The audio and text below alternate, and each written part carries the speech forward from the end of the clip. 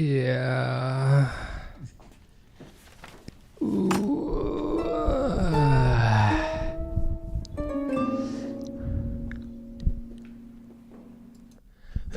That was a little bit of audio from the movie we're about to go over at 4. So I've got a half an hour to hang with you. I'm going to use this time to kind of gather my thoughts, because I've got a lot to say about this movie, and I know it's going to be really hard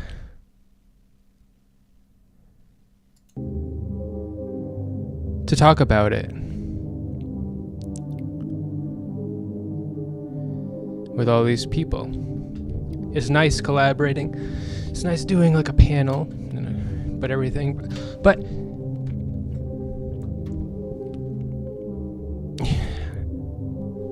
I tend to have unconventional ideas, and if it's a big group of people and I'm the odd one out, I have to either become very aggro and really take up a lot of space, or I have to either fade away, and that's not entertaining. And even if I do agree with everybody, then whatever I have to say isn't important, so I'll find the place where I do disagree. My only option is to just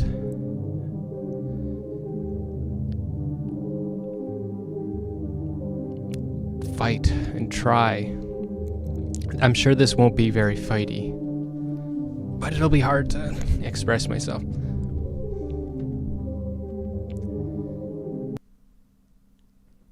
Blue Goop, First Chatter, asks, is putting a baby's brain inside a grown woman's head and then fucking her pedophilia? Kinda. Well, in a physical attraction sense, no. But in the important sense, yes. In the sense that you are, well, I don't really think it's pedophilia, but you are abusing a child. I don't think pedophilia means child abuse. It means attraction to children. And if you take a child's brain and put it in a body of an adult woman, it's not attraction to children. It's just child abuse. Plain and simple.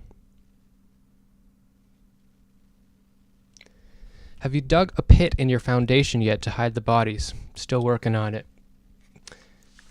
Still working on it, buddy.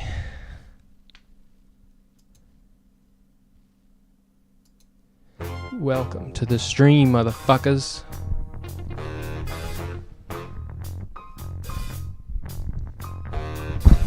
Ugh! Yeah!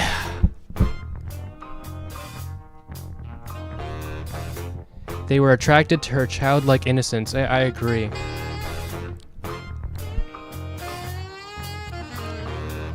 You're also being a little bit too literal. It's a fantastical movie.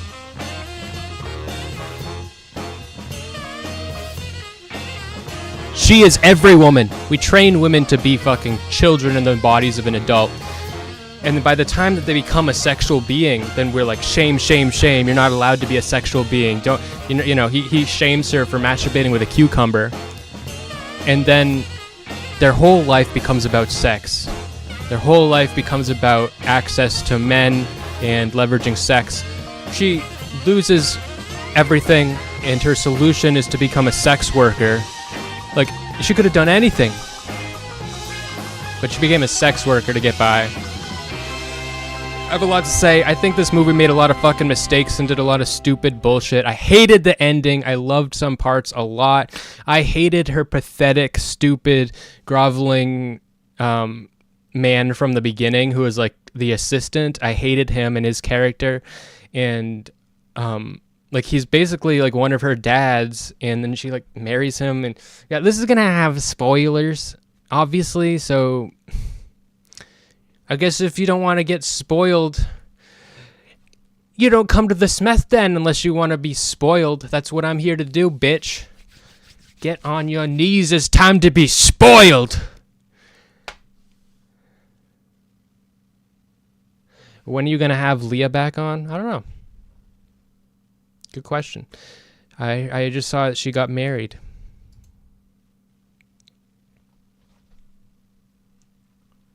Yeah.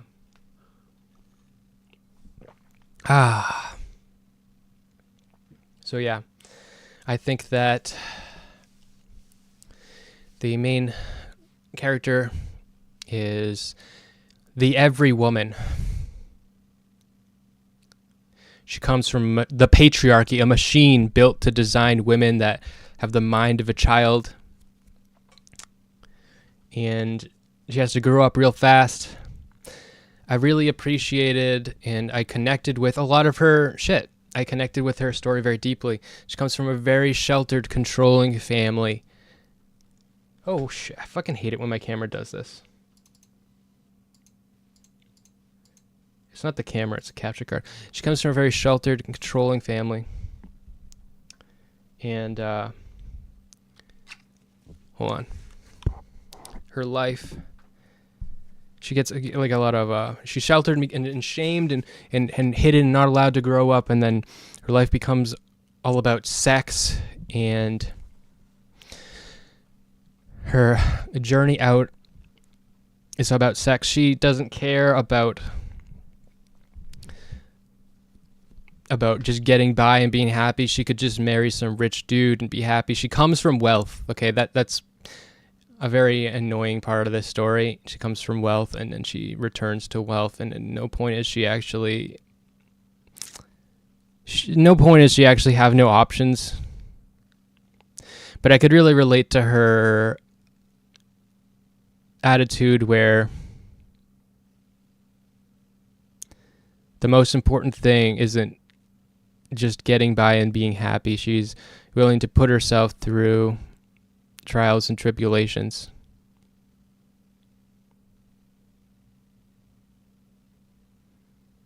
I like some parts of it, but overall I didn't like it that much. I like some parts of it, but the ending really fucked it up for me. And there are some parts that it really brought out a lot of misogyny in some parts of it. And I feel like it had the same problem that the Barbie movie had. Nowhere near as bad. This is a way better representation of women than the Barbie movie, except it had the same problem where they tried to wrap everything up with a neat, tidy bow. The Barbie movie had failed already in so many ways, but it's such a good, in many ways, not in every way, but it's a pretty good representation of what it's like to be a woman in our current society. And at the end, everything's just perfect, and she just happens to be a super genius, and then she doesn't have to ever work again, and she marries she literally basically marries her own dad, and he's there to take care of her. She's got a maid, and she turns her abuser into a dog, and everything's perfect. And if you want to make a movie about feminism and then just like, oh, like here's all this shit, but also it's not that bad to be a sex worker, you can make it fun. And also, you know, like you can just, you know, go back and marry some practical daddy who's going to take care of you forever, and you have money and you won't ever have to work again. And also you're a super genius girl boss. And also, you know, like all the people who did bad things to you, they deserve to suffer, except the ones that you choose to not let suffer. Like, you know, like your Dr. Frankenstein, like parents that like took your baby's brain and put it into your head. Like, oh no, because you forgive them, they're not bad people. But the people that you don't forgive, those are bad people, and we should torture them for the rest of their life. That all that retarded girl boss bullshit feminism shit is in there, especially at the end, and a little bit sprinkled in like throughout. And yeah, it sucks. It just sucks. She destroys that guy's life, and he was just a womanizer. He's really not that bad. And then she like utterly destroys his life, and it's like played like he's a shitbag, but like he doesn't really do anything wrong. He's pretty good to her the whole time. He is. He's just an asshole. Yeah.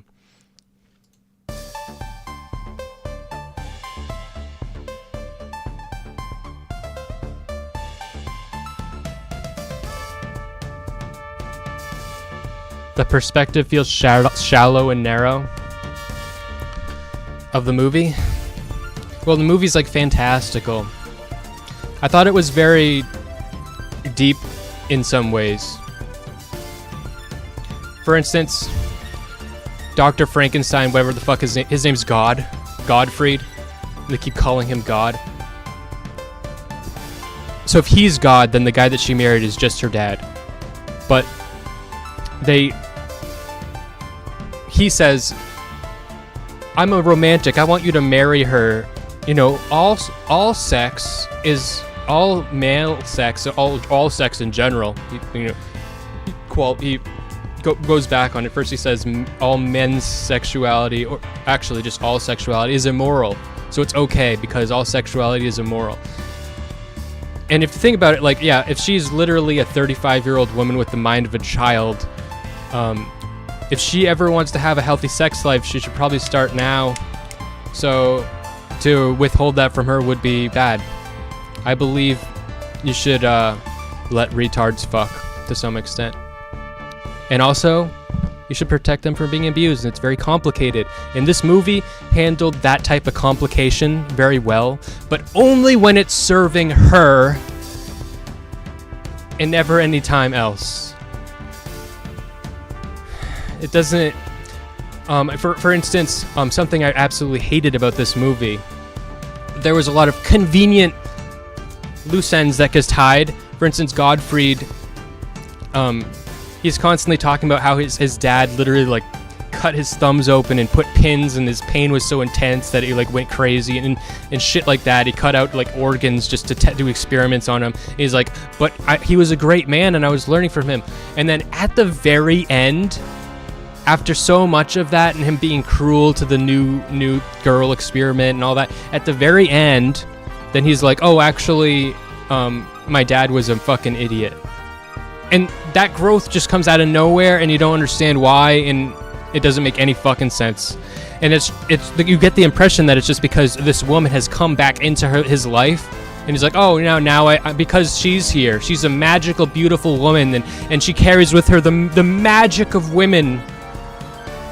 So she, saves him from his own trauma by just being there, not by doing anything, but just by being there. And I hated that. She carries a magic with her and it solves problems. And I hate that.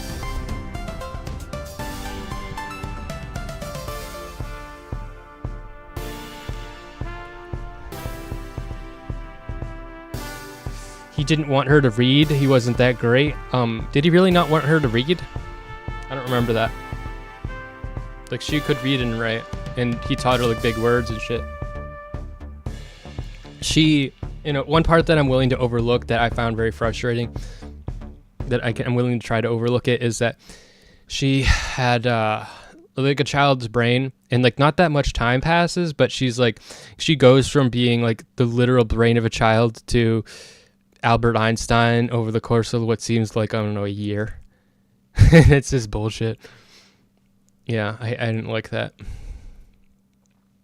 There was too many places where the magic works out in her favor, despite her putting herself into horrible situations. So that's the thing, because I can relate to her so much, and in her path, I find I can relate to it a lot. The willingness to put yourself through bad shit, but because you need to learn, you need to grow, and it's just what you think is right for you. And it could come out worse, and often it does come out worse. Except every time it comes out worse, it isn't like she gets saved, and it just magically everything is tied up, neat and tidy. But that's just not how I feel. That's not how it's going to happen with me, and it makes me feel very I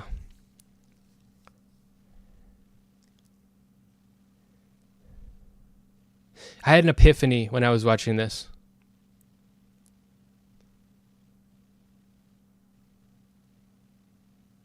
The satirical tone makes you think it's making an insightful comment on female liberation, but what that liberation looks like and is for Bella in the movie feels narrow and shallow.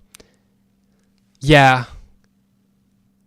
And her liberation is just to marry her dad. So she gets to do tons of irresponsible, crazy shit, and everything will all work out for her in the end, no matter what. As long as she's willing to fight. The guy points a gun at her head and says, I'm going to cut off your clit, and then I'm going to put a baby in you, and you're going to like it. And she's like, oh, okay. And she grabs the drink and splashes it in his face and takes the gun and shoots him in the foot or whatever.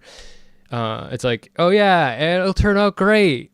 Like, I think that the movie should have ended with her getting shot in the head. That would have been a good ending. It wouldn't have undermined the whole movie. I feel like the ending undermined the whole movie. To me. If she got shot in the head, then all of that was real. If she doesn't get shot in the head, it's just fantastical fantasy escapism. And it takes away all the realness of any metaphor you can draw from it.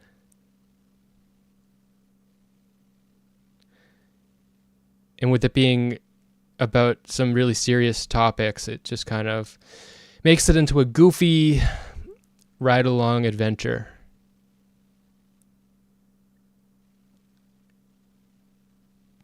And I can enjoy it in that way, but yeah, it was very good in that way.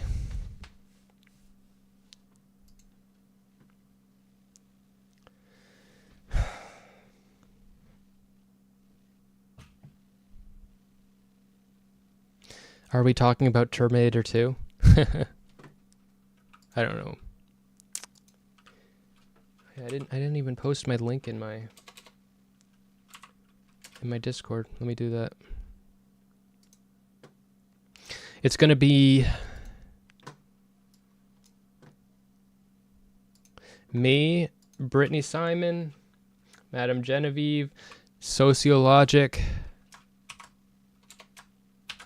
Manushaka, and that's it. And Maiden Monster, excuse me.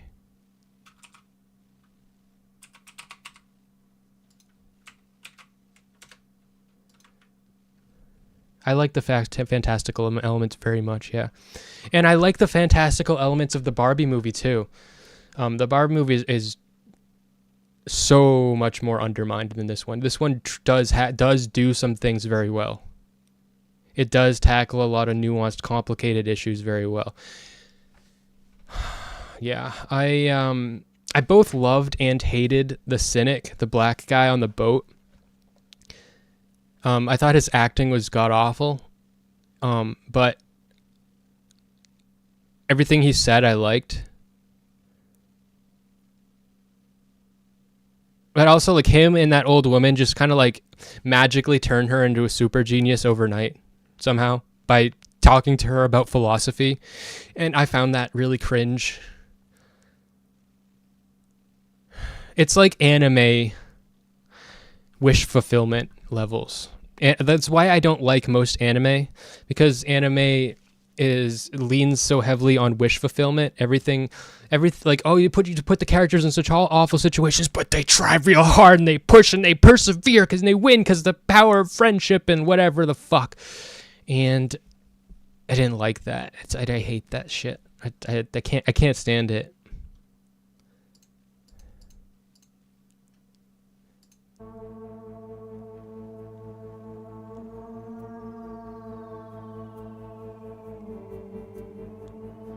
So yeah, it's going to be me, Brittaney Simon, Madam Genevieve, Maiden Monster, Manushaka, all women, and Sociologic, who I know is going to make this a lot more challenging for me because he is a man and he's like very red pill-y, even though he says he isn't. So if I try to talk about women at all, he's gonna just tell me, like, if he'll say that women just actually are children or something along those lines. Yeah.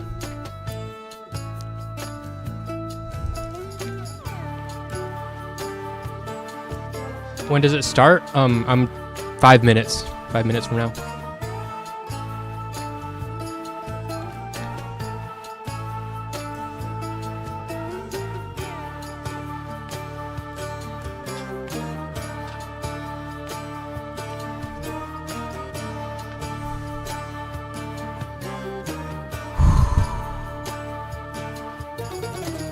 So yeah, I can talk about it right now. I think I got, although chaotically, a lot of my ideas out. And now you will see me attempt to talk about my ideas in a room of people.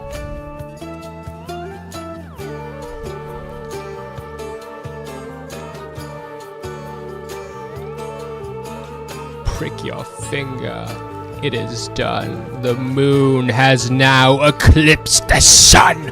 The angel has spread its wings. The time has come for better things.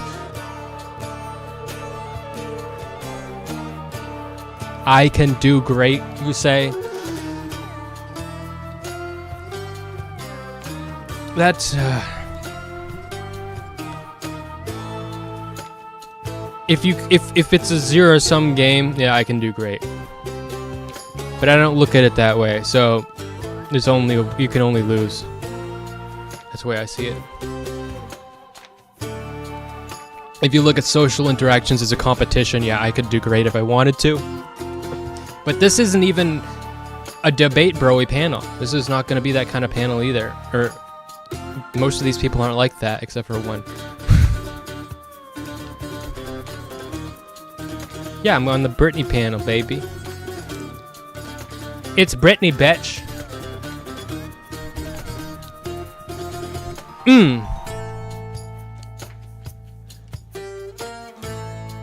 Okay.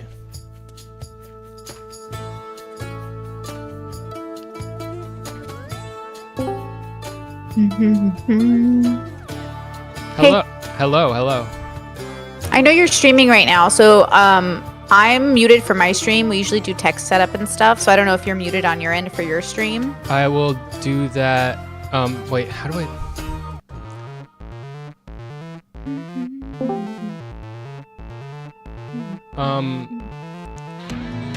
Alright, I'll leave the call for a second.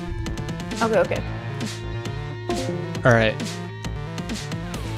Because I don't really need a text setup. But I need to let this fucking song ride out. I need to let this fucking song finish. Because we're at the climax now, and I'm gonna help you climax right into the fucking discussion. Here we fucking go. Ready? Ready? Are you ready to climax? It's time right now. Right now. Are you ready?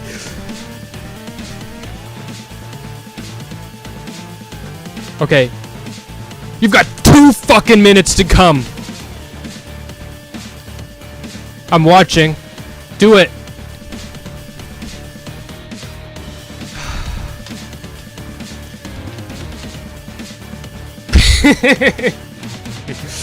Okay.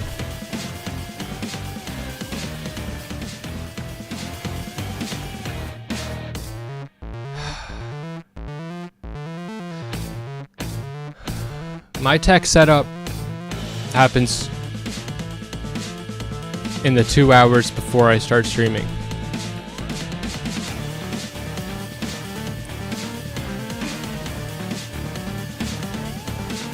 Keep my powder dry. Nah. This is the Smeth den. There is no escape. Everything that will become wet in the Smeth den.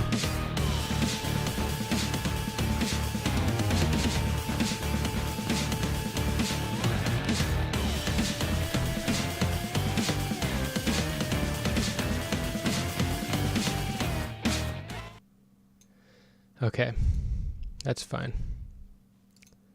Now, I can like join this call. How do I do this? Like I can mute them, but you'll hear me. I literally just refinished watching this with my girlfriend. Oh, great. There, I can do that.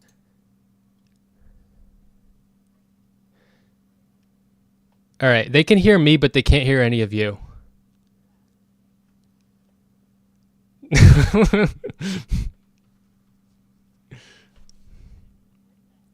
Yeah.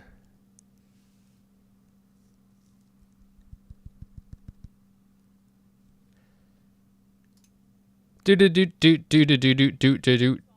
Fuck.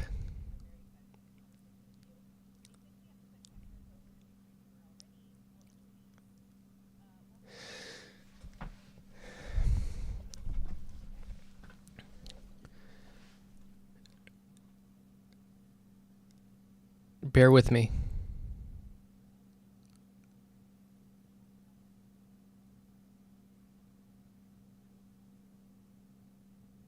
Bear with me.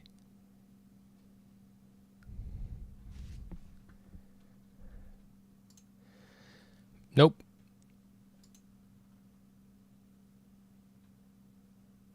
I'm sweating. I just need this to... Bear with me. Bear versus man.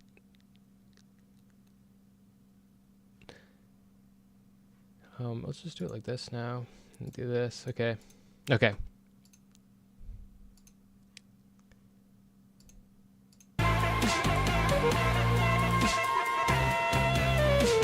Okay.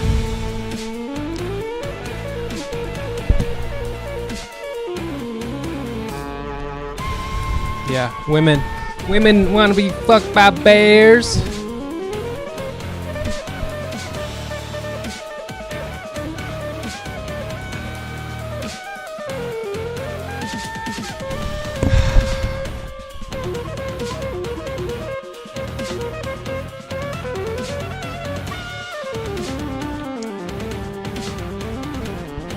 Yeah.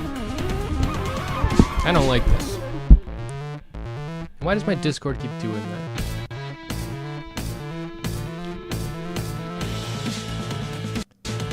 The pop out will not do that. This is not good. Okay, let me tell you a story then.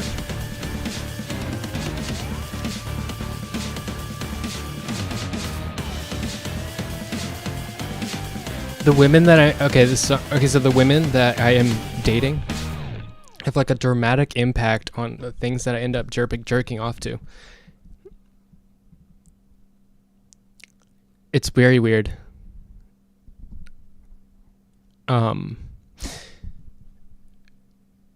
Like their personality gets wrapped up in my brain and the fact that I know that I have a decent chance of fucking them eventually, and it just all coalesces into like an effect on what I'm jerking off to. It feels very weird and violating almost, because it's like they've gotten into me, you know?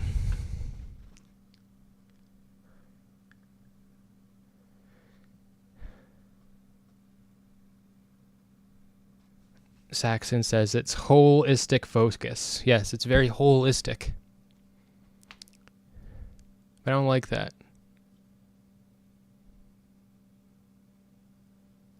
Do women have that happen with them? When women are dating me, do they start fantasizing about something? It's not like I start fantasizing about what I know that the women would like. I just... like, it's hard to want to be...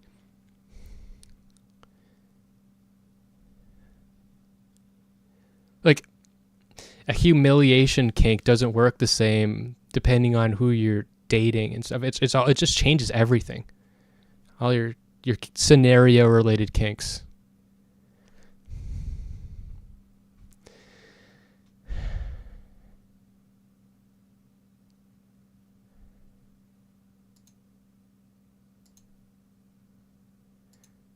Mm-hmm. This will bring us in here. Yeah.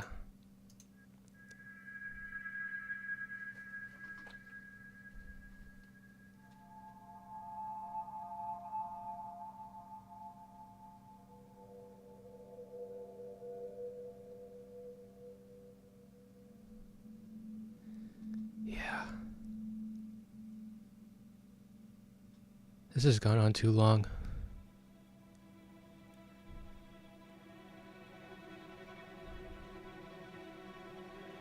And I just like, it's like I don't know when to ever feel comfortable with my own sexuality because of this weird effect. I just want this to stop. I hate dating. I hate dating so much. I just want to fucking be in a relationship. Just make it stop.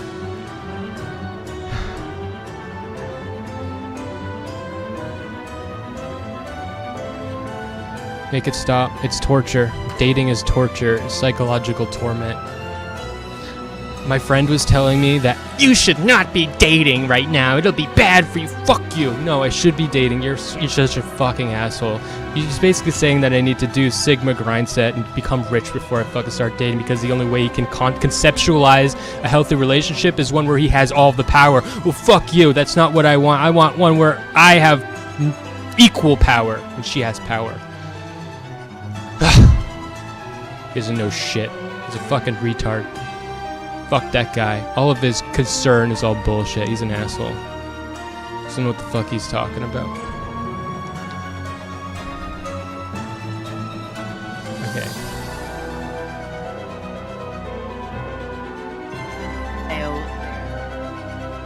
Hold on, Jen. I think your mic is. Is it just for me? But I think your mic is doing that. No, it's going in and out. Yeah, it goes in and out. No! I think it's got a high sensitivity or whatever they call it. Okay, let me might wanna check adjust. that. I'm gonna mute myself and just. Okay. Okay, perfect. Are we live? All right. Yes, we are live. Do you want to introduce yourself to the audience? Yeah, I'm Smeth. I'm Smeth, baby. Perfect. Thank you. All right, guys. Before we begin, I saw a little bit of an interview with the director, and he said something interesting about the film that I was wondering about since I watched a whole bunch of people review it. So Poor Things with Emma Stone was quite controversial, as I'm sure you guys saw and maybe even felt watching it. But the director was asked, what is the point and what is the meaning of the film? And he said, there is really none. There is no point except to, view people as people, to witness humans being human. And I thought that was sort of interesting that he thought that this was a display of humans just being human. What do you guys think about that? I think that's convenient bullshit. I felt like the movie was obviously about women being women, and it was not about men very much at all. So, and I think that his saying it's about humans being human is to detract from the fact that there are a lot of there's a lot of things that are very nuanced and complicated that, on behalf of what is her Bella. But as far as like all the men, like her, what is his name, Godfried, he for the whole thing he's dealing with his trauma of his own father and how to like treat other people. He doesn't know how to not be abusive. But then at the end he's like, by the way, oh yeah, I know my dad was an asshole. Like randomly out of nowhere. All that character growth comes out of nowhere. All the nuance doesn't exist for any of the male characters in any way whatsoever. So yeah. I completely disagree. I didn't think the movie was about women at all. So I didn't really see Bella going through much like growth. She was just kind of standard and logical through the whole thing. And I thought this entire movie was actually like more focused on the male gaze and how the men around her were acting and the reactions to her just being herself, and how they couldn't like comprehend how she like just was so logical about the decisions that she's making, especially like with Duncan being like, he was like supposed to be the bad boy, the adventurer, the like I can't promise you consistency type, only to like turn around and simp for her, like even after calling her a whore and casting her away and so on and so forth. Yeah, I thought the whole movie was literally focused on like the male gaze and the perception of like women, not women like directly. So yeah, but it's the male gaze because it's about her. Like it's about how it affects her. It's not yes. It's about how they affect her. It's not about them. You just said your disagreement is fucking bullshit. You're just steamrolling what I just said. Fuck you. They didn't affect her at all. She was exploring. They didn't affect her at all? What the fuck? No. She did whatever she wanted. Then what was the movie about? Nothing happened in it. No, she got to explore herself completely while watching everyone else around her react and go crazy to what she wanted to do. I think it's in between those two things, and that I'll agree with Smeth in that it was about the female experience of the male gaze. The male characters weren't, they were more archetypal than they were complex. So with Duncan, you have that, bad boy, older guy who goes for the younger girl who's like, I have stability, I have this, I have that, and also like, I'm gonna use you and throw you away. But when she doesn't care about that and doesn't fall, like you mentioned, he starts, falling for her. So he's that archetype of like the first older man you experience. Then there's the archetype of Max McCandles. He was chosen for Bella by Godwin, but from a different perspective than what she ends up choosing him for. There's Harry, who is like the first man that she meets that actually views her as a human being and humanizes her. He's also on his own journey, and he's the another young man. And then there's Alfie, the just scary man that doesn't view women as people. So the men were more archetypal, in my opinion, than complex. So I think we can sum it up as this was a movie about the female experience of the male gaze. Do we think Bella was complex? Not really. I went into her story more. I think the interactions between her and other people were complex, but I was mildly but willing to overlook, but I was mildly irked by the fact that she was had the mind of a child, but she became Albert Einstein genius level in the course of a year. Yeah.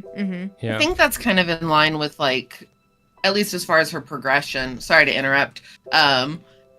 Her mental progressions was obviously accelerated, right? She was able to go through development way faster than a normal human does, and then that just kind of continued and excelled.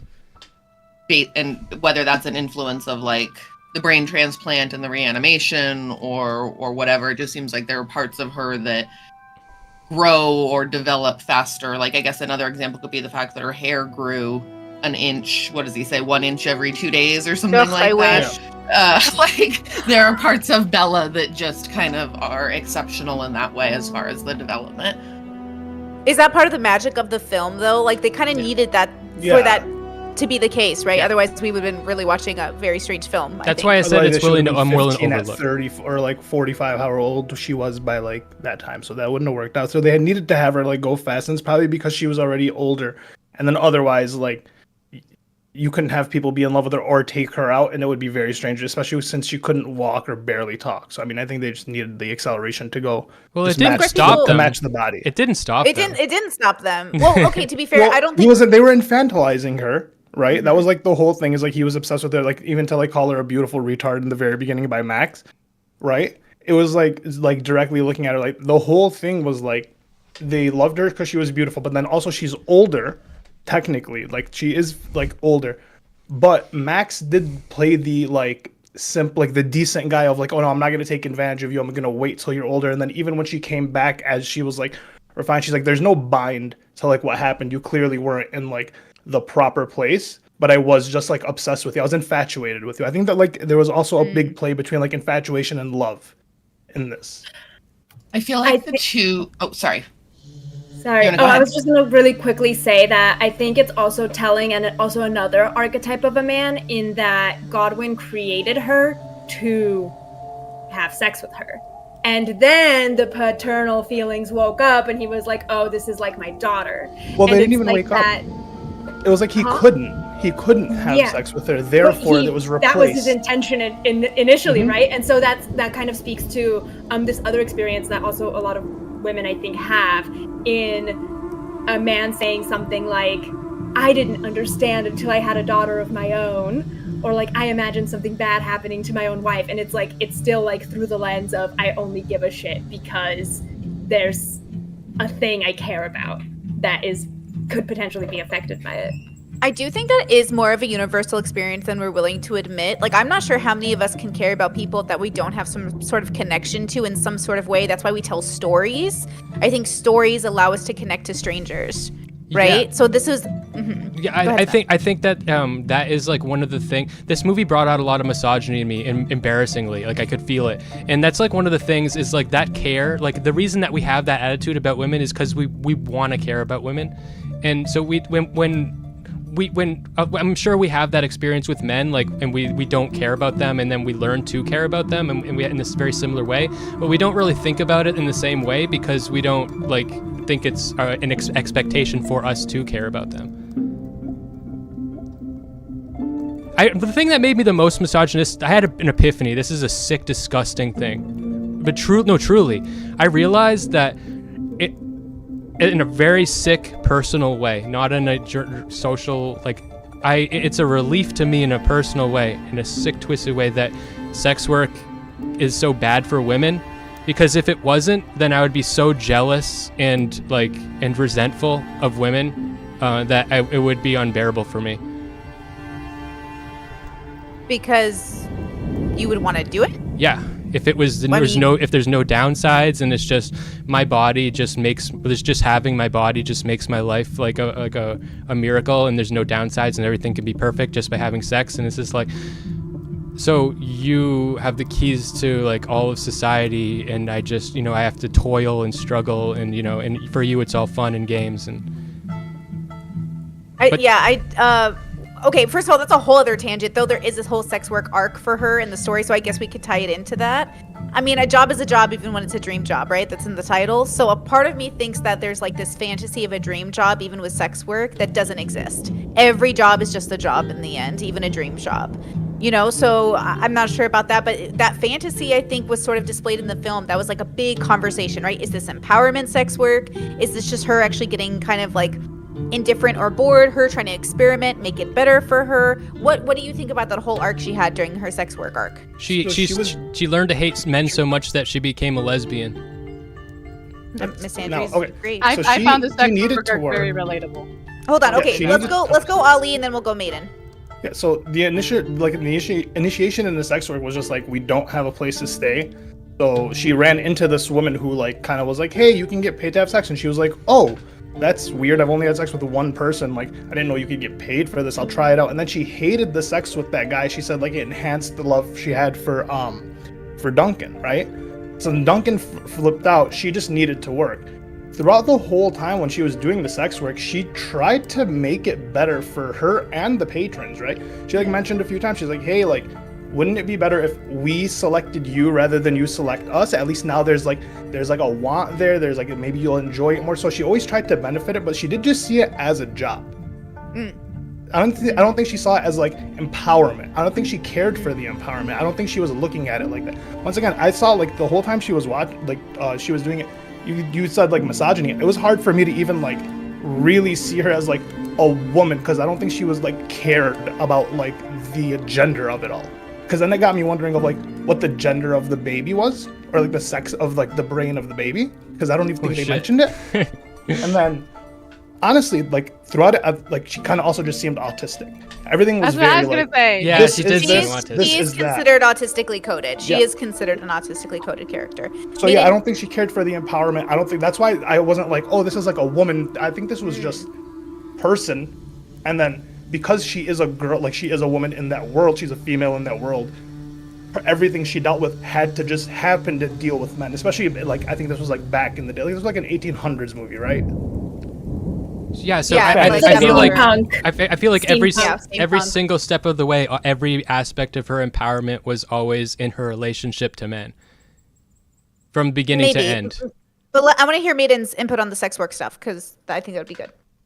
Yeah, I was just gonna say it related like very much to it, like especially the different phases she went to, through starting trying to like cater more to the men, and then hating that, and just like trying to change it to make it work because it was such a good tool for her to make money.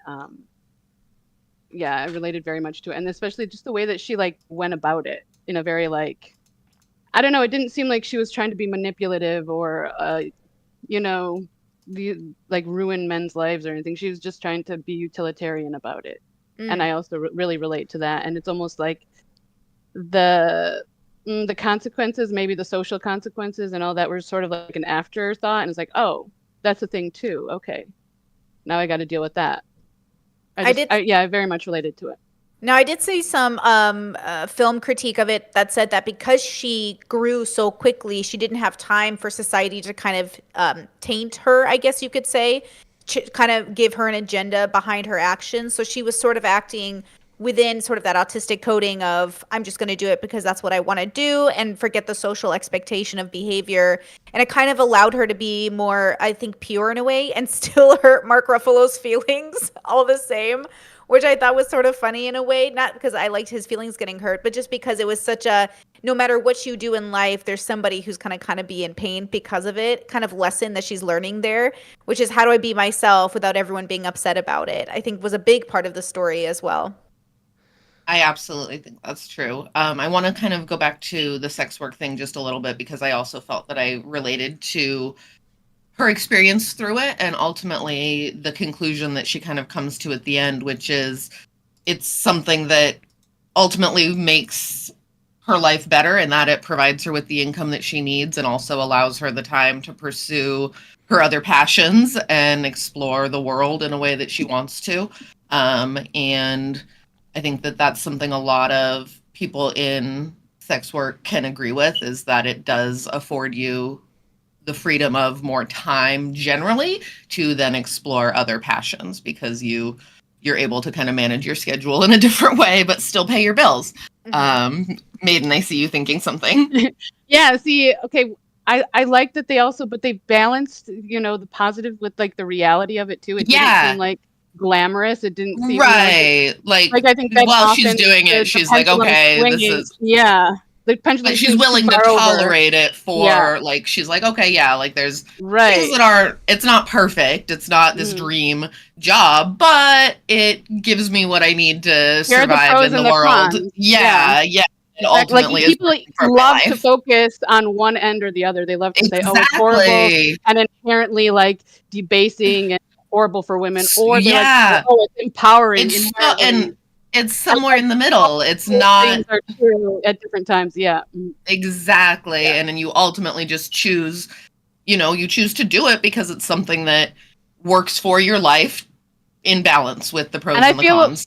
I feel like the film showed that, Yeah, I felt like it was very authentic and like a realistic perception. So I really appreciated that. But the biggest theme that I took away from it, I mean, obviously there's a lot of stuff going on in the movie, but I think that the reason the sex work part really resonated with people, just as well as like her sexuality in general, is because we're seeing this character that's existing outside of polite society. And they mentioned that in the beginning, right? Like that's what Duncan loves about her, is that she doesn't seem to care about polite society. And he says that he doesn't either. But that's a lie. He does care about polite society, and he wants her to care about it in the same ways that he does. And he ultimately is frustrated that she has no concern or like inhibition in that regard. And I think we see the male characters, they're all playing these strong archetypes, like you pointed out earlier, Arena. And they kind of are all, we're seeing her experience through their attempt to control her and fit into the world in a way that they think is appropriate, but she's just completely navigating her own path without really being aware of what the other people's expectations are. Well, that's where I see it as kind of like one-sided, because I feel like everybody in a way is going through that too. And like, especially Duncan, I feel like the thing that he liked about her is that she is him. In like, he doesn't care about polite society and so that it serves him, and she doesn't care about polite society and so that it serves her. And he realizes like, oh shit, this woman is actually like me, and it scares the shit out of me, but actually like this is what I was looking for. And I feel like she absolutely ruined his life and made him go crazy. Except he's a lawyer. He's a lawyer, and I don't understand why he couldn't just start working again. Like when she decides to be a sex worker, and then he's just like on the street. Like what are you doing, dude? Like I don't understand what was happening. He was obsessed with her. It was the red pill of it all. It's like you have this woman that you're promising, like, no, I'm not gonna have like this good life with you. You're just like a whore. I'm gonna mess with it. I'm gonna have a good time and blah blah blah blah. I'm only here for a good time. But then the woman's supposed to be attached to the man through the sex and like through the whatever. Turns out the man gets attached to her, and she just, the whole thing flipped on her. So he's obsessed with her by the whole end of it. right? That's why he's not just working. He just wants her. He doesn't want anything else, regardless of what she does. And I think the whole sex work thing was honestly less to show like anything to do with sex work per se, but more to do with like the fact that she wasn't ashamed by it. And for her, it was as simple as, that's what I hated about it. She would tell everyone, she's like, I was a sex worker. And then they'd be like, yeah, oh, like, because she doesn't realize that that's something you should be ashamed of. She has no concept that that's not acceptable. Yeah. That's what I hated about her. And that's why I think for her, because for her, like, her sexuality had nothing to do with like relationships to people. It was very much like, this makes me feel good, which is why, even though she was going to go back to marry Max, she looked at Duncan. She's like, well, yeah, I'll still do furious jumping with you. Obviously, like, you'll be the person I do furious jumping with since you're so good. And, you know, if no one else is better, I'm going to keep doing it with you, which is why I think during like the whole sex work thing, her focus was less on like it being, like, making her feel better, like the societal view, and more about like the happiness, right? She's like, I want to enjoy this because this is something I enjoy. You should also enjoy this, and then we'll both enjoy it, rather than it being so. But then she like learns that like, well, their joy comes out of the fact that you're not enjoying it, and so that's why she like lets it happen. Then you have like the weird sex scenes. Like she initially tries to like form like not a relationship, but she goes like, hey, like I want to know something about you, and let's share something, and then we'll just go do the furious jump. Or she let the guy like crawl around her stuff. It kind of reminded me of like the Deuce Bigelow, where like instead of him doing like actual sex, so he was just doing weird things to like kind of make the woman feel okay and comfortable. I think that's what it ended up being for her, because she let the guy hump her leg at one point. Okay, I'm curious about the idea of understanding. I felt like she cared more about herself the more she understood about herself. And I feel like the men never understood her, which I found frustrating, but also not surprising. And I felt like I saw this thing where she cared less about them the more they couldn't see her. And she cared more about herself the more she could see herself. And I wondered if you guys kind of saw the same thing, or was that just me? Yeah, and I feel like she used sex to kind of bridge that gap, and I feel like her sex was very much about the relationship. Like all of her things are about creating weird scenarios. She talked about like, you tell a joke, and I'll tell you tell a story about your childhood, and I'll tell a joke, and then it'll be more intimate. And so I feel like she was trying to connect with people, and I feel like it was like a really good analogy to like how women are in the patriarchy, how we kind of like tell women to be like adult children, and then their life suddenly, like the trap door falls out and everything becomes about sex, because like that's what people care about women for.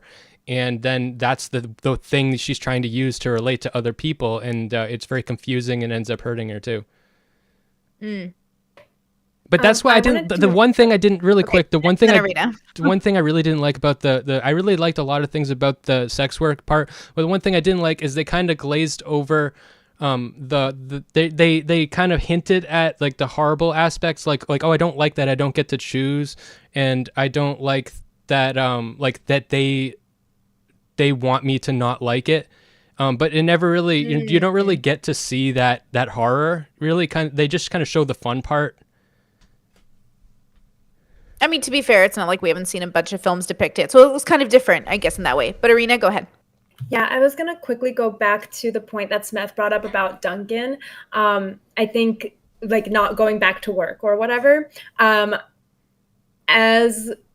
Since the male characters, and honestly everybody in the movie, as you pointed out, Smeth, is very archetypal, the whole movie is rooted in these hyperbolic situations. So it doesn't ring like radical realism true, but I feel like the movie in general rings emotionally true.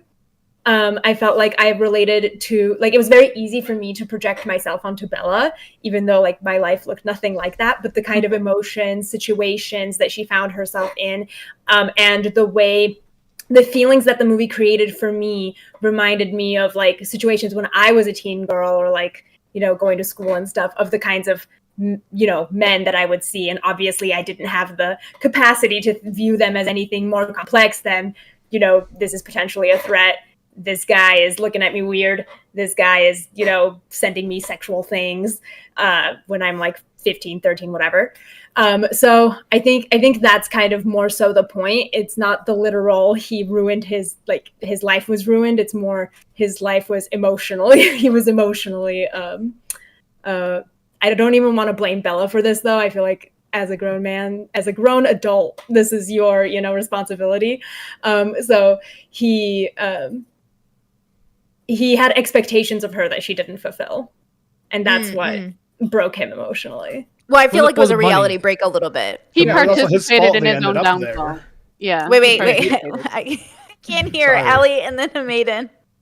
That's all. I don't have any. I was just saying it was his Okay. fault they ended up there, and all of that, like everything that, like the whole Paris thing just blew up in his face, and I think it was him realizing, like, like he kept trying to blame her, and she was all just like, "Yo, we had no place to You stay." guys Like, are got, crazy. You guys are all crazy. Like, she literally stole all of his money and threw it away. So like, you guys are all overlooking like she Well, destroyed his life utterly. She didn't know she stole it. He won that money gambling. That He wasn't didn't all know his that he was. money. He didn't know he was Yeah, getting that's entrapped. a good point right there too. Like, what was his? What if he hadn't won that money gambling? Didn't Yeah, he that have wasn't- like I don't a know. safety net? Like, this could have happened He won it another way. gambling. I don't as know. well. I don't know what I don't know. But I really hold on. I want to rewind for a second.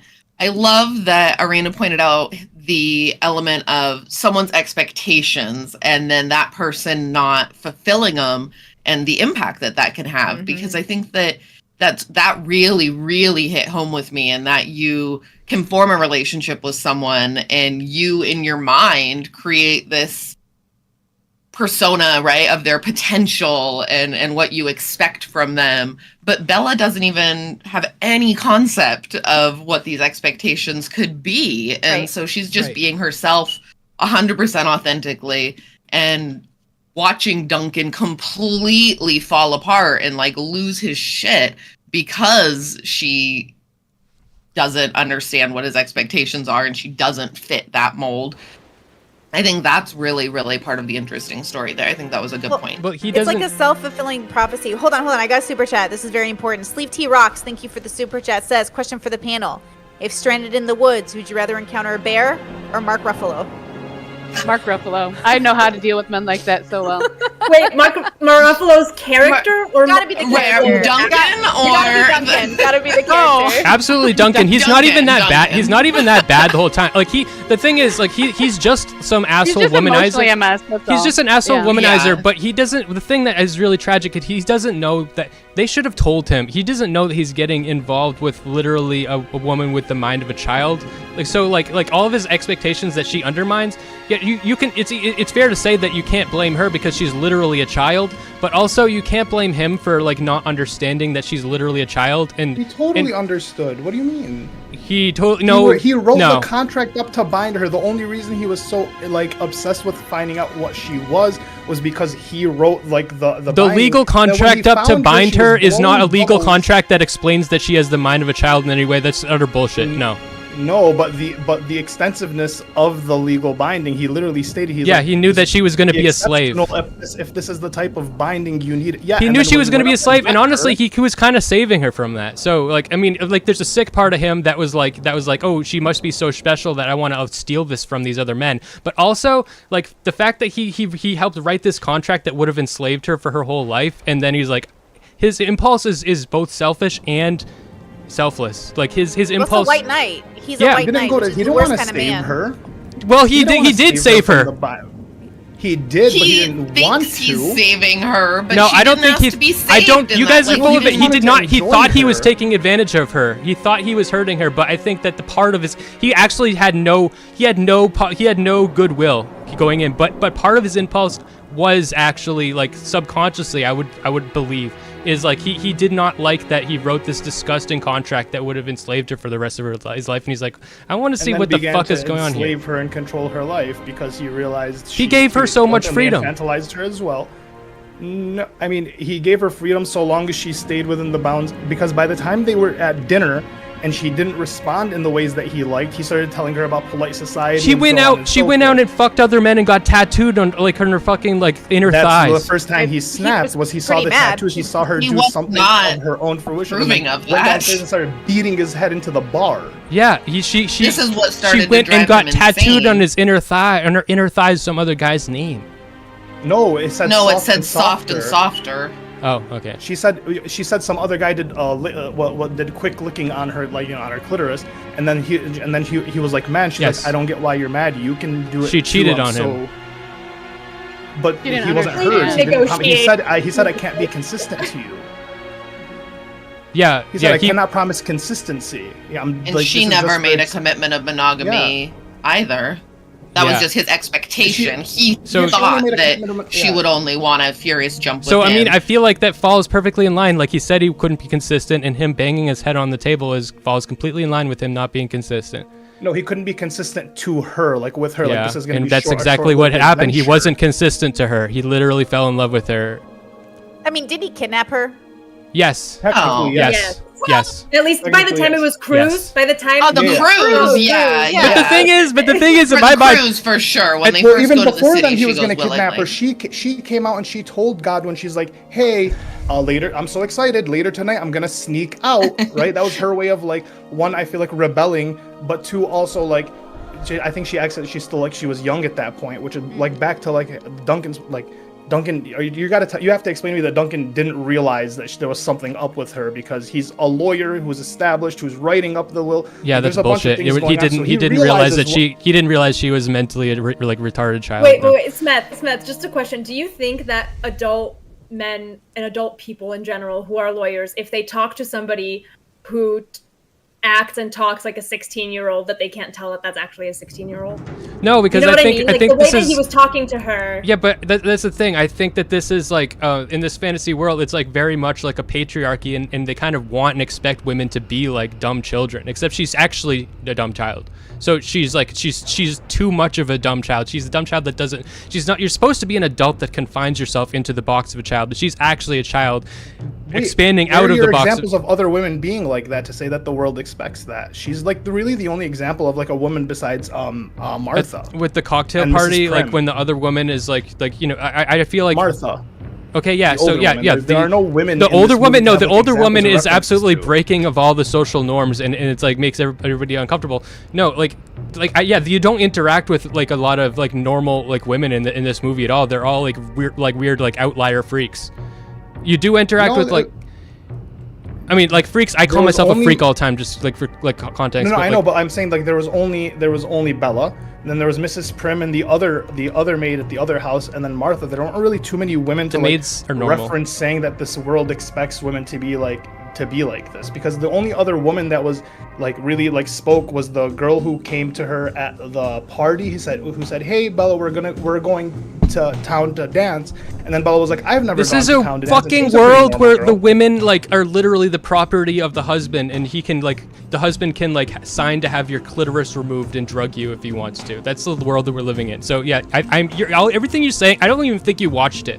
I don't even know what you're talking Well, about. I watched it twice, so.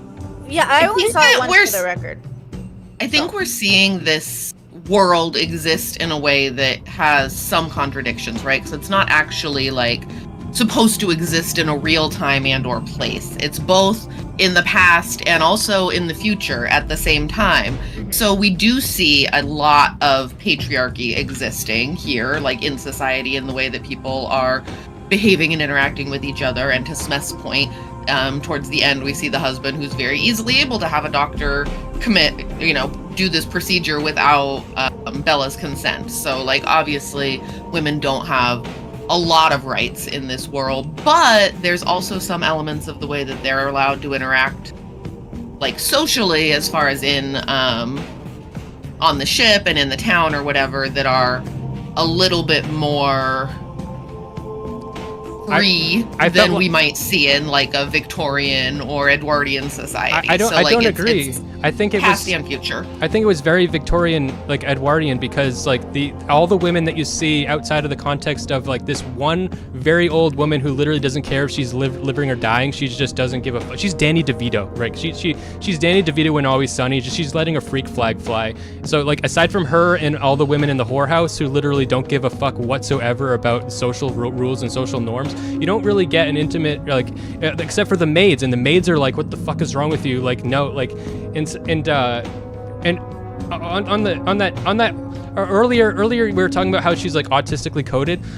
That's very interesting to me because I didn't read it that way. I thought she was sociopathically coded, and I thought it was like a really weird, because the second girl that they make is not like her, and the second girl they make is like much more kind and shit, and the way she instinctively acts towards the maid is very cruel, and she has to learn how to be kind, and then you learn that she was from a household where they literally tortured all the maids and shit, and it's like, is a director trying to say that she was like like she's biologically like a sociopathic person that had to learn to be like empathetic? I think she was originally cruel to the maid. I think that she was just childlike and that she didn't understand. Like, I think it means a second maid. Oh, no, okay. I meant Sorry, the I thought you meant in the beginning, like when one. she throws food at the maid, for example. Like, No, I don't the think she's first doing one- that to be cruel. the I think first she's maid- just throwing food because it's like But the one she like molests. funny thing. Yeah, the first yeah, one, yeah. the Which one are maid we- gets okay. annoyed with her, Smith, frustrated which with one her are you after talking she about? The touches first her. one, she molests her. She does like she isn't like extremely like, but like also when the other guy's like showing her the frog and her instinct is to crush it, like kill it, and then she crushes it. Like, I don't know. I feel like there was just a lot of like points where they were like saying like she's like a sociopath. She was raised around cadavers, right? So she knows like dead bodies and dead bodies. She's like stabbing make her it in the comfortable. head. Her But the dad- new her girl dad doesn't do that though. operates. The new girl, Well, the the maid new is girl- like, I like this one more, and she's so sweet, and she like is like playing catch with her, and the maid As has no she's problem. calling her a whore. She likes the new girl because the new girl listens to her more. Yes. And she takes up after her, so she's a And whore. the new girl boom, also whore, doesn't boom, develop as quickly either. Yeah. Like, she doesn't So it's seem to have more childlike. Maybe. the same I think it's also process just of about development too. different children are going to be different. So for some children, it's very developmentally normal for them to be interested in, animals and stuff. This might make me look like a sociopath to you, Smeth, but when I was a small child, I would throw snails down the stairs over and over until their shells cracked.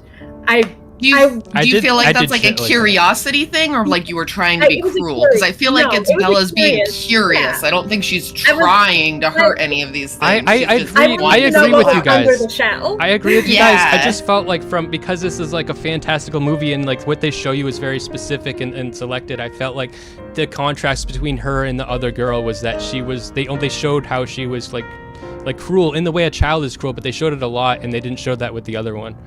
So I did think that was interesting. I thought the distinction between the two is interesting, but I think, Smeth, you said it about the gender thing. I'm curious because the husband in the end, who, by the way, was my favorite character, I thought he was the most real. I Like, hated him. realistic. I loved him. He was my I didn't favorite like him part. either. That I whole love interaction the was so candles. interesting. Yeah, that whole interaction was like the most real to me, where he was an awful person, but he felt the most honest. I felt like Okay, he was yeah, the only he one was who didn't lie to Bella, and I like that. Everyone else lied to her, and I hated that. I don't like liars, it's my neurodivergent like special thing. But like I don't like it, so I actually trusted him the most, which was ironic. But I don't know if it was his status that let him get away with things as much as him being a man, but he was technically of high status, right? Like that was my impression versus the other people in the groups. Like it felt like she had less control in that situation because of his status and his dominance than the other men, if that made sense. I don't know if you guys thought that as well. Yeah, That's that was definitely a factor in it. Yeah, he definitely had a higher status for sure. I think that's the only time she felt like out of control or like felt like, because every time as she got like a little bit like older, she asserted her own dominance in every single way, except for like that she even chose to go with him knowing that guy seemed a little bit off. And I think that's because she wanted to explore like, why did my mom kill herself? She wants to know. She's at that point where she wants to understand things more. But I do think that was like, he was the most real, but I don't think anyone lied to her necessarily, right? Because like, even Godwin, I sure it was when he was about to die, but when she asked him like what the deal was, when she was old enough to understand technically mentally, he told her what had happened. But when she was younger mentally, he told her that her parents were explorers, which is why she felt this like explorer gene. She said, I have the blood of explorers in me when she was with Duncan after she left Duncan for the first time and was exploring the city on her own. So I don't know when did you feel like people were lying to her? well, you just think said one yourself, and then you said, but it doesn't count.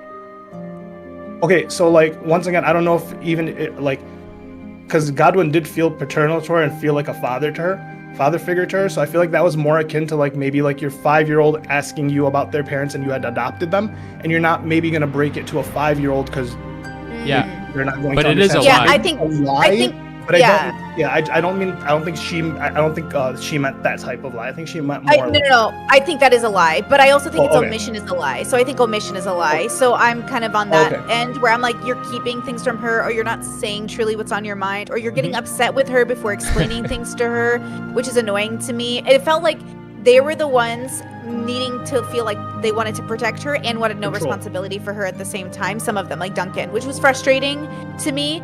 But I also kind of thought it was interesting in contrast to the husband who wanted to possess her and torture her. He also, forgive me, I think he liked her when she was a bitch, because from my understanding, she was also cruel before she transformed, right? They shared that thing. Things, So the love of his life, he found another sadist, and she doesn't like him anymore because it's not her, it's his daughter. So it's like, that must be kind of weirdly, like, I thought that was the most disgusting romance, but also kind of like, I kind of felt bad for him a little bit. Well, he doesn't believe it, right? He doesn't believe that that's her. How could he? Like, how could he? Yeah, I thought, okay, here's like a weird contradiction. Like with him, I did not like that. What was his name? Like the one she marries at the end. I really hated. He was such a Max. I didn't like him either. He was such a cuck. Okay, but like the whole time, and he's like so self-sacrificing in every possible way. Like it's just so pathetic. And it's like it's at other people's. Like he should have just fucking when she just says like let's touch each other's genitals. He just should have fucking done it. That would have saved her fucking life. Anyway, like she's got two dads, and that's one of her dads, so she like marries her dad at the end, which I think really goes into the whole like woman thing, and like her big saving grace is finding someone to be your dad and then marrying him, which I really hated and fills me with a lot of resentment. Do we know if she and Max end up getting married at the end? I felt like I wasn't sure if that was clear or not. Like if they were just living together, but I don't know that they're ever married. I hated the end too. I hated the end too. I loved almost all the movie, and then the end, the last 5 minutes, I hated it. It left me completely bereft. I hated it. Yes, it ruined the whole movie for me. Well, didn't she just become a doctor? I want to hear you expand on that, Harmony. Okay, to me, the ending was if I had my way in my complete fleshliness. Misery, that's the ending to me. That is not joy. It's revenge, something that maybe feels good. It is completely bereft and empty. Yeah, this is what I wanted to happen. Okay, well, what I would have thought, like, I feel like when she makes that choice to just shoot me, he should have just shot her. Oh, and that would have been the end. Yeah. Would I have liked that ending?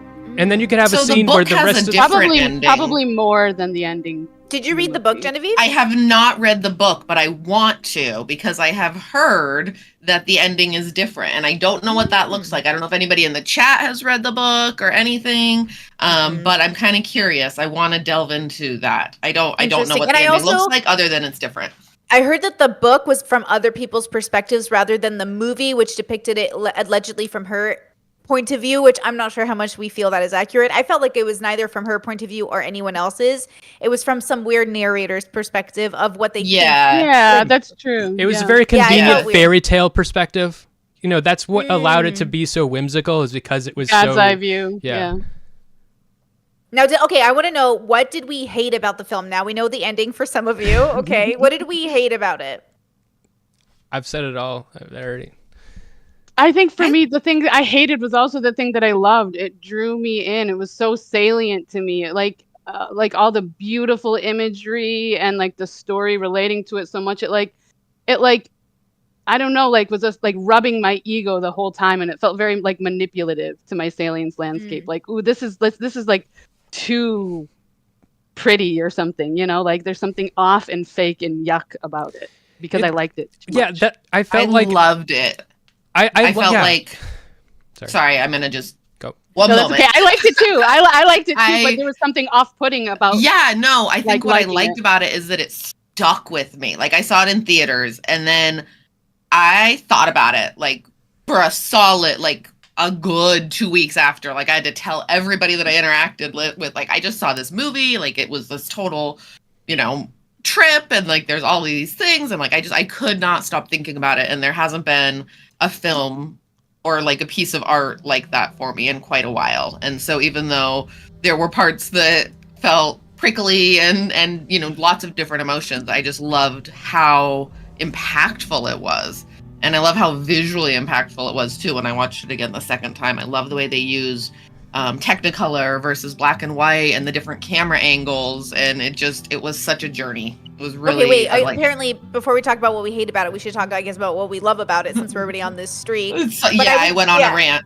No, I love that. I would say the visuals for me were basically my Yeah. favorite part. Like, I could have watched the movie on mute, Same. and I would feel like I would have It was really a beautiful movie. It reminded for me, who's Yeah. the director of the Grand Budapest Hotel? It reminded me of that kind Yeah. of movie too. yeah, a Wes lot. Anderson. Yeah. Wes Anderson. Yeah, Wes Anderson. And Very, similar. I had a similar problem, as I love his movies, but I also hate his movies, and I had a very similar problem to Madame Genevieve, and I felt like the fantastical, it was like a fairy tale, and I felt like that, I kept trying to grab onto things, and it kind of kept pulling me away from everything I kept kind of grabbing onto, like, so any kind of narrative aspect, it kind of undermined it just for the sake of like novelty or whimsicality. It kind of like took it away every time I tried to grab hold. And Wes Anderson movies do that too. Yeah, the sets and the design were whimsical, but I feel like they didn't like they had that as like a nice background for like the viewers to just enjoy. But I feel like that wasn't really like a focus. That's of not the what I movie too mean. much. I mean Yeah. like the pets, like the like and the pets at the doctor's place. yeah, and it's just like there is like a really deep and like horrifying thing to come from, and so at some points you see the pets and you're like, oh, and you're like, and you realize that's her too, and then you're like, oh, and then there's a point where like the Godfried or whatever, Godwin, he compares the new girl to one of the pets, but also the pets are used in like a fun like whimsical way, and their appearance is I don't know what I'm supposed to feel about them. It like which is also a strength, like, because it makes everything nuanced. Like Godwin says that like all sexuality is immoral, so just go fuck her. You know what I mean? He's talking about like he's the Max says that it's immoral to marry her, and he's like, oh, it doesn't matter. And I'm like, yeah, if she's like a 35-year-old like body woman, like she's only got so many years to have a good sex life. So I mean, she's doomed. You've doomed her to have a horrible sex life. So I mean, either fuck her now or don't. Like, so I mean, it's kind of complicated. So Okay, was Godwin supposed to be? I got Frankenstein's monster vibes, Yeah. but that succeeded. They referred to him as a monster, blah blah blah. So that's when the ducks and the animals were there. That's why I didn't really see it as like, I guess, whimsical, unless you see like Frankenstein's monster as a whimsical like movie. I just saw it as more like sciencey. This guy's a mad scientist. He thought things have happened to him, so now he's doing it to other people. Eventually, he got to humans. Those were just like the test subjects before he could eventually do it to humans. well, Max wakes and so up the more with whimsical part I thought was like the scenery and the settings. And well, that's like, what I'm saying. the fact that Max the wakes sky up was with gorgeous. And, Max wakes up with the chicken pig, like looking at him and oinking and shit, and it's just like, okay, now you're using it for like this weird like comical like fantastical little element, but Well, it, they like, turned and it's Duncan taken into a it's taken goat. away the horror of it, and it makes it like a silly thing. and the horror comes back when they turn Duncan into the goat at the end. Yeah, but also it's like a joke. But isn't the whole movie kind of lighthearted in that way the whole Yeah. time, even when Bella is in those, even like during the sex work arc where they do show like men taking advantage of her and whatnot, like the whole time I'd say the tonality of it stayed pretty and you don't like that, Smith? Well, I That's just a thought of like how I can make this like misogynistic again. Okay, because because just like you, I really related to Bella, and I thought the movie did a really good job of making it so that you can relate to Bella, and in so many ways, like a super protective childhood that felt like black and white, and then she like breaks free, and then she lives a life where she's not concerned about putting herself down a path that might lead to suffering. She's interested in the ride, and I can relate to that so much. But I feel like the whole fairy tale-ness in itself is a thing that like men don't get fairy tales, and I feel like if it was a man character, there wouldn't be no fairy tale, and there's a lot of convenient points, and I'm not. This is me, okay? Really, like this. I have a lot of humility right now. I know that's what I was laughing a second ago because I was laughing at myself because like you said, it really lets you put yourself into the movie, and like. It really makes me like resentful that I can't live a fairy tale, but also women can't live a fairy tale, but women are sold a fairy tale, And I really think I don't think like women's lives are actually fairy tales, but women are sold a fairy tale, and I wish that I could be sold a fairy tale. You know, it's all bullshit, but That making me want to write something or make a movie or something, a man fairy tale. But is it the male fantasy fairy tale? This is a little bit off topic, but isn't it something like Star Wars, Transformers? I think it's anime. I think it's anime. Anime gives men fairy tale accessibility, but that's Marvel's harder, right? Because Marvel's a different kind of fantasy. But I see your point. In the intro, I literally compared this to anime. In my intro, I feel like the male fairy tale is a young woman's brain inside an adult woman's body. To be honest with you. That's yeah. Nail on the head right there. That's a very popular trope. It's a very popular trope. At least for certain men. I don't like those. I'm gonna be real with you. This movie made me misandrist as fuck. Where at the end of it, I was like, I hate men. See, that's what I didn't like about it. That's what I didn't like about it. It rubbed that part of me. It enabled that part of me so hard, and I don't like that part of me. Yeah, me too. And I don't. To me, that is like letting all the bad stuff in my life win. You know, like I don't want to be turned against men. Well, obviously, like, that it's is just not a category happy to of me. person. Where was the love in this movie? That's what I want to know. The love is Max. It's the practical. Zero it's the love. practical. This man that's just a simp. If that's love, then kill me now. Max was the safe bet, which is I think what they were painting. Because like in the beginning, she said she'll marry him because it seems right. Then, like, I think they expressed that there wasn't any like too much sexual interest within Max, because I think that's why by the end of it you're confused. You're like, were they married or were they just like living together? And I think they were just living together out of like convenience. She's like, you're a nice person. You do remind me of my father. I don't think she saw him as a father figure, but I want to say she almost saw him like a brother. Yeah, I feel like they're like family, right? Yeah, but like so I don't think they're actually married. Well, he's in love with her for sure. He's in love with her for sure. And they're raising the like their third sister, which would be the and the other girl from Paris is, I think, like her love interest, her love, like the love of her life, her actual lover. That's one of the places where I like the nuance. Like it's telling a story that's not often able to be told. Like I do think that, like, I don't think it's the case with every lesbian, but there's definitely like lesbians that like just literally there's gay men too that get fed up with the other sex, and they like just like, okay, I can put up with it. I can put up with men. I can put up with women, and they just like, I see that sometimes. Well, everyone so selfish to me. Go ahead. I was gonna say, I think in Bella's case, it's not that she became a political lesbian, in that she became a lesbian out of misandry. I think she was just, I can feel pleasure like this. I can feel pleasure like this. It was just, and then also I'm working with this lady. We're going to school together. We have a lot of. They kind of have like a trust with each other. Yeah, nobody's trying to like hurt the other person. I don't think gender mattered. Yeah, I don't think it mattered to her. But I will say I am a big Max fan. I could see myself definitely falling in love with a Max-like character, and I think with Godwin as her like father figure, he chose Max because Max was kind of a dumbass. Like he was like, you are a naive dumbass. He was a safe choice. Let me bring you in and teach you. And he grew like on his own journey separately from her, and then they came together. Where I think like at some point like she's probably, I don't know, intellectual, because he's still like the doctor's assistant, right? So, or is he a doctor at the end? But I think he's still the doctor's assistant. He's a doctor at the end. So she just wanted someone to serve him, basically, to serve her. Yeah. A love match. Groomed him. That's also what I don't like. Yeah, marriage. He was so pathetic through the whole thing. Am I the only one that thought Max was like her brother?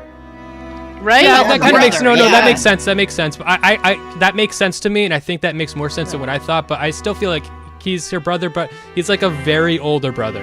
You know, like he's like. Because I do feel like God was a paternal figure to Max as well, right? Like they worked together for a really long time. They Godwin grew helped shape and develop him. Exactly. Yeah. Okay, I have a super chat. I'm not sure how we'd answer this question because I'm not sure how many of you are familiar with it, but thank you, AIM, for the super chat. Says, anyone else feel like Bella went through a mini version of the levels, even the Doomer stages, but chose a bubble that suits her in the end? I'm not sure how many of you guys know anything about my levels. She did not get to 5. I actually thought about that. She did not get to 5. There was not joy.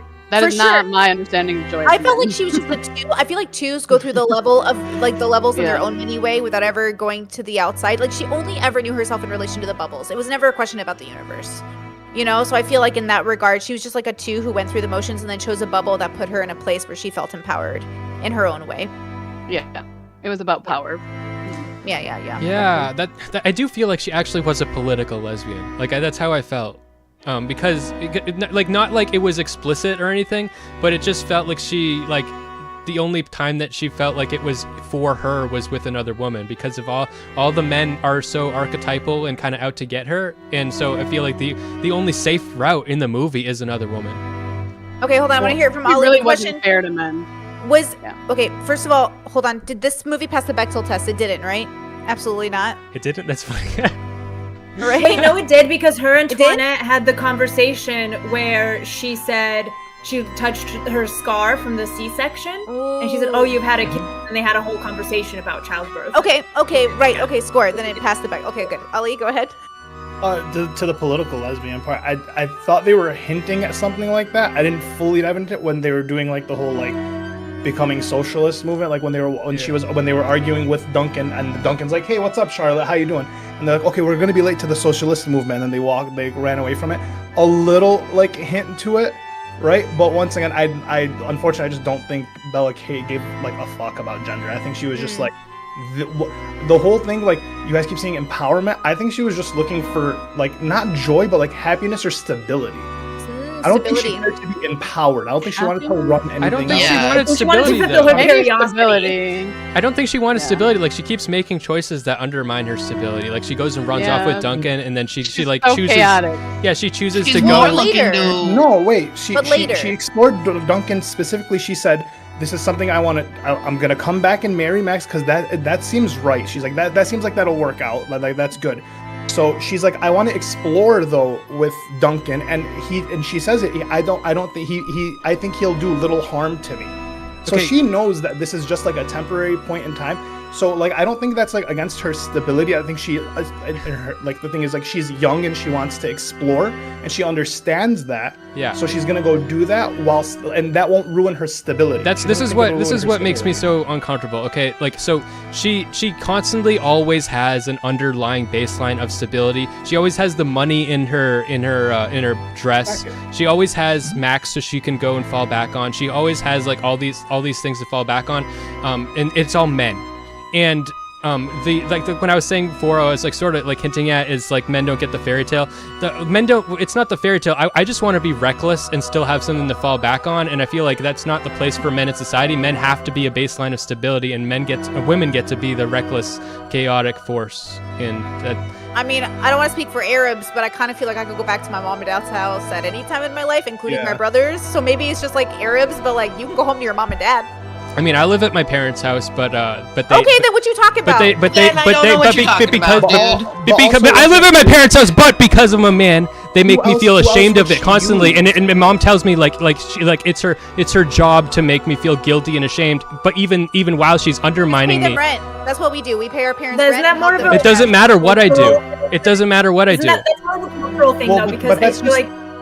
I don't Sorry, like go that ahead, part of our Mary. culture. Sorry, yeah, I was gonna say, like, as a fellow Habibi Middle Eastern, there's men living with their parents into their 30s, and they don't move out till they get married, and that's just culturally accepted, and like very much not something that particular bubble shames. And so I feel like what you're experiencing, Smeth, is a very specific cultural reality American. of like maybe American, yeah, because Yeah. there's Even so in- many 40-year-old baby boys that I know. Oh yeah. that are, Even in Croatia, the average age of leaving the home is like 30s. Like my partner was considered weird because he had his own apartment in his like early 20s and left home early. But- Like that was considered strange. Yeah. I will say to Smeth's point, though, that I think he's getting at too, is that, you know, your parents will eventually not be able to take you like that. Mm. And a lot of, you know, like I often hear this sentiment from women of like, oh, I'll just marry a rich guy, or oh, if it doesn't work out, like I'll just get pregnant and do this and that. And that's not, I mean, except recently there is this thing called hobosexual, so maybe you should look into that, Smeth, of being a hobosexual, Yes. because that is And- becoming a thing. I Well, think it's a- that term is That has new, been but a I don't thing. think that Yeah. entire that's existed That for a trope long is not time. new. Yeah, It's that just trope a is great not new new. word to describe. As a female with about- money, I will say that trope is alive and well. Yeah.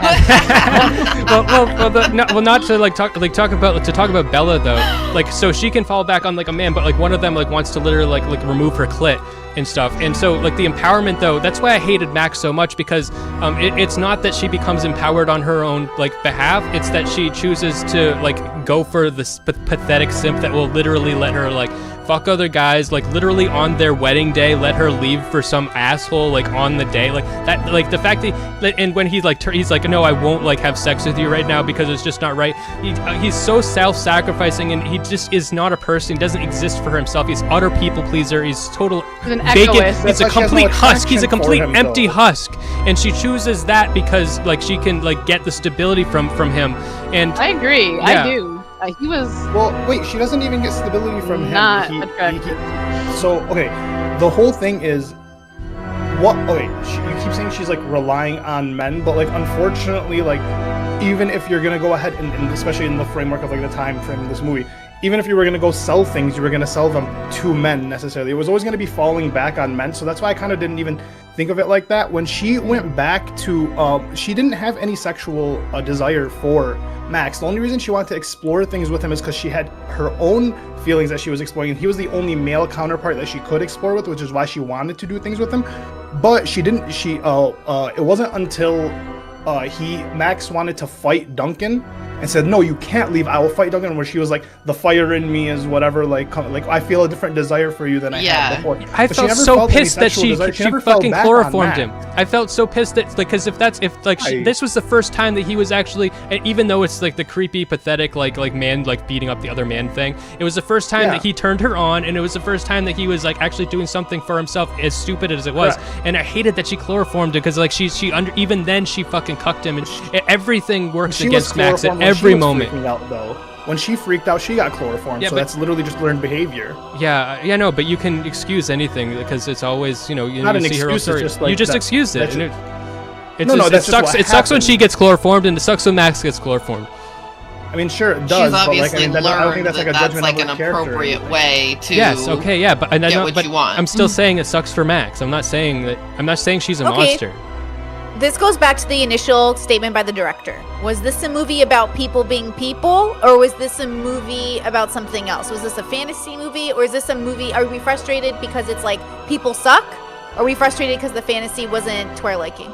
I think it is ultimately people being people, and it's amplified and exaggerated in some ways, and it's done in a, obviously we don't put babies' brains in bodies and reanimate them. Yet. So clearly it's not yet. Yeah, it's coming. Clearly it's not a perfect real life example, but I do think that it shows a lot of very human behaviors and very human reactions in the situations. And I think that's ultimately why it stuck with me, is because I could see myself in a lot of the characters and situations, and or I could see experiences that I've gone through in those. Sure. I loved Sure. the black guy. He was my favorite It does character. not feel Harry? honest to me to say Really? it's like a movie Henry, about... I loved Henry too. Oh, Wait, Henry sorry, and Max, sorry. my boys. Wait, we cut off Maiden. Maiden, finish Sorry. your Oh. sentence. it doesn't feel honest to me to say it's just a movie about humans. There's too many like male-female dynamics. Yeah, I think it's And not enough balance. there are for that other to be things that the it's about. Yeah. A lot of artists Okay. do this, where they kind of obfuscate a little bit, because like the whole this is like something I wrote my thesis about in art school, but like the whole artist statement kind of like undermines the artist, and asking the artist to answer questions. Like artists like often learn how to obfuscate in their That's answer. why we do art, because words are not our thing. Yeah, like talking about art is like pooping about farting, or like pissing about farting. I don't know. Okay, wait. So you liked Henry? Like, did we have favorite characters? Like people that stood out to us as like, oh, why did you like him actually? Because think I that's a feel good like question. that's like my whole thing is like everything he did and everything he said was like, I was like, oh shit, that's like, and then he's like, I showed you like the heart. He's like, no, actually, I just realized I did it because I'm a selfish asshole and I wanted to hurt you, and it's like something I would do. It's just, yeah, I related to him. Okay.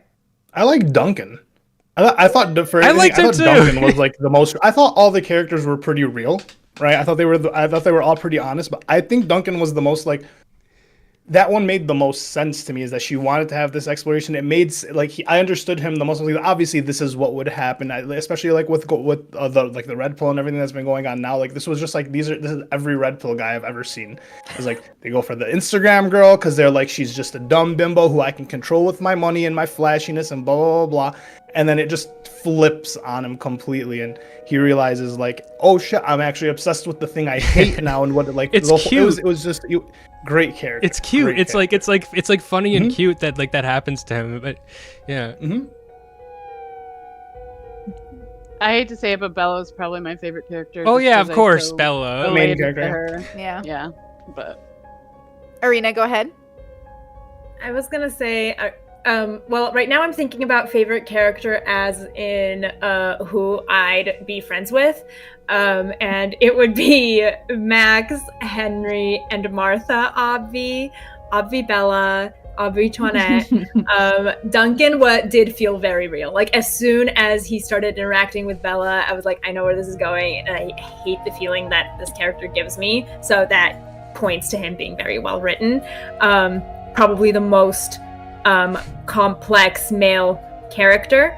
I feel like Henry was almost like Henry met Bella like at a stage slightly like developmental stage slightly below him, and then they boop, and then she left him like right here. So I thought that was great as well, and I loved Henry's baby boy. We love anyway. her and the old lady, him and the old lady. What was her name again?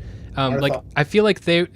I even though I loved him and I loved her, their entry was like a Hogwarts moment where it's like you're gonna like if like it was like so convenient and it just made her like a super genius after she interacted with them.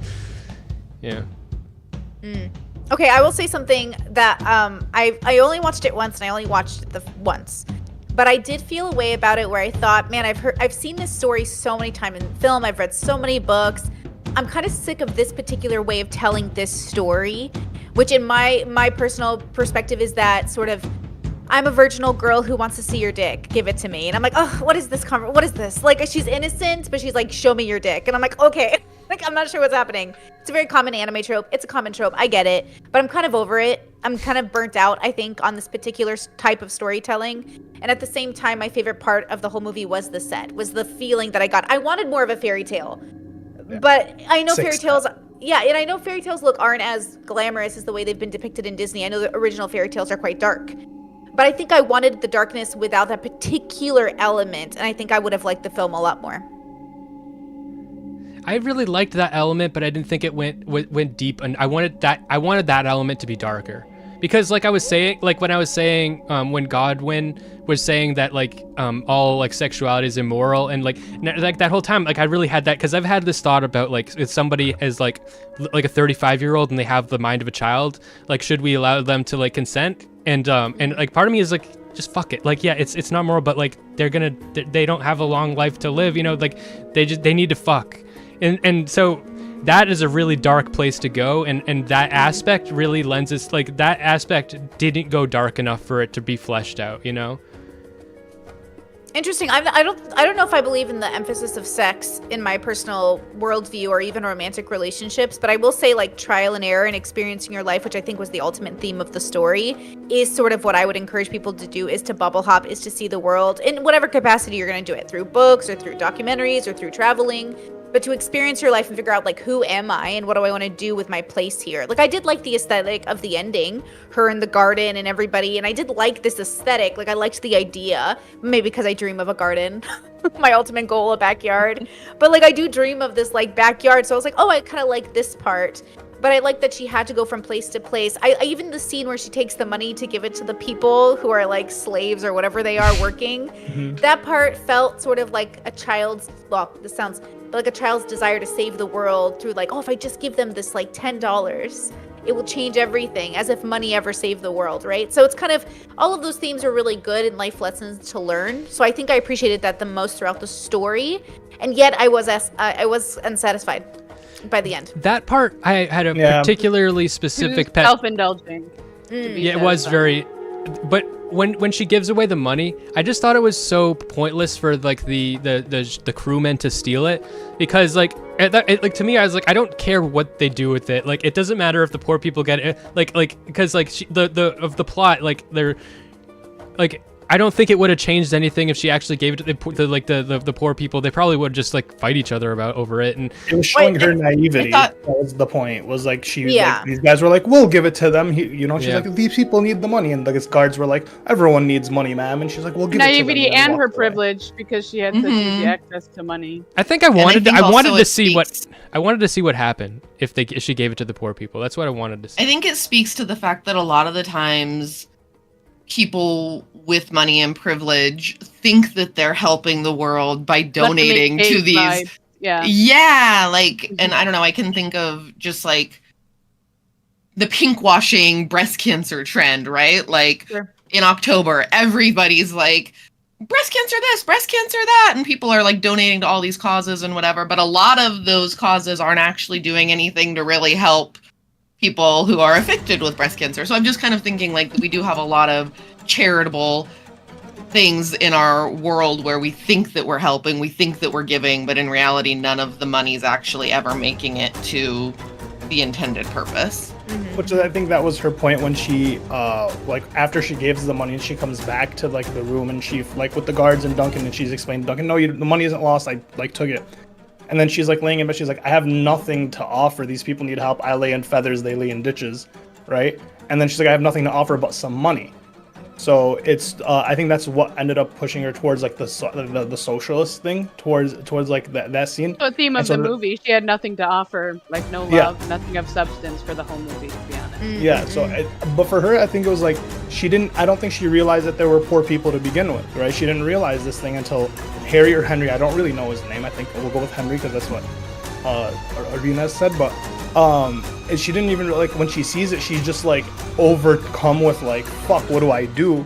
And the only thing she can do is money. So once again, the privilege thing, I don't know if it was she like found the money in the room and was like, oh, okay, cool, there's a bunch of it here, let's just give it away. Well, she was unafraid. I think there's some sort of like privilege in that. Even introspection itself is sort of a privilege. Like you have the time to think and be unafraid, to think not of your survival, but of your living.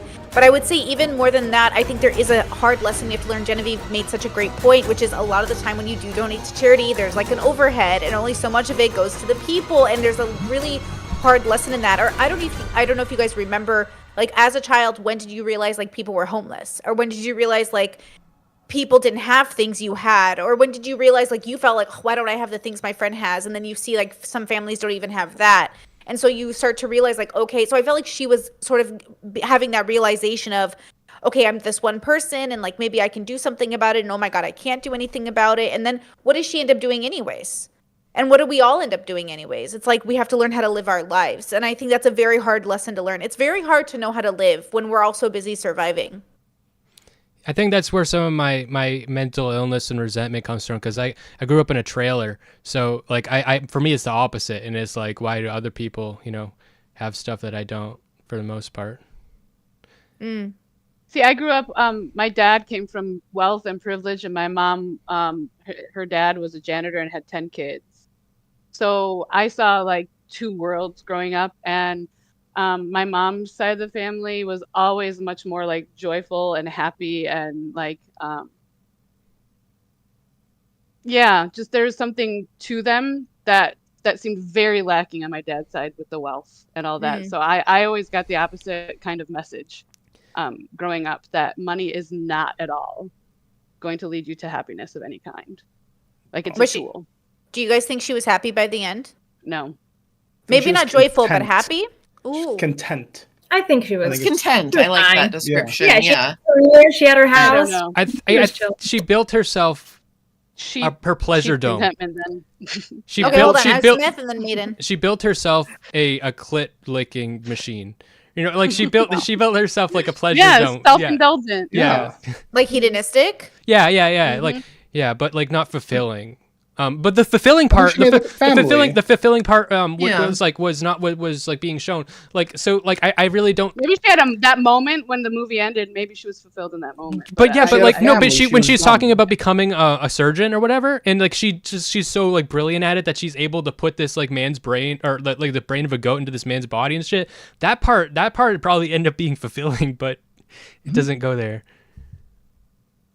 Yeah, fulfilling in a sort of like I have all this trauma, you know, from over the years from how like people and men specifically have taught me, and now I can like put all that energy into like taking revenge on this one man. Like that would be fulfilling, yeah. Duncan? I don't. Being But the man? maybe not like No. The Alfie. Alfie. yeah. Military guy.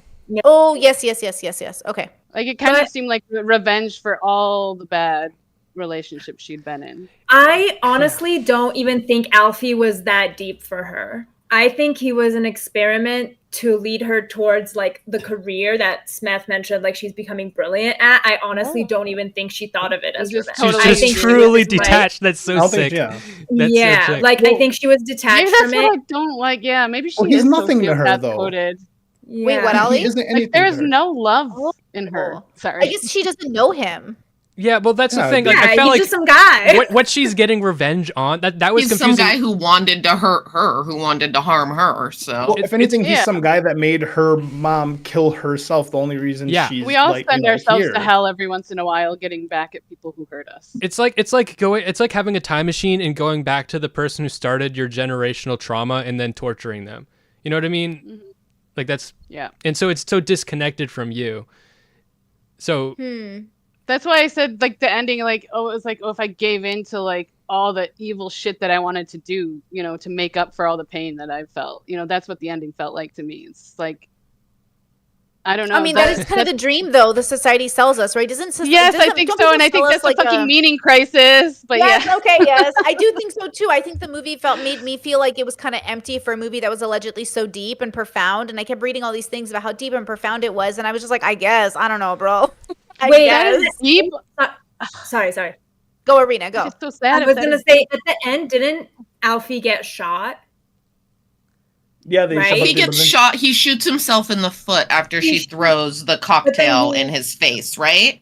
Like they struggle with the gun and he shoots Yeah. himself in the Because foot. I'm trying to think of like how did he end up, you know? Because if he No, I thought Max shot. did he get shot? Yeah, Max shot him, right? That's what I'm saying. Like Max he came and gets saved Bella. he gets really? shot, Wait. potentially, right, like in the chest. And so it was a similar situation, I think, in that she wasn't trying to torture him. She was like, I have a fresh body. Yep, I and she have became her no. dad. I'm gonna do an So She Madam said, like, Genevieve, I'm I not think- going to just watch him bleed to death. Like, she's Yeah. not going to let it go no, to I'm waste. just not gonna waste think- I this think the this senior precious thinking of Genevieve organism. I think the senior thing of Genevieve is when she threw the cup of drink into Duncan's face. Because she threw it. She threw a Wait, metal. The cocktail when he's like, just drink this, and like, No, that's Alfie. Then- So Alfie. yeah, that's was trying to give Alfie, her the- yeah. Oh, okay. It's like in a martini glass or whatever, and it's got the chloroform and gin mix I thought she in never it. took it. Oh no, she threw it in his face. She and then he got throws it in his chloroforming. face, and he's Yeah. holding the gun, and then like they're struggling, and he And then gets Max, shot in the foot. But then also, I think Max comes, right? Mhm. Does I he? believe so. I like how we don't remember. The That's last, so I don't interesting. remember the I last just watched 10 it minutes. again last night for like to refresh my mind, and now. But I was also smoking, going on so I was vibes. very high. So Hold I on, watched wait. it right I'm gonna- before this panel. I just didn't see the last 10 minutes. Like The I watched last it for 10 the minutes second is the time. only part so that I don't like. I remember Yeah, him getting shot in the really don't foot, like and then her bringing Alfie back to God's house or compound, and what Max helps But her with maybe. someone. Wait, okay, No, Discord said. Wait, look, there's Oh no, she Discord. called Max to help carry him back to the house. She did. There was a shot Yes. by her. Okay. She called Yes, Max to help yes, carry yes, him yes. back to the house because she didn't want to let him bleed out. But also, she then becomes her father, and then doing another experiment. She's not gonna, I have this Yeah. perfect body. It's in Right, between she's life and death. continuing that. Yeah. I guess the shooting Okay. in the foot was to get back at him, but then So I it guess, says- yeah. In the Go Wikipedia, ahead. it says she tosses the sedative in his face, and Alfie accidentally shoots himself in the foot before passing out. Because the chloroform was in Oh. his face. That makes sense. Yes, The chloroform yeah, is in his and then face, he's so like that's what it is. bleeding Mhm. and like unconscious, and he gets Yeah. brought back to God's house for the surgery. Then But I 'cause don't she's even like, think I'm she not gonna thought let of him it bleed as to death. revenge. Yeah, I think Yeah. he thought of it as like. No, but the audience did. The audience had that feeling for sure. Oh, Yeah, that's he- okay. That is. That's what I'm That is talking about. Yeah, that's why Yeah, it's yeah. like it arouses those feelings in me that makes like Yes. revenge and like, Right. stuff I don't that are not in my values very salient and delicious looking to me, and that's what I don't like. There was Like a that's lot why- her and throwing the about cocktail or even him getting shot isn't her trying to be vengeful. It's her trying to it's just escape from the situation.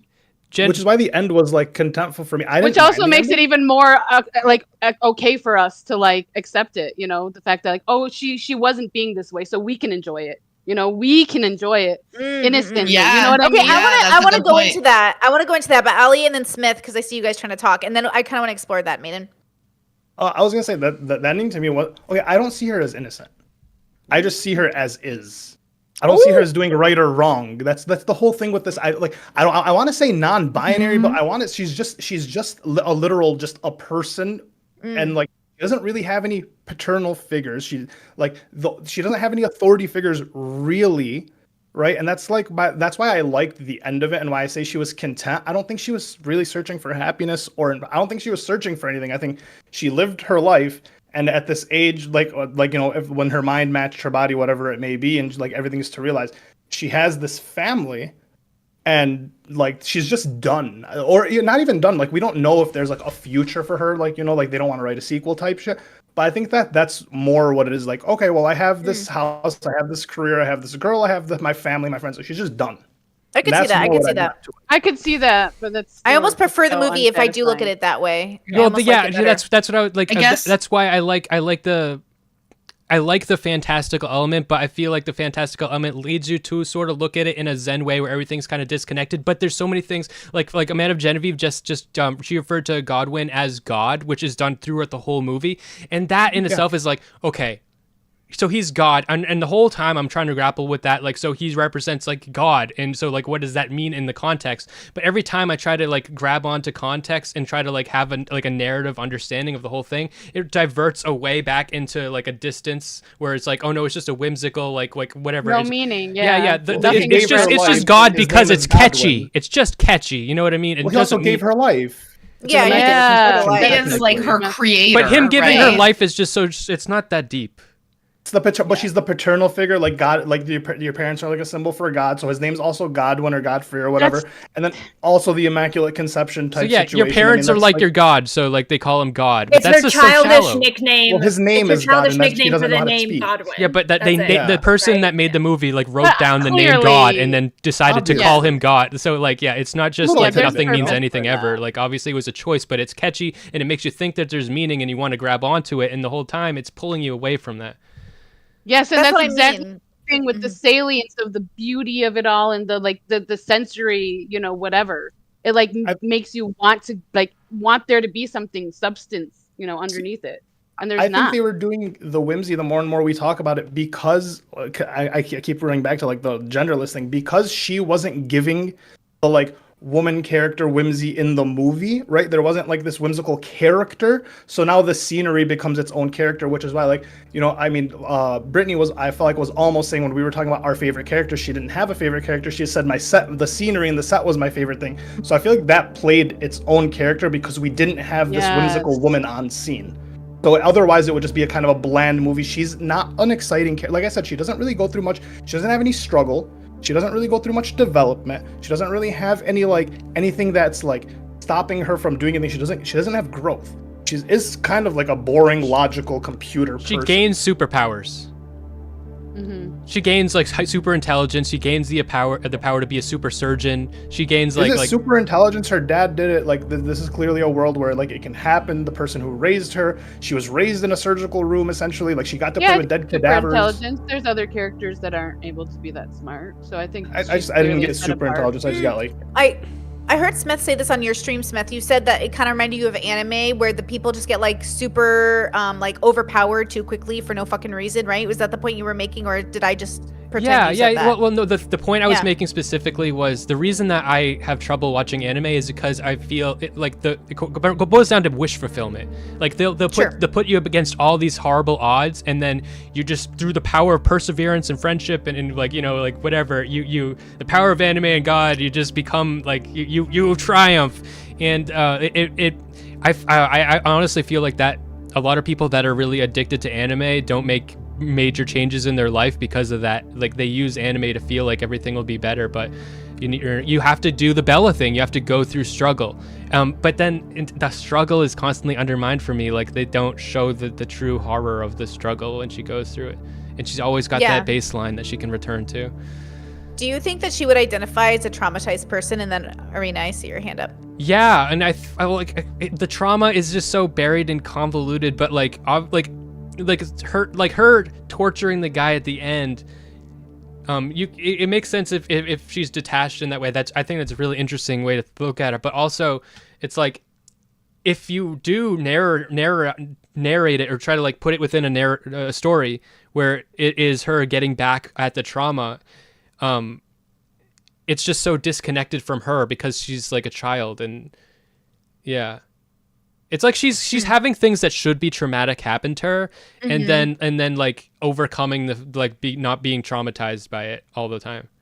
Which goes back to the sociopath idea, right? Because I did romanticize this like sociopathic version of myself when I was like 15, and I was like, I don't have feelings. Screams the borderline girl. Okay, it's like, I don't have feelings because like But then the reality is like, I have so many feelings. It's going to turn into a personality disorder. So like, what is this relationship with the self that's really happening to Bella? But Arena, go ahead before you forget your thought. I want you to forget it. So 2 things. One, Brittaney, you brought this up earlier about the sexuality of the movie, and I do find it interesting that a lot of movies like this, the sexuality becomes a big theme because it seems like one of the primary ways that maybe men and women relate to each other, or it seems like maybe that's what's communicated.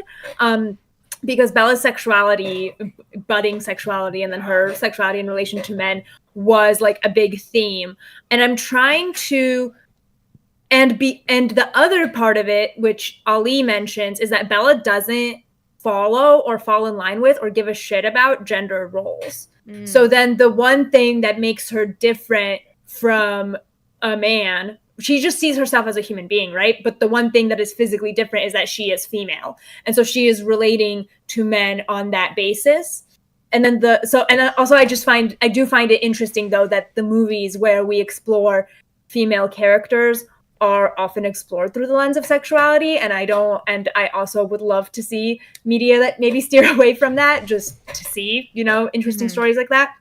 And then the other point about the trauma, I think that as the things are happening to her, because she is so shielded from expectations, from cultural expectations, that those things aren't necessarily traumatizing to her at the time, but as she integrates into society, as we can assume she will, I feel like that might change her perspective on it, or she might even go around where she might feel the trauma for a period of time, and then, as she heals, go back to that perspective that she had initially of like, it wasn't about me, this is, it is what it is, human's gonna human, that kind of thing. Anyway, sorry, that was all. I'll leave. So for Bella and the sexuality of the movie and the scenes of stuff, so she didn't have a culture that she was raised in, which is why the norms, I think, didn't necessarily exist for her. She was just raised in this house that was like provided, like the things were provided for her. So even when like, I noticed in this movie, the sex scenes didn't bother me. I wasn't like annoyed with them. I didn't think they were cringe as much as like most other movies, because I felt like they weren't doing the whole sensual thing where she's like, oh my God, gasping. But they also weren't doing the like aggressive thing, the overt thing. It seemed like it was just sex. And even when they had like the focus in on her face, it seemed like she was more like in like wonder versus like, oh my God, I'm loving this. It was more like, what's going on? She was like thinking about it. And that's more what I got, which I kind of appreciated in the movie, that the sex scenes weren't like trying to make me feel like, they weren't trying to make me horny. They weren't trying to make me feel aggressive. They weren't like, it was just like sex. And that's what I think they were trying to do, that because for her, once again, I don't think she sees sex as this like magical, whimsical thing. It's just, I found my happiness. This thing makes me happiness. That was literally what it was for her. I could see that. Smeth? I feel like kind of what Manushka was kind of getting at, and kind of like being upset with seeing like the women being portrayed in this kind of sexual journey way. I feel like a lot of these movies and stories about women, and I feel like this is definitely falls prey to this happening a lot, is she breaks away from gender norms, but also she benefits from all the gender norms for women at the same time. So she gets all the benefit from that, but also destroys it, and so it's like she's getting her cake and eating it too.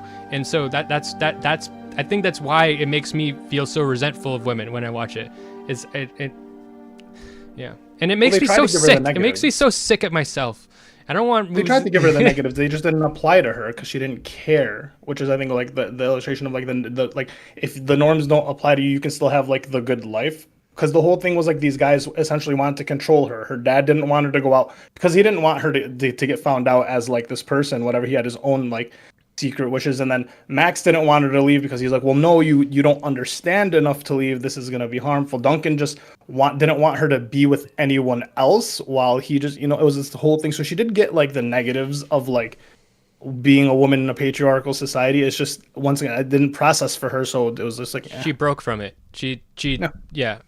But she got all the positives on all of those occasions. She got all the positives. But what are the positives? Well, yeah. The positives are like she can use her body for money, which she realized like the thing that makes her happy is now the thing that like not makes her sad, but it doesn't. She feels nothing was like the big thing when she was having the conversation with the house maiden. She's like, I just feel nothing. She didn't say she feels sad. She didn't say she feels like her. I feel nothing, which was like a big thing for her. Do men feel positive knowing they can use their bodies for money? Do men feel that reaction, like when they think about going into construction or doing jobs that women can't do because their bodies are built better and different and stronger? I guess like maybe a little bit, but not really. A little. Why not? Because I think women don't think of it. Like women don't think of it as a perk that we can use our bodies to. That's make not money. what that was. Like, that was not my point. That's the least. Well, I'm just trying to think of the narrative coherent. of difference between the genders. Like, don't both genders just think like, yeah, it's not the best, but hey, at least I can make money. Like, it's gonna do something. Yeah. I think for men, a lot of men, like they see sex work as easy, right? Especially if it's like online or just pictures or whatever it may be, or just getting married to a rich man. Getting married to a rich man is sex work. It's not as exhaustive. It's not as annoying. But they could do that. Because the women who are in those relationships feel the same way that a man would feel if he was in a relationship he didn't want to be in, but it was worth it for the money. It would feel the same way. So, but you can just be fucking like Lav, and you can be like a brilliant sex worker who's like so good at it, and then marry a rich man who you actually like, and you find like you get the best. That is very disingenuous to describe Lav as a brilliant sex worker. Yeah, I think she is. I think she absolutely is. We're giving her way more grace than she deserves in that regard. If she's brilliant at anything, it's definitely that. No, she gave herself a lot of trauma and is like completely conflicted about the sex work that she did. She's not brilliant about it. I would say Lav falls into that trope of assuming it's easy because someone like Lav can make lots of money. Exactly. Personally, I don't know anyone who would love Lav's life, so no offense, but like I would. She's kind of like it's not brilliant, it's convenience and opportunity. Yeah, and it is, but so like to your point, go ahead and continue. And then the argument would be like, well, then men could go do sex work. The only like the problem with that is like most men like would be like fall into like the straight category, right? And they don't want the attention or the validation or the money or the sex work. The men. So it's like we can't just go do sex work, and so like I think that's why we have like a lot of men will have this opinion of like, oh well, I mean like you're just fucking for $1,000 or $100 or whatever it may be, and then they're like, that's just easy. It's 10 minutes of work. What did you do? Like that's why like if women can do sex work, and so like she was saying like it sucks that I can't choose, and it sucks that like they like that I don't like it. If women can do sex work and they do get all the benefits of being able to choose and like they it's always the way that they want and it's always whatever for their pleasure, then that's a world where it's like now women are like and so a lot of my resentment is so stupid because what I really want is to be treated like a woman. I don't want women to be treated worse. I want to be treated better. But when I see women get like they want to have their cake and eat it too, and they want to have this elevated thing, but they're not bringing men up with them, and it's like, no, fuck you, no, I want to crush it. Smeth, I think you have this like core disconnect where you're only seeing the perceived positives of being a woman in society, and No. you're not really understanding or digesting the No, negative. you're not understanding me Pop? whatsoever. I'm saying that I see all the negatives like very much, and I'm saying that if those negatives don't exist and you have a fairy tale story, which is the fairy tale that women are sold, like in this, where the negatives are some things that you can overcome, and you can get all the positives, and then just we can fight all the negatives and keep all the positives. That's not reality. I know that all the negatives exist, but I'm saying that the feminist movement is to keep all the positives and remove all of the negatives, and that's just, it makes me feel like shit. Can you so expand on interesting. what you view the positives as? Because, like, for example, the marrying the rich man, you know that you're both taking advantage of each other. The rich man is marrying you because you're young and hot, and that's it, and you're marrying the rich man for money. So it's not like you're getting like a deep emotional fulfillment, right? So what positives kind of like? I mean, are that's you- just an assumption. You don't have I to feel work. like the emotional, yeah, you don't have to work, but also the emotional fulfillment is like, That is work. it Job, that's the work it part. could. You're providing Yeah, emotional but you're- labor. Yeah, but so like that's what I I like. relate Your to job. that, though. work. I That's would the love. idea, I is would that love my the job. housewife isn't working. I would love my right? job just to be being myself and to be human. It does suck that me as a person and it becomes a commodity that is exploited by other people, and that's the negative. But if you take that away, and it's just I exist here, and you cannot exploit me, but you also need to work really hard to get what I'm giving you, and I'm not going to let you exploit me. It's all under my control, and you're going to give me all this money. I'm going to get a rich husband, all this relationship. If you take away all the negatives and you keep all the positives, that is what makes me feel resentful. Not the like. So that the stories like this make me feel resentful. Getting rid of all the negatives isn't reality, though. I'm not I sure why know. you're feeling He's resentful about saying, something that's not. But that's I- what he's saying. That's what he's Mhm. saying, though. Mhm. And I Right. actually relate to that because when I deal with my resentment towards men, it's very much the same thing. I want all the privileges that they seem to have, and that's what's salient to me. And I see that, and that's what draws me in and makes me feel that way.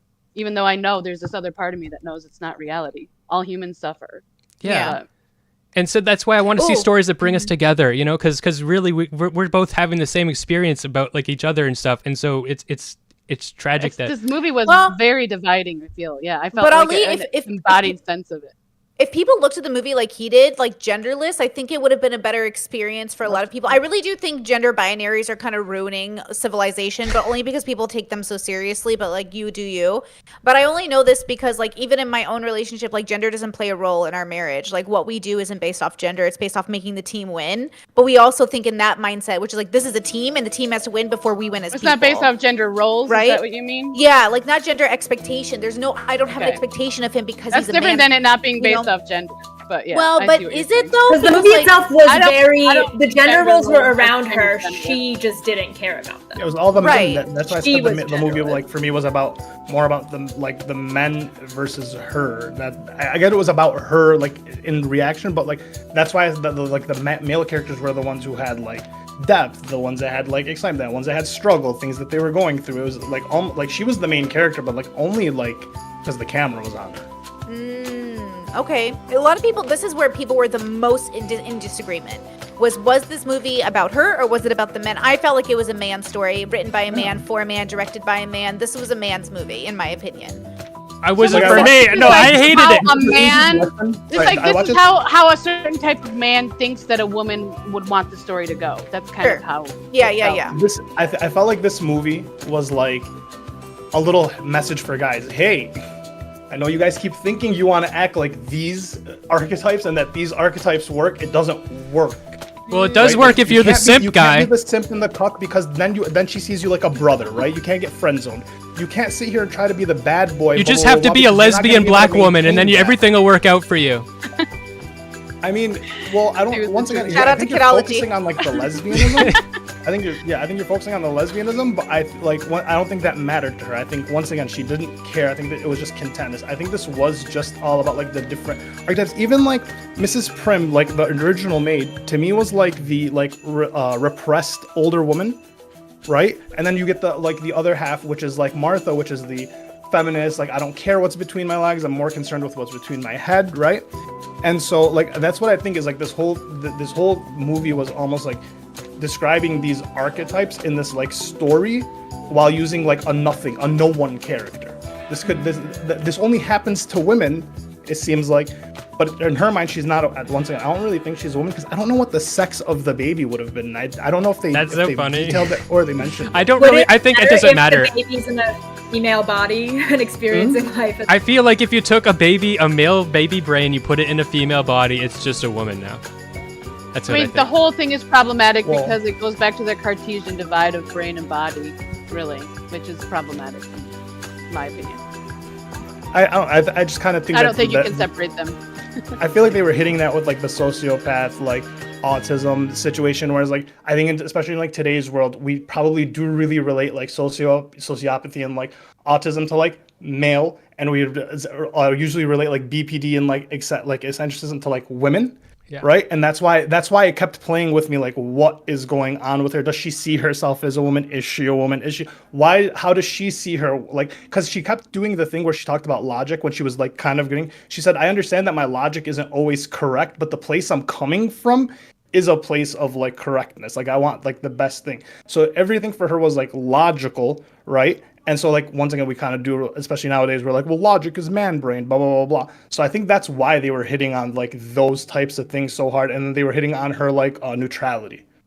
Well, yeah, it was the typical girl power. It was the girl power, girl boss She didn't care for makeup. She didn't care for pretty things. She didn't care for any, like, when she first got dressed to leave Duncan, she literally was wearing, like, a big poofy shirt and, like, I think, like, shorts and, like, the weird black, like, she didn't care for any of the traditional, like, female woman.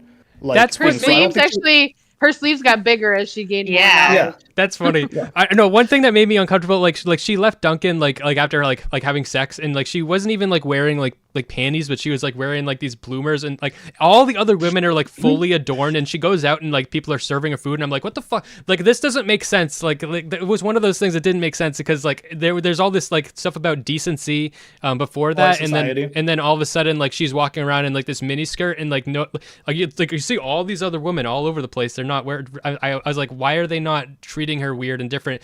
Why are we not seeing that? Because that's clearly would be happening right now. But yeah. I can't seem to find the gender of the baby anywhere. It's not in blogs. I don't think trying to read through things. Yeah, I don't think it gets brought up. Never. It would but be I love that you caught that. It would be so cool if it was a boy's brain. Like that would be like I love that. I think it was. And I think it was because she also called the baby like the original idea was that Victoria, which was like the body, hated the baby, and that's why like we also don't know why she killed herself, right? All we know is that Alfie said that she thought that she killed herself because of the baby. The baby was a monster, and he wanted to put another baby in her. So like that might have been true. Maybe like Victoria realized like she's having this baby, she has a change of heart, she doesn't want to live this cruel life, she doesn't want to give this cruel man a baby, goes to kill herself. But then when it comes back, Alfie says, "I'm gonna cut your clit off, and I'm gonna put another baby in you, and we're just gonna keep going." Even though originally Victoria had hated the baby, and that's why she killed herself. So it's like more cruelty, kind of showing the difference between like maybe what Victoria was, and maybe like detailing why she killed herself, because we never got that answer.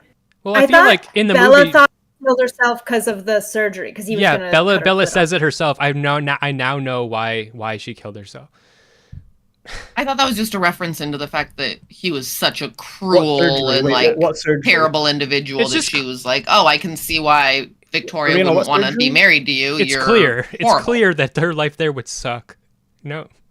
But she enjoyed it as Victoria originally. We don't know. All we know is what Alfie says, which is a like manipulative, controlling person. He goes, well, she hated the baby, and the baby was a monster, right? Mm-hmm. So maybe that could not be true, right? We just don't know. Maybe she was right the whole time, and the baby actually was a monster. And the saving of the baby was like a tragic thing because now this monster's unleashed on society, and they're like the Victoria was right the whole time. This needed to end. You know? So, well, to your point, Smeth, about the like sociopathy, if the baby was of two cruel people, right? It does make sense that like the infant brain is like stabbing in the eyes or like kills the frog, right? That's like the nature of it, right? The nature of it is like you come from two cruel people. She grows up to not be cruel and learns empathy through seeing like the babies dying and wanting to help them. But like originally she might have been cruel. I just don't know if she was a sociopath. Yeah, I don't know. I thought that was weird because it goes again. I'm a very much a cringe like blank slatist. So I don't believe that if your parents this was very blank slatey. But no, I felt like it wasn't, because I feel like the cruelty of her reflected the cruelty of the parents, and I felt like it was like, oh, so are they saying that was inherited genetically? So But it was so short lived, right? 'Cause after the frog, what was like where like the cruelty? Like, it didn't grow, it kind of Duncan subsided. Duncan the whole time, like she just like was completely like disregarding like his well being the whole time, and completely. Yeah, she grew to dislike him. And then when she met Henry was trying to explain to her, like, she's like, yeah, I feel this cruelty towards Duncan. And he goes, well, no, that makes sense. That's good. You should have this ability. And then she goes, no, this is something I need to fix in myself. I don't want to have this cruelty. This is an issue in humanity. I need to fix this issue I have within myself. So the cruelty, like, she feels these emotions. She doesn't want to have them. So like for me, the cruelty like started dying out after the frog. And that's why I did like she's a different person. She that's grows. She the becomes. blank slate of it. I think that the blank slate would be the opposite. She would start out like pure and or like it's just like like she's different from the other girl, and the other girl is actually treated with more cruelty from Godwin. So it like makes sense that child would actually be more cruel. But if it was a blank slateist, then they would be very similar, and the other one would be more cruel. Wasn't she painting the room with blood? Or was that just red paint? It doesn't matter. I don't think that's a cruel thing to do. Felicity? Well, it depends where the blood came from. I guess. I was gonna say, it's interesting that, I mean, at least for me, when I watched the movie, I did think of Bella as more autistically coded than sociopathy coded. But I do also think a lot of autistic people talk about how they experience people thinking of them as sociopathic or narcissistic when in fact they are displaying autistic traits. Yeah. So that's just an interesting, especially in women, because there's an expectation of behavior, if you're going to go gendered, that women have like this deep compassion and this deep, by the way, cold. Like say that again. You're cold if you're like an autistic girl. You're seen as cold and like you don't have these emotions, and so it's like you're something's off. If you're on a certain place in the spectrum, you could also be highly sensitive, which I love autistic hyper empathy. No woman, exactly. No non-autistic woman could ever like date me. I need autism and BPD both together. I think that Godwin was BPD, male-coded BPD. Mm-hmm. Oh. No, Godwin. He might have been the sociopath too, though. Like all his experiments. No, he had like he was incredibly emotionally like compromised, and like but like his solution to that it's called covert BPD, and it's the same underlying condition, but instead in a male like life. Usually like it'll often present as being very controlling and like to make sure that like everything stays the way it needs to be, and to protect everybody from bad things happening all times. That's something Sam made up. I know that's something Sam made up. I mean, I know. I thought it was Duncan with the BPD. Oh no, he has normal BPD. He has woman BPD. Yeah, that's what I was saying. Neurodivergent is a pop psych word too, so because Godwin got over the control relatively quickly. If you, because I don't know how long the storyline was over, but it felt like it was over like maybe a month. Oh, I don't know actually. Do we know how long? Because wasn't there seasons? A month. I felt like it was a year. No, I thought it was like years. Measure her right? Measure her hair. Oh, years. How would you get years? She was a sex worker for a long time. He was monitoring her for a few days. They were on the cruise. No, he was monitoring her for like a year. Maybe a few months. But she did also go to school and then like eventually graduated and stuff. The way that the movie made it seem, the way that I read it, it was like years. Well, I don't know, I guess I think Brittany's looking it up, but by the time like she was able to speak in sentences, which might have been weeks, I'm not sure. Godwin kind of let go of that control. So like initially it was like, I don't want you to go fucking anywhere. And then he writes up this legal document so that she can marry Max. And then directly after that is like, well, no, I'm going out on my own. He goes, we have to let her do what she has to do, I guess. So like, I don't know if he was like really, like he was controlling initially, but I think once again, it was because she was infantile. That's exactly what I was going to say, is he does grant her free will. God gives us free will. Yeah, well, I remember like he was infantile beforehand. I think that plays a big deal because he says it like he wanted to fuck. he can't because he's a eunuch, right? And then like, so it turned to paternal love. And so I think that like for him, her being like this infant really did play a big role for him. And then when he sees that she's not so much an infant, he goes, okay, I guess like you have to. So he's like a good dad, I guess, like, you know, as far as the movie goes. He was very, very controlling in some ways, but also in other ways he was very non-controlling. Like he was like way too boundaryless and permissive of her, like just like breaking shit and like just pissing all over the place, and like he wasn't an authority figure.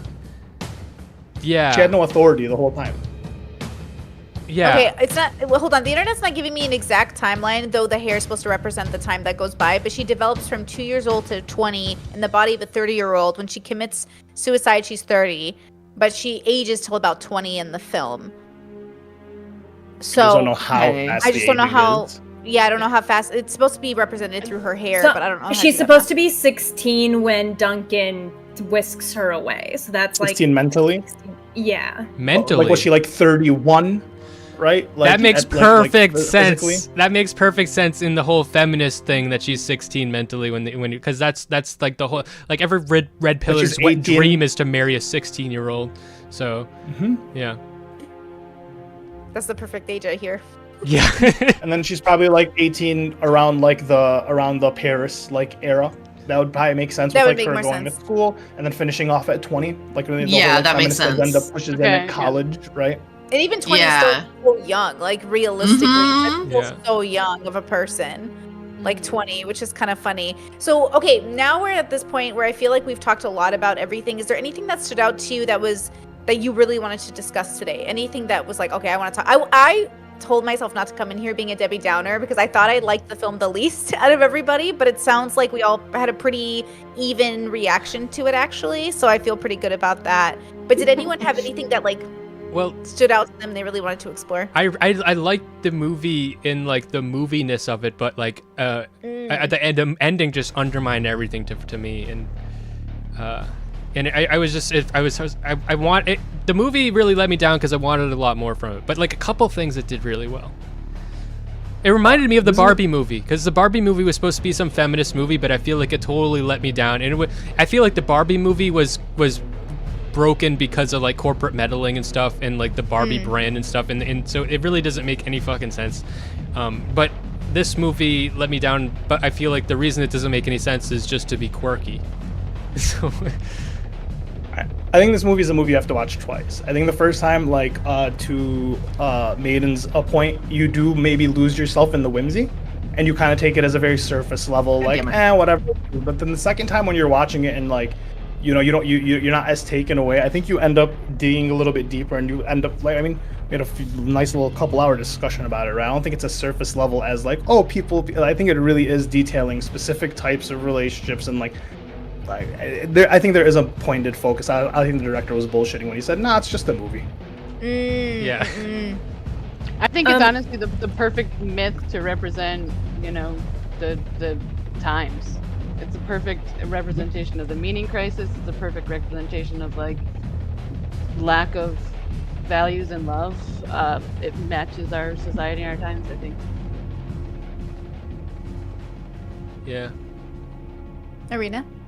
I was gonna say, what's interesting, and I am now just starting to think about it, is I related so much to Bella throughout the movie, but then when Maiden pointed, and then I think you, Brittany, also, how this movie felt very, like it was created by a man, and it made me think of that Margaret Atwood quote, the one that says, it's pretty long, but in the end, you are a woman with a man inside watching a woman. You are your own voyeur, and basically talking about how women live their lives through the lens of the male fantasies that they are socially taught. And so that made me think about that too, because when I watched this movie, I was like, oh, there's a certain type of man I don't want watching this movie. I don't trust him around the sex scenes. I don't like what a certain type of man can take away from this movie, even though I very much related and enjoyed What is it? the movie. Like, I'm sorry, like, but like, I'm really, like, what do you think they would take away? I'm really interested.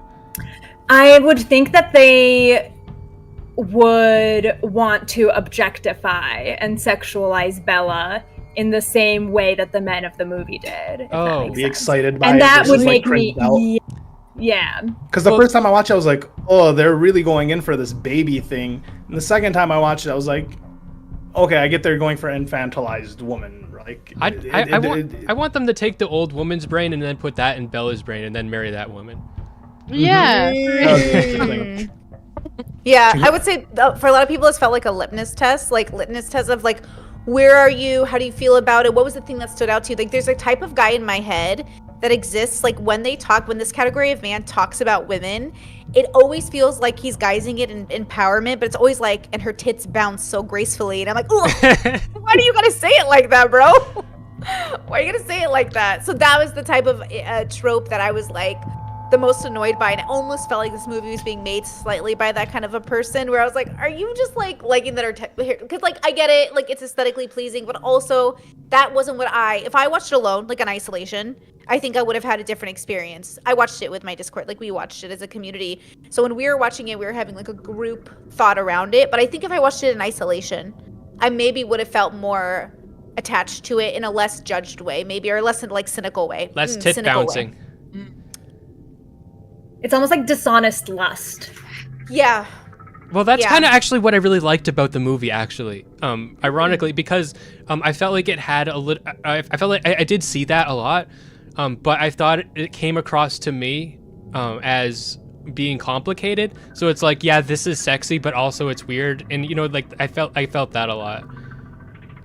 Like the like where she takes the cucumber, like, and it focuses like on her face and like her pleasure and shit, and it's like there's a lot of feelings you can get from that, you know, and one of them is horny, but like that's not the only one, you know.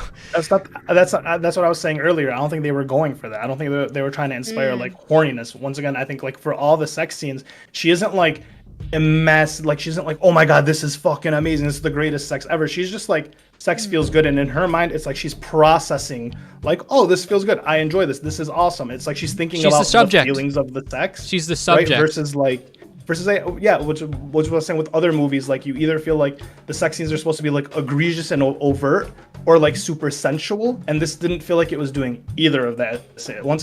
I think they'd hit neutrality with her a lot, like very heavily. She was very neutral to the sex. They did hit the neutrality, and at the same time, like I couldn't help it, and maybe this makes me know better than a man, but Emma Stone is very beautiful, and she was very beautifully styled.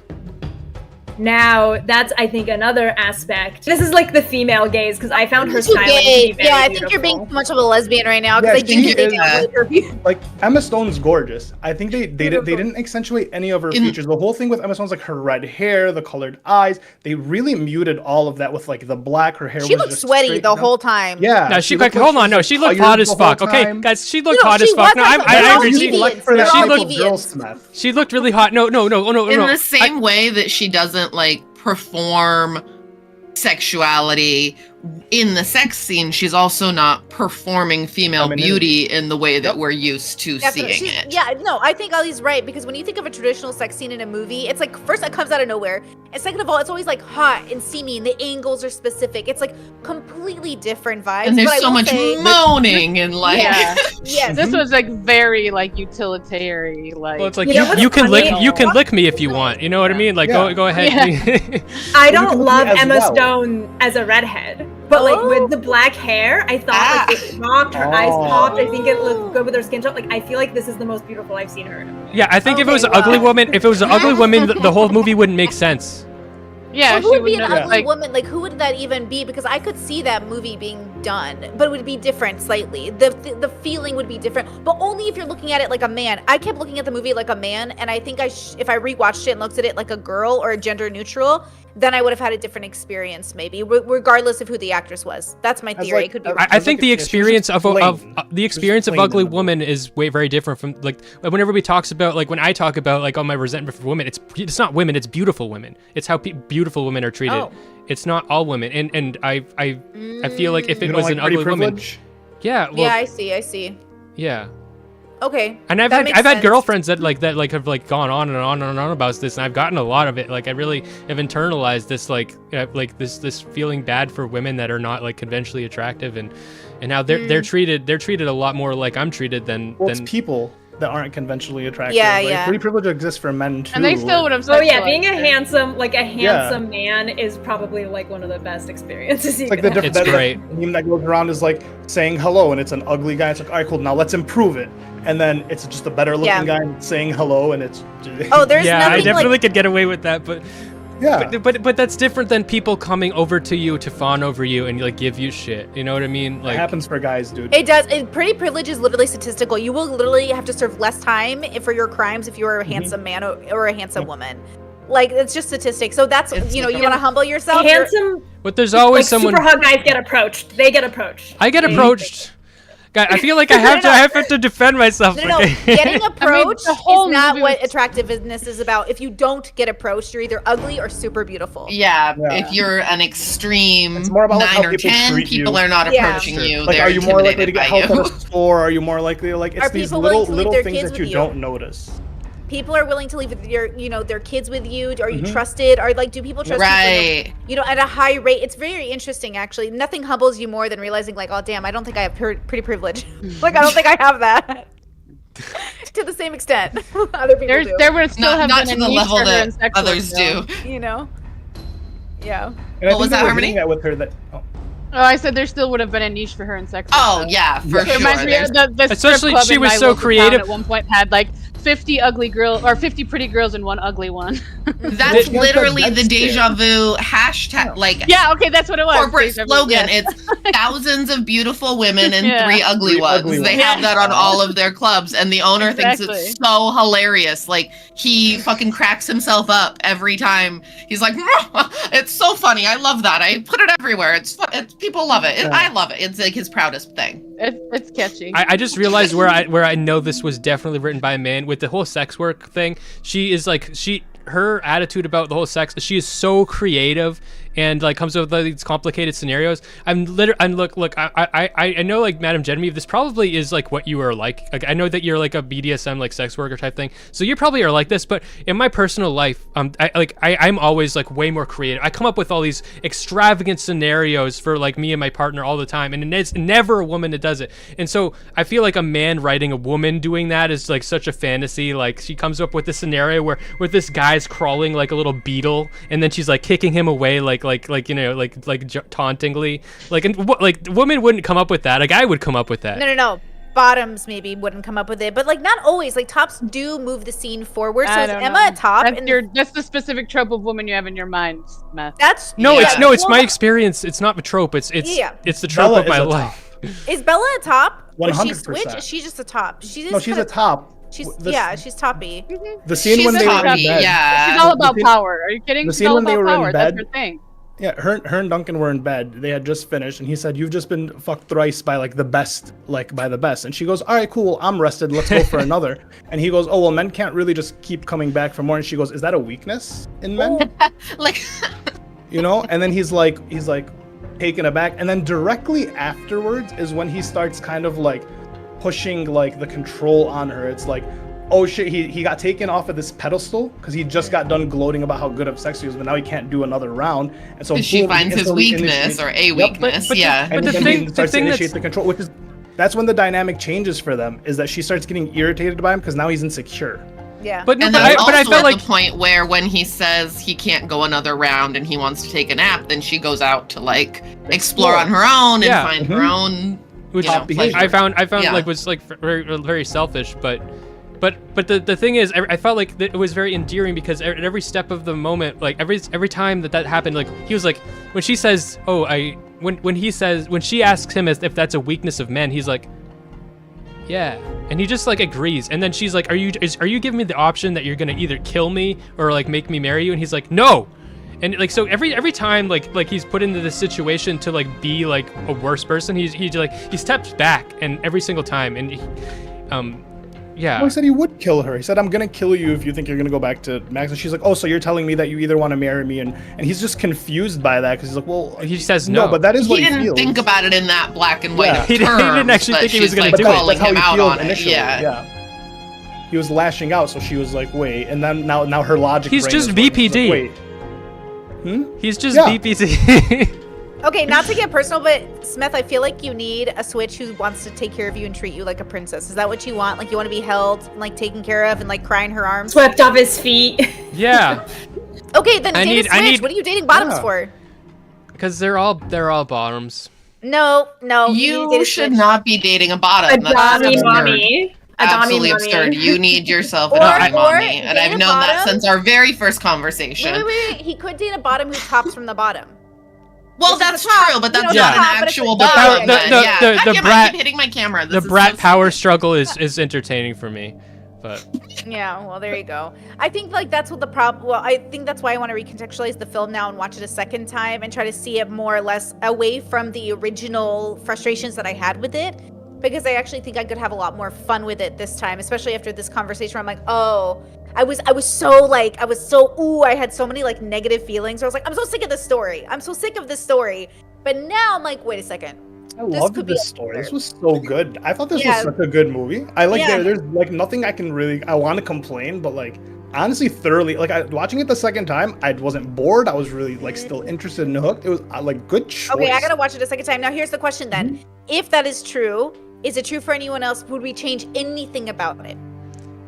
yeah. The ending. The ending. Okay, what is with the ending that you guys don't like? Because it More makes perfect Max. sense to me. That's what I'd change. It Give me does more make Max. perfect sense, but I don't. That's just it's so against my values. That's what I don't like about it. It's like what yes, do you mean by that? it's all about power and revenge and like her. It's like self-indulgent. It's not about like connection. It's not about love. I It's see not it. about You wanted to overcoming see your her your find- humanity. So shallow. It's not about her overcoming her humanity. Well, yeah, she's Yeah. a shallow person, but then she never had humanity to like overcome everything. She said it. She's like everything. Like when she was describing her logic, she's like, I get that the logic isn't always there, but I'm always coming from a good place, which is why they hit hard on like the empathy scene. So by the end of it, I didn't see it A as good like place? power. No, or she's something. coming from a neutral place. I thought that's what you said. What do you mean? I'm sorry. And what? You said I'm always coming from a good place, but I thought you said she's neutral. There's no value. She's she's like displaying neutrality, but in the empathy scene when she was like talking about like her logic and when they were in Paris, right? And she was explaining she whored herself out. She's like, I get that my logic isn't always there, but I'm coming from like a good or correct like place. So by the end of it, I don't see where you're talking about like power or self-indulgence. I don't see any of that. I just see contentment as in like, once again, she has the person that she gets her like sexual enjoyment from and like connection. She has like a brother figure. She has essentially like a child, right? And then like the abuser is gone. Mm-hmm. And so for me, it's like I see a lot of contentment. Yeah, her life, and she is like the point of power in her life, and she dictates everything in her little bubble in her life. There's no room for outside anything. She's completely in control. charge, yeah. Yeah, and it's kind of sad. It's not. But That's sad. That wasn't lonely. It's bereft in my. That wasn't my. Not, that was but that. The alternative mine's is what? so The my alternative my would be to give control to someone else. My right? problem was a little bit probably the same thing, but from a different perspective. I could really relate to her. As far as her constantly choosing a path of suffering and a path of like I literally could have been a web developer and I just chose not to, so I could be fucking talking to you guys doing this. What the fuck? And I'm trying to find fulfillment and I could relate to her in how she is making her choices. And the thing about making choices like that is they don't always come out like all rosy. And for the ending to just be like a Hollywood everything's perfect ending, I was just like, no, like if you're gonna live like that, it won't be perfect. It won't. It will suck. It will be painful. It wasn't supposed to be perfect. Yeah, that's why it felt self-indulgent to me. Wait, I think you guys are Like, both. I think you guys are both everything jealous you do. of her. So like Maiden and Smeth. I think Smeth, to your point, like to Smeth and Maiden. Wait, so, like, wait, Maiden, you're saying because we didn't like the ending, we're Yes. jealous. Well, Yes. You're jealous of, wait, okay. I can At least you can admit that. So, like, only go. so Maiden and Smeth, you guys both have like kind of displayed like in this conversation, like Maiden, you've said you were kind of jealous of like the privileges like of men, and then Smeth was like saying like he wants to be taken care of, so on and so forth.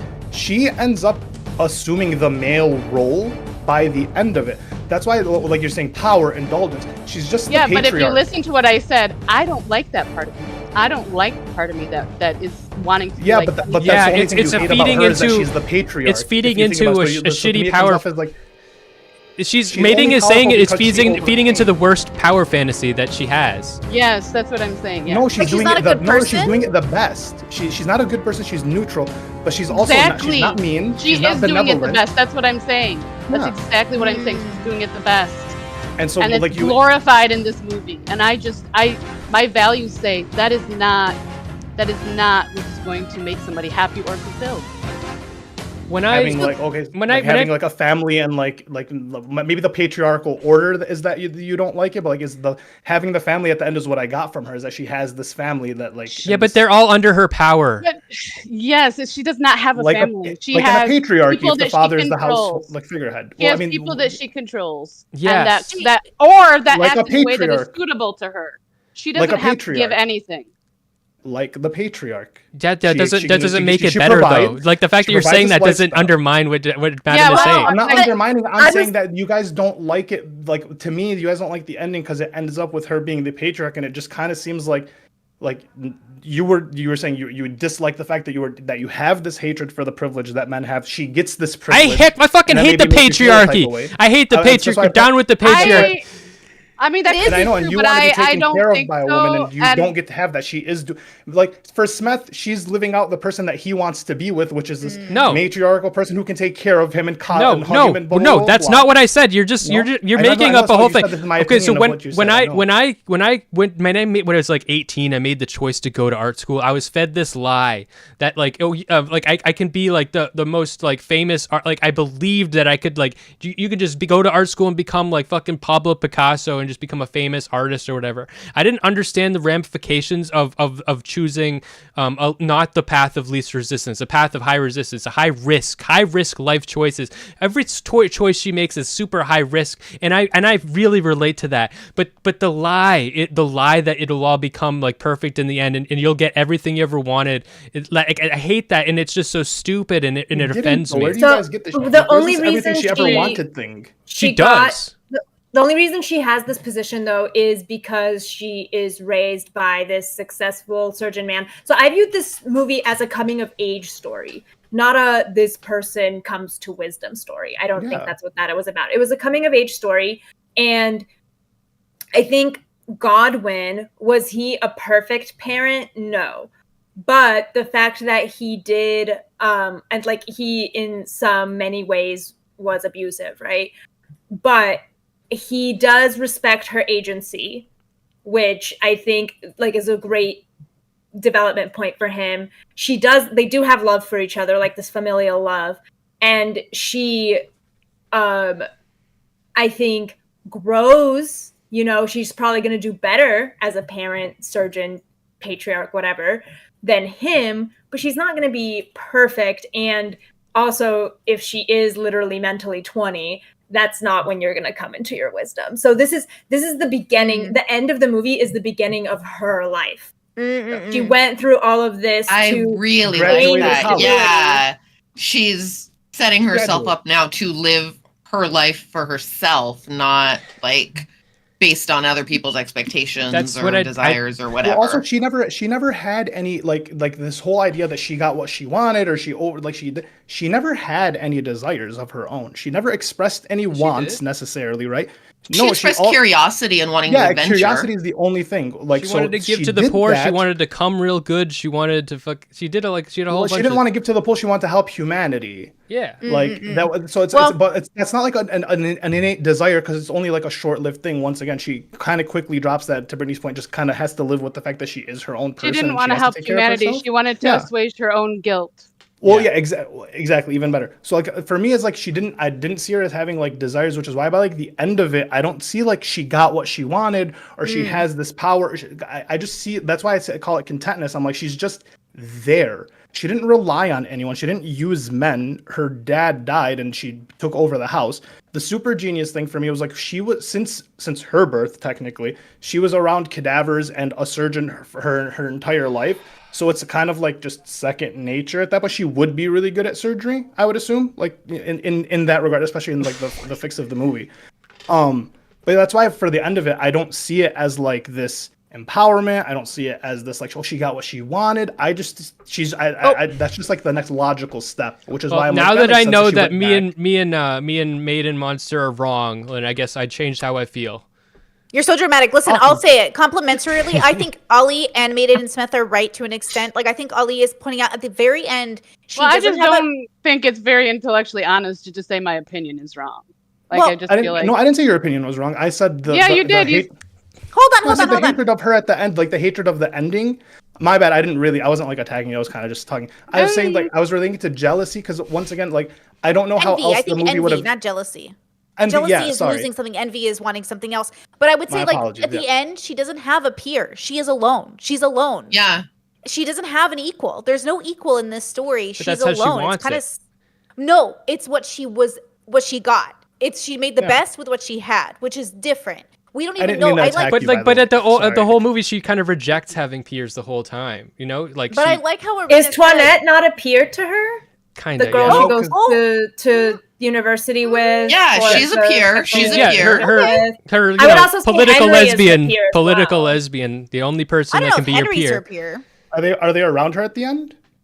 They're not, but he's her peer when she meets him. Yeah, she should have stuck with him. Oh, I meant at the end. I meant at the very end, the family that's around her. Is she surrounded? Is there anybody in that garden scene that's like, because it feels like that's what you meant by patriarch. Like she's in charge. There's a lot of reliance on her. She's now burdened with taking care of all these people. She's the protector and provider. She's the protector and provider, which we don't even know if she wanted that in the first place. We don't know that about her, right? We're assuming.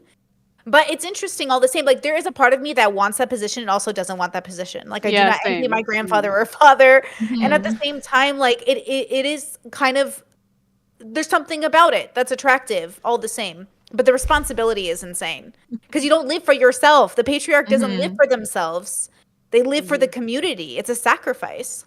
I feel like she doesn't really have to. I feel like there's not really anything showing that she has to sacrifice much at the end. I feel like she just kind of gets like she sacrificed her curiosity and her adventure and her whatever to stay there. I don't think she did. Well, she's at home. At all. She's no longer exploring, and she has these people around her that essentially we'd assume that they need her to continue because like she's at home. I don't think that means she sacrificed anything. I think she wants to be there. I don't think that she's like I feel like the whole movie is not like she was born knowing what she wanted. I feel like she's trying to figure out what she wants, and then at the end she decides that's what she wants because of all of her way that the ending was presented, it wasn't presented in a like this is content and zen now. It was like it was presented in a like winning kind of way. Yeah. They're like cheersing. Contented. You're thinking contentedness in a philosophy sense, like peace, but she's not a 5, so why would she have that? Yeah, she's just a person. Mm-hmm. She's not special. Yeah, she just found her career and she found her bubble and she's chilling. Yeah, she's chilling, but she's not in contentedness in the shallow way because we all established she's a shallow kind of person, right? She's young, she's shallow. Yeah, maybe that's my problem is the shallowness. I think is just like it feels like it's a character study, but it's really not. Thirsty, wanting more, especially with the like over like glut of the like visuals. You know, it's just like all the saccharine and like meaningless shit was just like so there and so salient, you know, that the story just left me ugh. I think it was more narrative driven than character driven. Like the characters were like it wasn't a character driven story as much, though the characters were very aesthetically and emotionally memorable, but we didn't get deep into them. So it was more of like we've been saying throughout the whole panel, more about the whimsy, more about the aesthetic, and about the archetypal narratives that, you know, women tend to, I guess, observe and experience, and then maybe observe in men. So, yeah. I don't think this was meant to be deep. I think it was meant to be like pretty shallow as you were watching it, which is why I think the whimsy and the like scenery is its own character to provide that like femininity in the movie, because you don't really the archetypes really beat you over the head. Like the symbol, it's not subtle. Direct. Like you're beaten over the head. It's not subtlety. Yeah. So in order to enjoy the movie, you have to have this like world where it's like fascinating, blah blah blah, and then everything's so upfront in your face that now you can maybe like accept it. Doesn't this contradict the whole idea that this is supposed to be an insanely profound film? What do you guys think about that? I don't Like, think it feels No, I like think it's it was- supposed. I think It it's so feels profound. profound. It feels. Exactly. It feels like you want it to be profound, right? There's so much It's to like tricking grab you. onto. There's so much like Yeah. strings to like, and they all every time you Yes. grab a string, it just breaks. You know. Yes, I completely relate to that. Yeah. so then It's is so- this the kind of film that, depending on where you are in your life, you could have a different relationship with it? Absolutely. I Absolutely. felt Oh, like yeah. so embarrassed because I kept very consciously projecting all this shit into it, and I'm like, it's so hard to differentiate because the movie's giving me so little, and I'm putting so much into it. That's the Like, so profoundness little of it, is and that so the movie much does at so the same little, time. and you're That's giving so much exactly, into I it. Are we think, participants? what We're, like, makes Yeah. it part of it. profound Yeah. is the reaction Yeah. that it causes in all of us. Because you're like, you want to agree with Bella, you want to agree, but like the whole time it's a bunch of people doing things that are wrong, right? And the whole right or wrong play is like, should she have went and slept with like a guy randomly after she kicked off? Well, I mean, no, but like also he was kind of a dick and what did like, so it's kind of this whole play of like right or wrong, but it's all blatant, boring, like direct shit. And so I think that's the profoundness of it, is like you kind of like you're watching the shallow story, but there's a lot that you're putting into it on your own. Yeah. Yeah. I mean, I even think the fact that the set That's was really true. my favorite character, like the costumes, that I would have taken all of her clothes. I would have lived in all of her outfits. That I think says so much to me about what I took from the film as a tool. Is like, okay, what do I love about life? I mean, I feel that way in life in general, that life is like this magnificent, like there's that scene where she's just looking at the clouds and there's like this vastness. Like that feels so lovely to me, and maybe that's because I am also an anime watcher. That's what I love about anime, is the environment, the food, the trees, the wind. Like I love nature, and to be a part of that nature is to me what's so profound. So maybe it felt a little bit for me, like through the film, that it was taking me out of that, or just too deeply into a specific version of human nature that I don't like. Actually, the part about humans that frustrate me the most, that I work on like letting go of that attachment, is the idea that when they see what they're doing as good, but I see what they're doing as like almost corrupt, like corrupt goodness. And I'm like, oh, I get so frustrated with your sense of justice, because like you think you're so good and you're just, it feels so corrupt to me. But then how do you have that conversation without people feeling like you're just attacking me? And it's like, well, I just feel like her tits bouncing doesn't matter. But like, you do you, I guess. Like when he kidnapped her and like she came out and he's like, well, no, I did it for love. Initially, I didn't know they were on a cruise. I thought he had his own boat. So I was like, oh, this is like It seemed like that. malicious. It seemed like that And then because there's the because it was and empty. then the cruise part happens. Yeah. Yeah, then the cruise part happens, and it's like, oh, this guy's really like an idiot. But to your point, that it's this like weird, like, well, I love you, but also you put me in a trunk and brought Okay, me. Well, yeah, it's a big show of affection. I wanted How to say something romantic. about that. I wanted Yeah. to say something about that. Like that didn't like obviously that's like fucked up, but like because of the whimsy in the movie and stuff, You're like, oh, that makes sense. I gave it a pass because I was like, well, she is actually a child.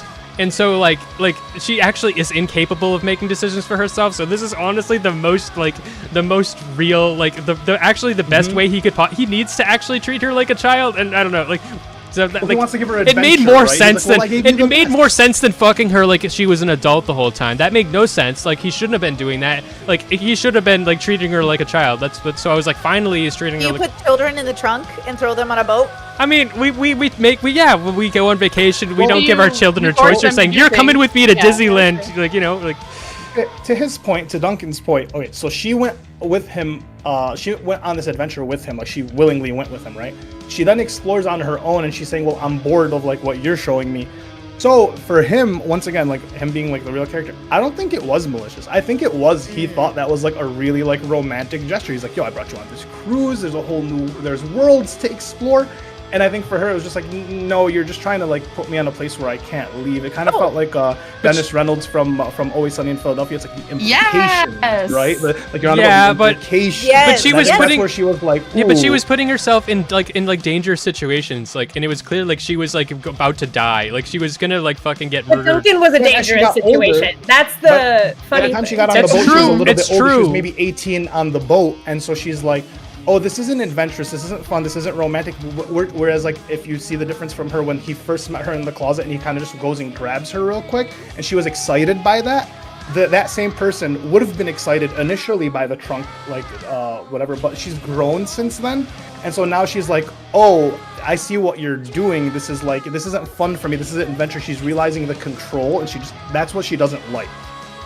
Yeah. I would say like the not seeing her part plays a role, but like Duncan does remind me of those guys who's like, see, nothing you do matters. Like, I did all these things and nothing matters. And then the girl's just like, this isn't the right fit, but they don't know how to explain it. So the conversation gets so twisted, and we don't know how to say to one another, even though we should be getting along, we're not getting along. Or even though this is like, I'm just not into you, even though I know I just did all this stuff with you. It's like a weird sort of like why communication and dynamics change, because comprehension isn't there.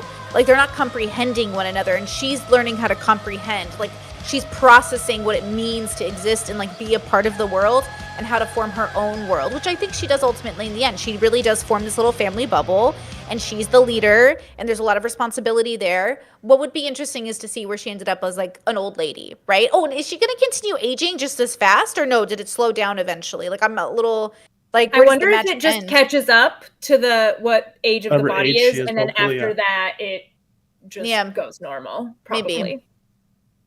That seems to me. It very much Duncan, feels like we left this like at the end of one chapter, and we're just kind of left to wonder what happens in the next chapter. The only thing with Duncan that gave me this like girl or like woman idea for him was when Henry asked her, he's like, why do you keep staying with him? And she goes, I always think it'll be better. That was the only time where I got this like girl like mentality idea from, was when she said that. Because at that point she really should have just like left him. But I think she decided, like, I think she's a loyal person, which is why she never like backed off on Max. I think loyalty is like a big thing to her, which is why she kept like saying, well, no, I'm betrothed to Max, I'm going back to Max, I'm doing these things. I don't know, Duncan was loyal. Like, even with, well, yeah, but she was loyal to him too, right? Like in every sense she was trying to get money for him too. Yeah, it was still trying to take care of him. Yeah, she wasn't. I guess selfish, if you redefine loyal, like, I don't know. And to be fair to her, once again, sex isn't a thing of romance or love or attachment for her. It's just but I mean, but at some point, like it should be clear, like how he's responding to this, like and how it's affecting him. And she just why would it be clear? She refuses to ever care about him at any point.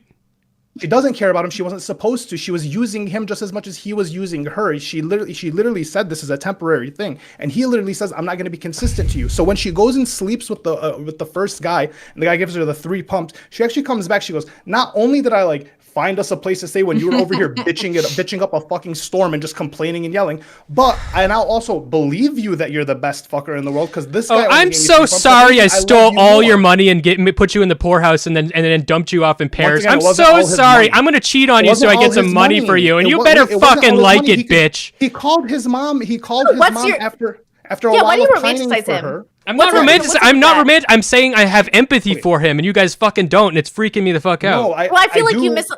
Yeah, go ahead, Ellie. Okay, he won all that money. Now that wasn't all his money. He's already a lawyer. He has an established family. When they were in Paris, after a while of her doing the whoring and him just being outside and doing this whole like mental breakdown shit, he comes back to her. He goes, I'm willing to forgive you. I called my mom. She booked us a flight and she's getting the wedding bed ready. Like, it's not like he was poor and distraught. He was literally just being an idiot and was the obsessed with her after the plane. I think that you're just adding that in, but I don't think that was clear whatsoever. I think that him going back to his parents is deeply humiliating, and I think that he lost his whole fortune. He didn't have any money of his own.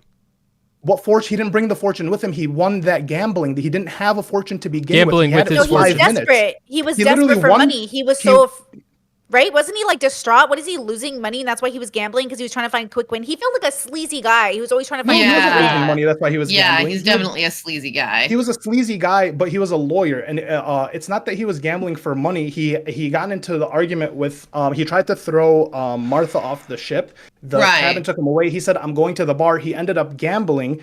Then when Bella gets to the room, she takes the money. When he's like awake, he didn't even realize he had the money. He was drunk, won the money, woke up, the money wasn't there. So it's not like he had this money that, oh my God, it doesn't count. She can steal from him and it doesn't matter. She's in the right. You're right. Okay, let's move on. You're putting him in this I am not trolling. Like what she did was stealing. She stole all of his money and left him completely broke, and he had nothing, like no options. I think he referred to it as their money, didn't he? I swear. Yeah, because he's stealing, but it's like the manslaughter. Oh yeah, so she has a right to take it all. Like he said, their money because he's. I'm not saying she has the right. I'm saying that she didn't comprehend it as stealing. It's literally like she's not malicious. Yeah, she's not. I know she's not malicious. That doesn't mean it's okay. I'm saying I have empathy for him. I'm not saying the whole movie's not okay. The whole movie's not okay. But you guys are acting like it is.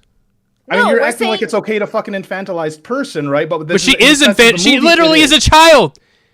Yeah, and you said it's okay, and you said there is no immorality to doing it. So, like, in that sense, No, I didn't. It's because in the context No. of the Didn't movie you and the say that nuance of the retards should be able to movie, fuck? Yeah, but it's complicated. It is immoral too.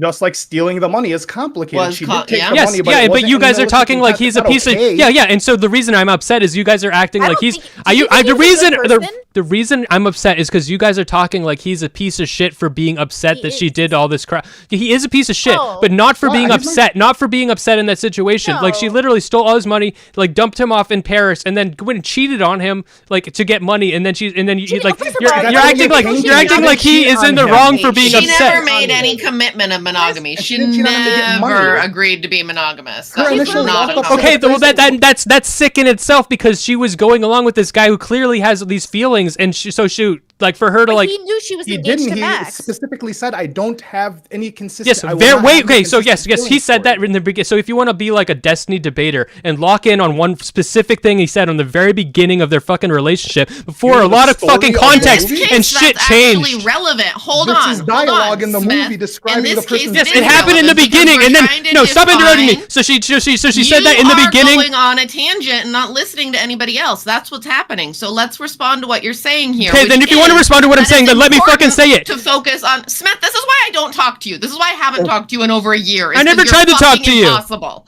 Okay, so Listen, in the beginning of their nobody relationship, knows. so in the beginning of their relationship, he says that is just like a fling or whatever, okay? And then she feels the same. They're both on the same page. He develops feelings. He gets incredibly emotionally distraught that she's like fucking all these other people, and that goes on for quite a long period of time, and it keeps But happening without her again and consent. again and No, again and it again. doesn't. So she should, and then she keeps stringing him along because she's able to like do all kinds of crazy shit, and then Because she his steals all of his, expectations and yes, his expectations do change, and then she steals all his fucking money, But she leaves him in never fucking Paris, and he's consented to completely fucking rewriting their destroyed and broken. relationship.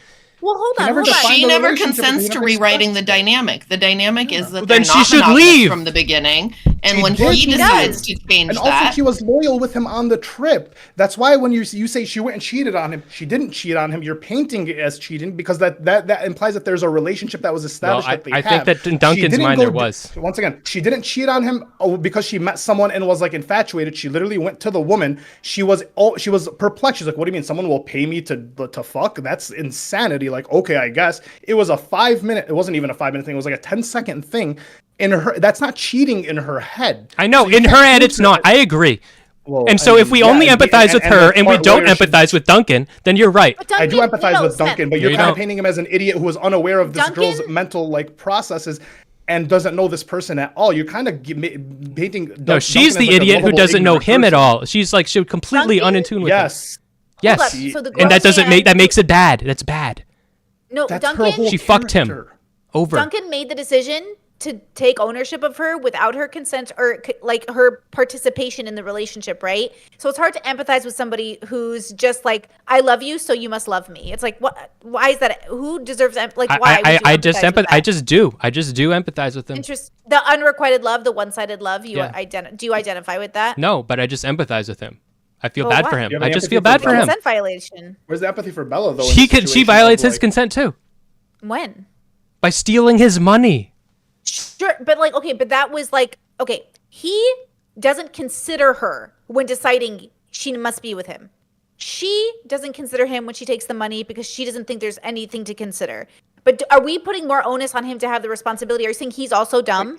He also steals her They money. both- and leaves her in the street when she takes out No, the money she from gives her it to jacket, him. He steals it, walks away. Okay, and because leaves her to fend for if you herself, define the act of stays in grabbing, if you want to Paris. do that much fucking like simping or fucking like whatever, that not redefining stealing? as her handing him the money and then she grabs it at he rudely grabs it out of her hand, Yeah, then you can that's define that as taking the stealing. money. That's fucking he's insane. leaving her counting behind. it. She's like counting it and looking like she's ready to distribute it, and he Yeah. takes all of it when it's very walks clear that away and she's leaves her in the trying street. to like divide it or something.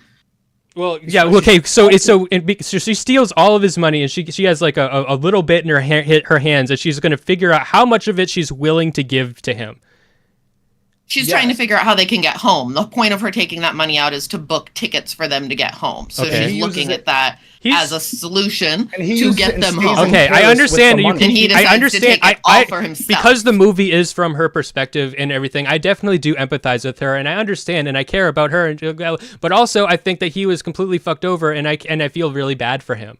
Interesting. You know what? I hear that. We do, but... And art is personal. Art brings out something personal in us. To be frank, I wrote Duncan off because he seemed like a fuckboy white knight, and I hate that in people. So, like, to be fair, I also decided not to be empathetic because I was like, nope, I don't want to give you the spoons. Go ahead.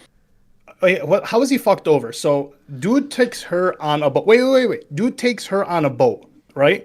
He loses the money that he made gambling that night. But if you didn't notice, the captain immediately dismissed their travel, said, hey, you're reduced to rations. That to me implies that he went on the boat with no money to begin with, or he didn't pay for the trip in full. So did she really fuck him over? No, the implication that I got was that everybody hated him and he was causing a bunch of disturbance. And as soon as as soon as the crew learned that he was now broke because she stole all his money, the captain comes and let's get this asshole off the boat because we don't have to put up with his bullshit. He can't afford to be here. Keep going. Yeah. He literally said so she literally stole his money and fucked him over. But he didn't pay for the full ride to begin with. He was paying as he went. Like if he had never won that money gambling. So you're assuming that this is like some like he like only paid half, and then they're like only gonna I'm not assuming this is literally what is said in movie. No, you have extrapolated this. Can we move on?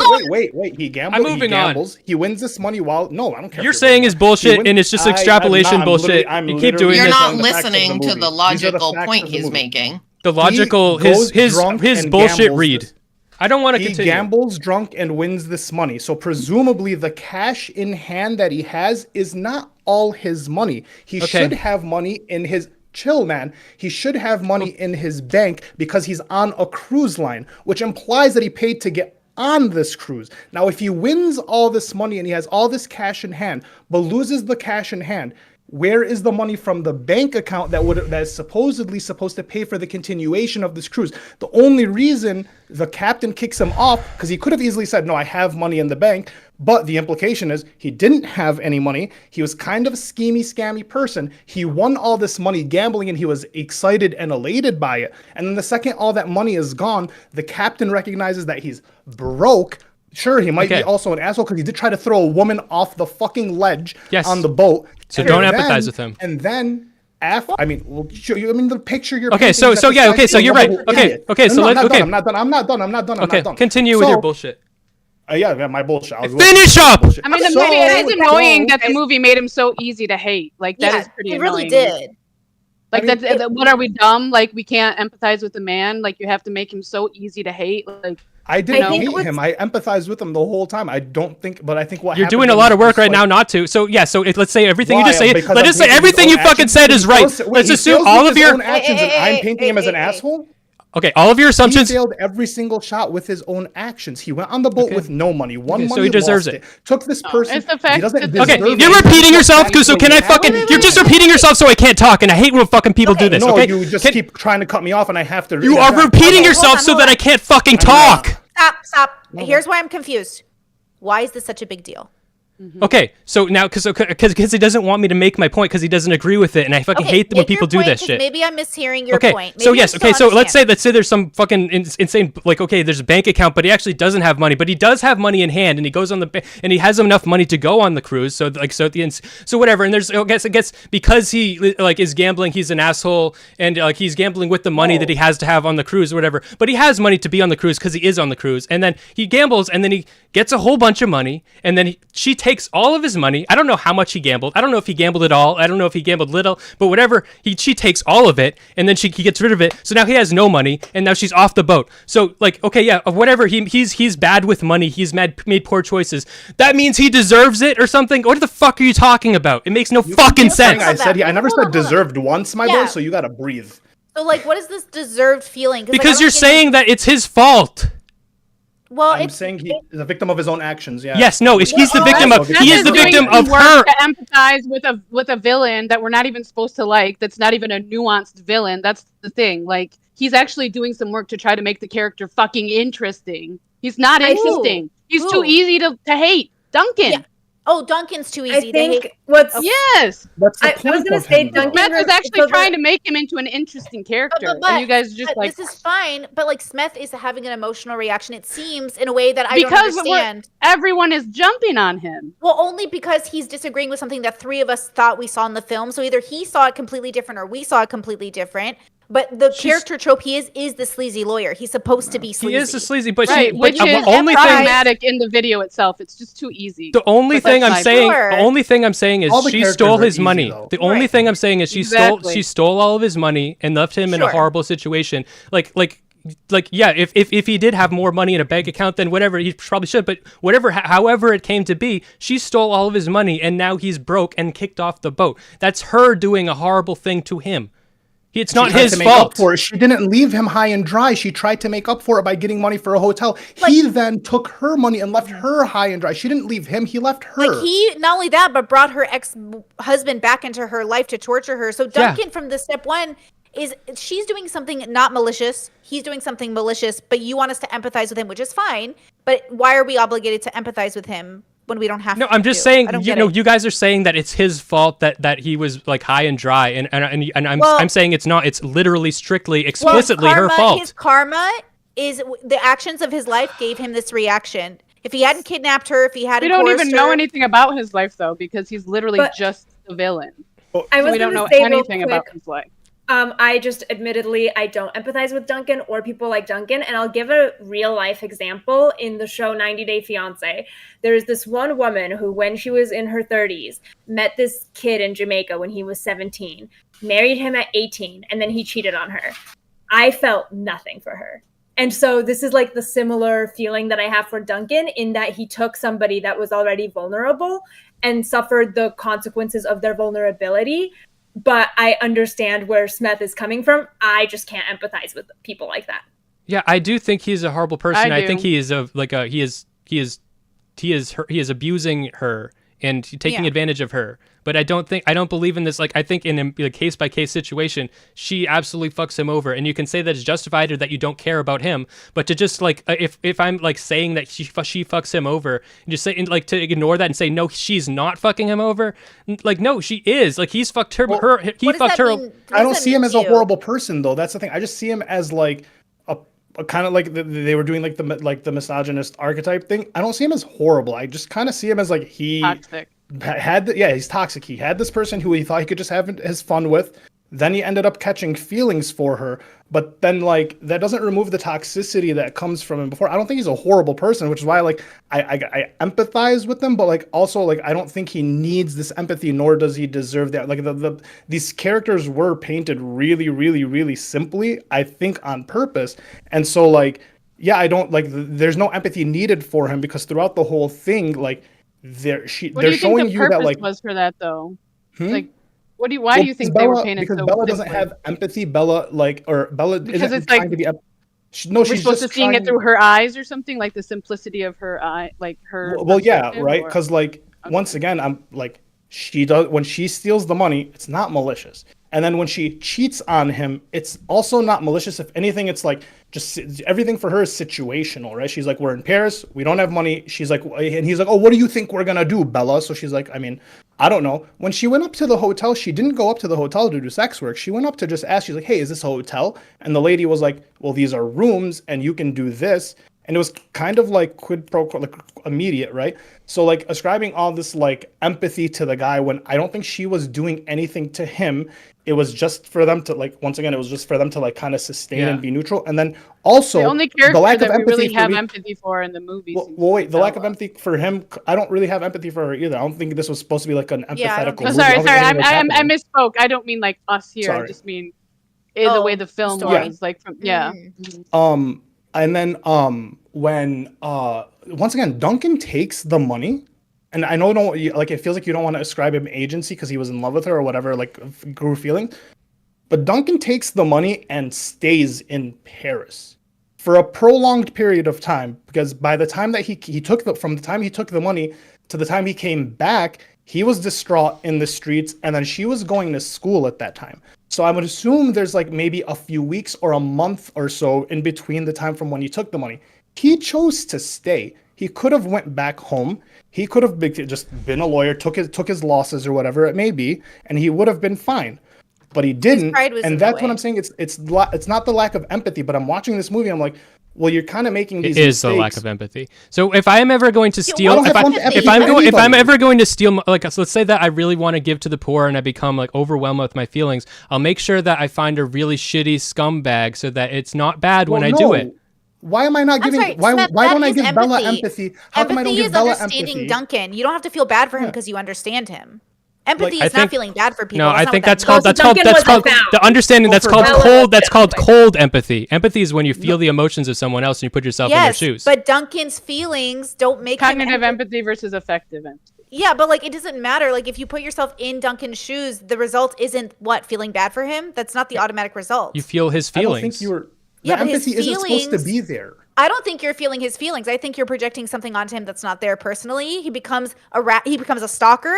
He becomes a harasser. Yeah, those are bad things. Those are all bad things. I'm saying that she ruined him. His internal feelings are negative. He's not having a real experience. He's having a mythical experience in his head that he's projected onto reality and become insane. And he puts himself in his position to get ruined, but it doesn't change the fact that she ruins him.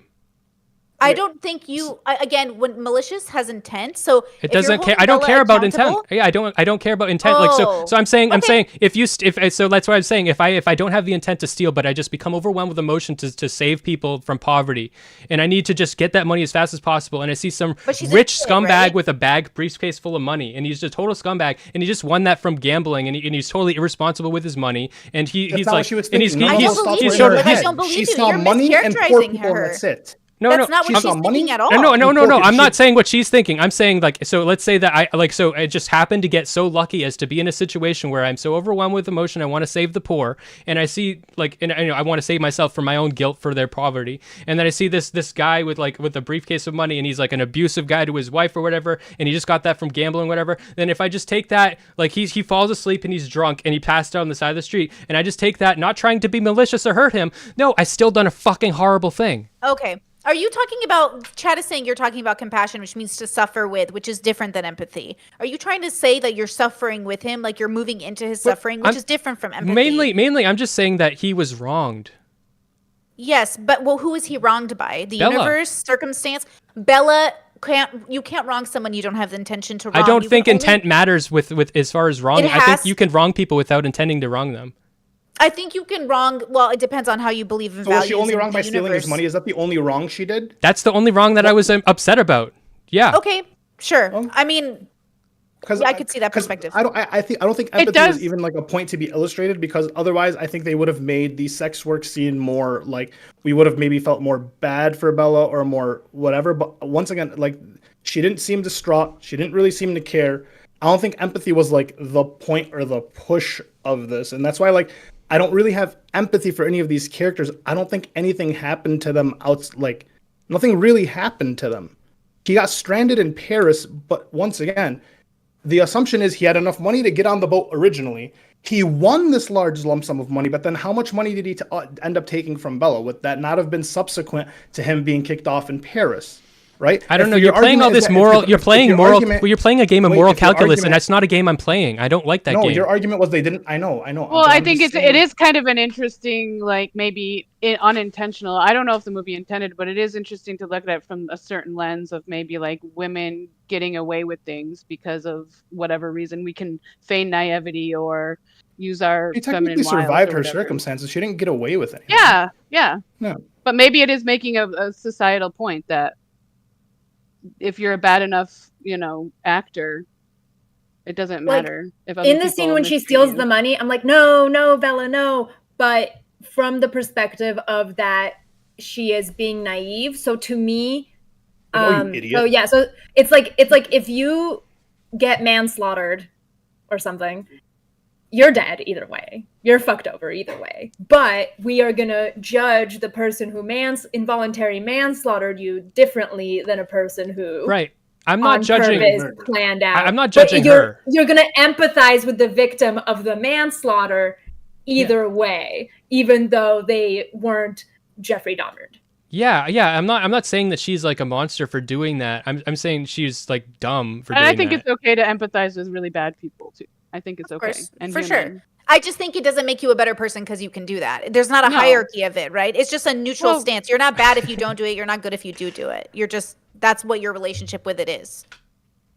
Right? I don't know. why I are think we I talking think I about think better you're or worse? I think I you're was just bad if you bringing it don't up 'cause it empathize made with me bad think of it. people. I That's just brought it up 'cause hierarchical thinking. I But that's actually why it I just made me actually think do of it, think right? Like, I actually further the okay. conversation. I actually think Okay. that people are bad if they can't empathize with bad people.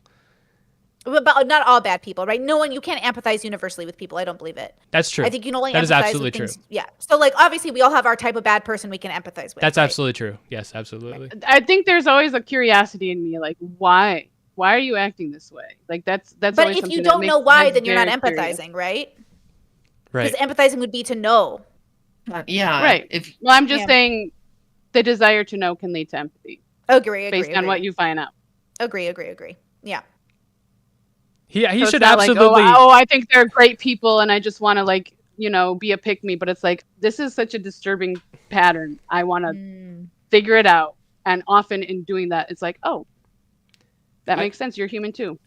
He was a horrible person for putting her in the briefcase or whatever, and he like absolutely like when they landed in Paris, he should have called up his mom immediately and got the hell out of there and stopped stalking her and all that like crap. He's like what? He's like seriously like mentally ill and like deranged. You wouldn't have a character if they just did the thing, right? Like that's like the whole point of like the character. So like I don't think he was like a bad guy or a horrible guy. I think that was like once again he's just a victim of his own circumstances, and that's the only like where like lack of empathy. But I don't really empathize with any of the characters because I don't think any of them were going through any like necessary turmoil or like hardcore struggle. You know I who I think they all empathize with? The aesthetic. Mm-hmm. That I felt vibe. connected to the aesthetic. Like I really just didn't love any of the characters enough to care about them deeply, but I really love. Like I could have lived in The that world. world. Yeah, I could have lived in the world a little longer. Mm-hmm. Every The set fish and island. scene, like the hotel rooms, the restaurants, all Even of it the was boat fucking in the beautiful. beginning, and then her dress, like vibes. And that orange sky scene, Mhm. yeah, all of it was just candy. I think with Duncan he was primarily a victim of his own short-sightedness.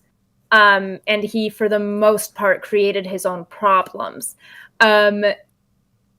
In that he essentially, or like unwittingly, very stupidly, orchestrated the situation from where Bella could then steal from him, by trying to date a 16-year-old in the first place. I think Like- that's a really good point to make here too. You know, is like the fact that he chose this person who is naive and childlike, and that's what drew him to her, is ultimately what leads to his downfall too. Also sexually manipulated her, right? The first thing he said was, I just want to pinch you. This excites her like extremely, and that's the only attachment she has to him really, is that he excited her whereas Max wouldn't initially.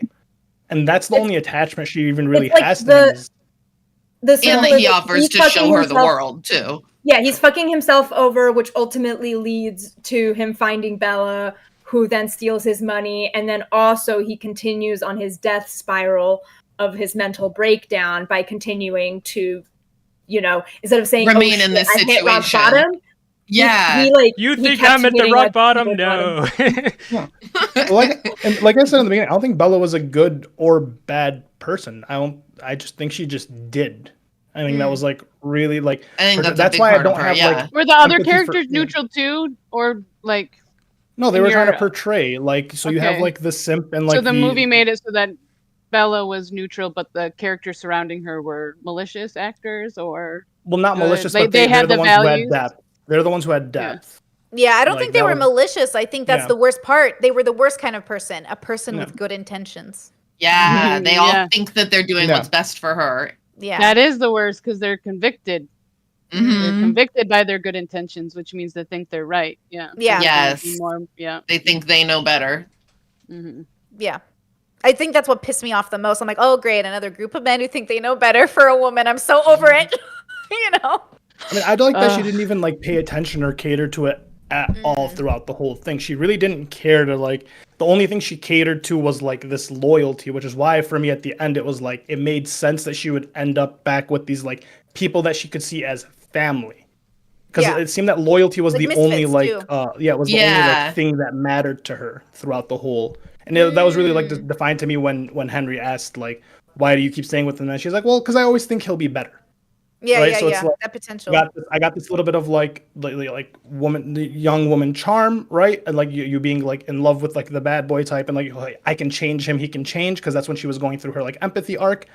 But then like also just like she realizes she can't change people through the the sex work arc. She realizes she can't change people, and people just kind of are what they are, and she can do what she can, which is why I think all the weird sex things came out. I think she did finally break through to a point where like she allowed the men to enjoy it as, like, while she was able to like not care, which is I think was like resembled by like the leg humping scene, where she was just kind of like just whatever, and then the guy was just doing it, and I think that was what represented that she was like over the sex work, because it brings her no joy. She feels nothing from this, so now she can just like move on. She doesn't feel joy from sex in the way that she did. It doesn't bring. It's not her happiness anymore. Like the Yeah, curiosity I just took from is. there. That was like, oh, this is my job. You know, like this is just yeah. my job. I'm not doing this for fun. Like Yeah. I'm doing this to make Yeah. money. Yeah. Or like the mystery's over too, because there is a time in Mhm. life, I think we've all gone through this, Yeah. where like really hyper curious, everything's so amazing, and then all It's right, like I you know realize, what oh, this sex is. isn't like. That's what it sex is. work- It's the day to sex work day. has that. I don't know. I Yeah, feel like definitely. she did enjoy it. Like big there was that time. one guy she said that you have a gift to him, and and the priest. like He there was was a like, priest. and she had like some really like emotional moments with some of those men. So I don't know. I feel like she was kind of enjoying it like as much as she could. Well, she was enjoying the connection building and like the finding the joy within the thing. I think like that was like her like the socialist thing that everyone should be like. I think she realized or tried to learn the like she wants to make people happy, and then through the sex work is her realization that she can't. So she has this empathy, like she sees these people with this guilt, like Maiden was saying about like I'm sleeping on feathers, they're sleeping on dirt. So she tries to give all her money away. Well, then, okay, she can't she can't fix the world, so maybe she can fix the individuals that she's working with. Realizes that she can't, because once again, the whole description of, well, the men enjoy the fact that you don't enjoy it. I think that was like a click for her, where like, okay, I can try to do what I can here, and then the eventual realization was like, you can only fix the people that are like with you, like the people that are willing to like do it. So that's why she settles to me on like these people that she may not have any She like does. affection Yeah, she or does. anything for, but she settles for these people that are loyal. I can grow with these people. They understand me and they let me be who I am. And like, because that's why I think Max was like a really big deal. He was the simp, and then like the friend zone thing to me. I was like, well, he's this man who lets me be who I am. And so I want In him around reality, me. he's just a placeholder. Let's be honest. Which is why which is why I think she sees him as like the brother, and why she has Antoinette there as like my sexual pleasure, my family, my brother, the kid that I'm raising, which is like the new one, and potentially the pet with the goat. It's very autistic. It's like, yes, I have all the things. Yeah, that's exactly what I saw for her. Exactly. Yeah. I do actually wonder about what Smeth mentioned about her misandry arc, or her developing the misandry, because she got to know a few different tropes of men, but it seems like the most, like just number-wise, men that she got to know are the types of men who solicit full service sex work, which isn't all men, but it is all kinds of men, but it is a category of men. And then there's like, categories within men of like the level, I suppose, of sex work that they would solicit, like purchasing OnlyFans, watching porn, going to the strip club, getting a lap dance, and then full service sex work, or camming, or phone sex, etc. So she experienced a specific subsection of a subsection of men who, although diverse in their own right, do have that one thing in common. And I do wonder how that factored into her development and potential misandry. I think that's why the scene with the priest was pretty, because I think that was the last person in the scenery of like the men she was having sex with. I think that was when she's like, you're really gifted at this. So for her, she's like, oh, like I enjoyed this sex, but then he walks in and he goes say, and he says l'addiction, like it's just an addiction. Which I think that kind of clicked for her. It's like, you don't even enjoy that you're good at this, right? This is just to be done with. And I think that's when it really like set in for her, like, oh, this is like what I'm doing isn't even like, it's not even worth it. Did anybody understand the madam biting? Yeah. Well, like, I mean, she was just obsessed with other women. I think they really look like in Hollywood, they can do a lot And they always do a lot with female characters, and they didn't do a lot with her. They really accentuated her wrinkles, and she comes in And with the her full tattoos. body, her tattoos, like a whole, and she's like, and I feel like her beauty was like completely dried up. I thought she was kind of sexy in her own right, but also like they were going for like the dried up Her woman. glory days were I behind. thought it was Yeah. like a mama tiger type thing because she loved her the most, and so like for me it was almost like I've had girlfriends that be affectionate and they'll like bite your arm or whatever it may be, and she was kind of like usually with the people who run like the houses, the sex work houses, whorehouse, I don't know what to say, but usually they're very like paternal over like the people, at least it's how it's described in like movies and stuff. And so that's what it seemed to me, is like she came in, she's like, oh, you don't only care for me, you care for me because I make money. She's like, well, no, I feed you because I love you. And then she lays in bed with her, and then at the end gives her the bite. So I did really feel like it was like a mama tiger, because she's like this tigress who introduced her to this world where she can have money. She even says like we're the means of our own production when she's walking away. So maybe there was like this maternal, like that was the maternal figure. I got the hint that I she think wanted it was- to kind of suck the life out of these women and scar them for life. Interesting. Like I negative, maybe? Go Yeah. ahead, Arena. Yeah, you could Yeah, do I that. thought of. Oh, sorry. I thought of the biting stuff as a display of power and control. Yeah. Maybe mixed with the because Well, even that mommy was a tigers movie. do it for that reason. That's why mama tigers are doing it. Yeah, exactly. I'm thinking of my cats. I have one kitten and one older cat, and the older cat parental. will remind the kitten every now and again, like, hey, you're the kitten, I'm the older one. Yeah, I love think- ya, I think but the, you're- the madam. Yeah, I think the madam was like, did she care for Bella? Maybe see herself in Bella in some ways, sure.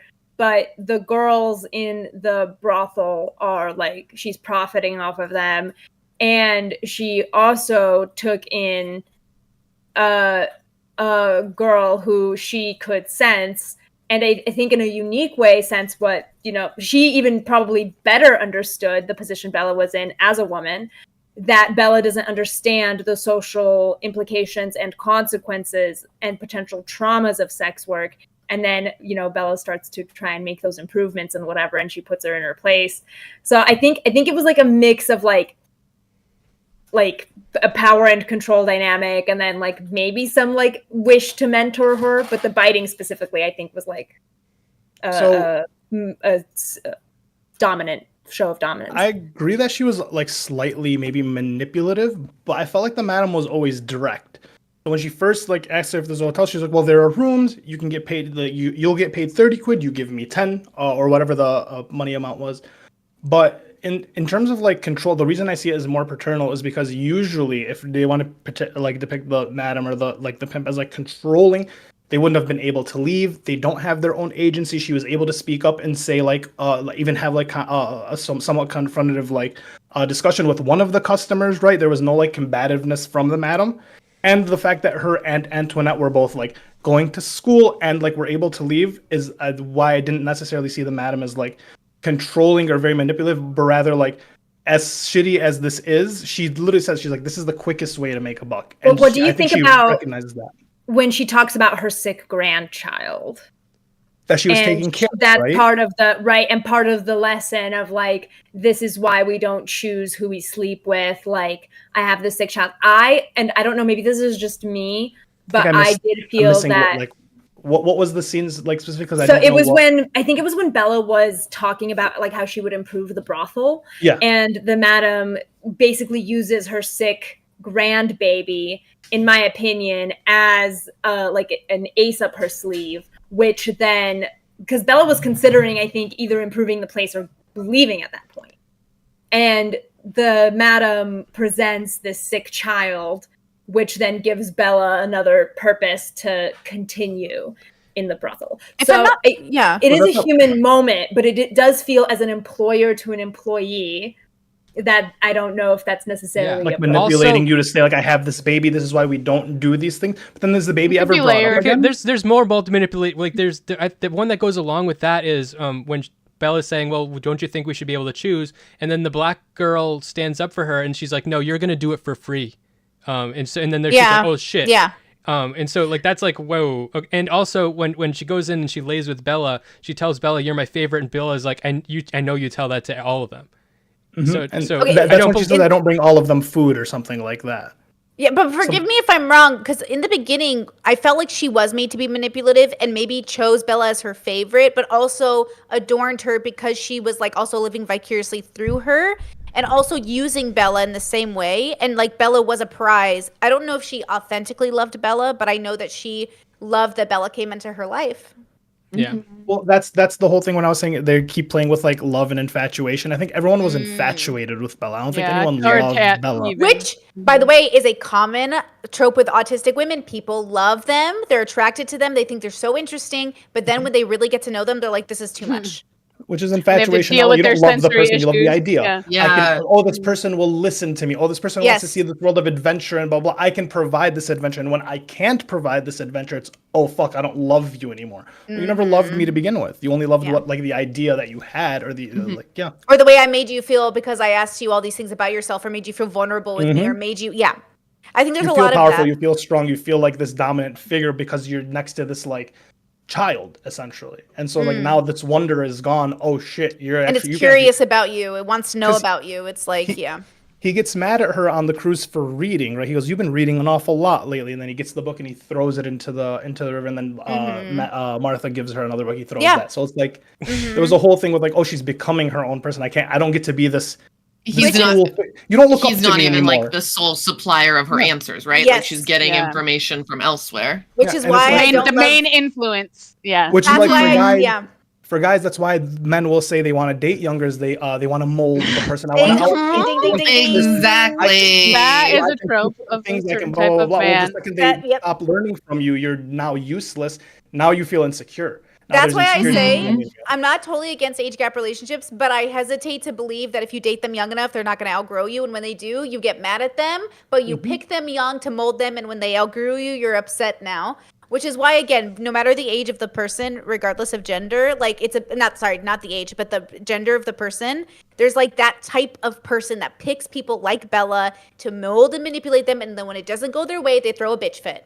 So it was never about the agency of Bella. It was always about their selfish desire to control something and have a And pet. even in the bitch fit, even when they realize like, okay, this isn't the person I want, he was still attached. I know one to her guy like and that. said, well, no, I can look past. I can forgive you for what you've done, so long as we go back to like status quo beforehand. Exactly. So it was really And then showing that like what happens when he doesn't get his way? He brings the devil back into her life. The devil. Yeah, like if he can't have her the way he wants her, then he's then she can't gonna have what make she- sure that she can't have what she wants which either. is Right. why she ended up staying with Max, because I think that discussion with Max when she's like, well, no, I'm married to you, and he's like, well, no, there's no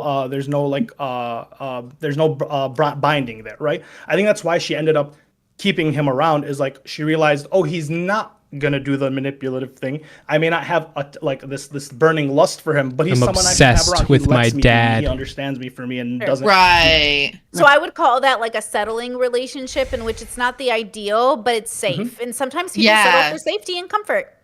Yeah, she feels safe with Max. She knows he's not going to Right. manipulate But her that's in the why way she that doesn't other have a people peer, have. right? But And that's why yeah, she doesn't have an equal. It's like he she's- adores her, but she just like looks at him like, okay. She's not like, capable of having an equal anymore because they're like every time like so like that adventurous like desire she was excited by the men's like passion and stuff early on, and then she was burned by it at every single like point. So now she's not capable of being in a relationship with someone who's her equal anymore, unless they're a woman. Wait, you actually bring up a really good point, because like the whole hypergamy thing, right? Equal or better than. And if she's like supposedly this super smart, like intelligent person, she's also a surgeon. She is, clearly autistic with the way she like categorizes people and see things. Does she even have an equal, or does she see anybody as equal at all? But then, so is equality a thing for her? Does she recognize that equality isn't real? Therefore, that's why she's living in this like how like you guys paint her as like she's like the leader of the household. I think she's just maybe like understanding. I think she's coming to understand like the hierarchy, because that's like what is foreign to her. She just takes everyone at like equal value, and then she's like, oh no, and then it happens over and over and over, and then she's like, okay, this is a thing, this social hierarchy. Yeah. Which is why I think it's like interesting that she assumes this like patriarchal role. which is why Yeah. like the whole through the whole movie, I like the first time I watched it, I was like trying to see her as like this woman that's going, because the description is like this woman going through this and that, and it's like I watched the movie, I was like she isn't really going through much of anything. She's just kind of doing it. Everyone else around her's going through shit. She's just like, I want to do this, I'm gonna do this.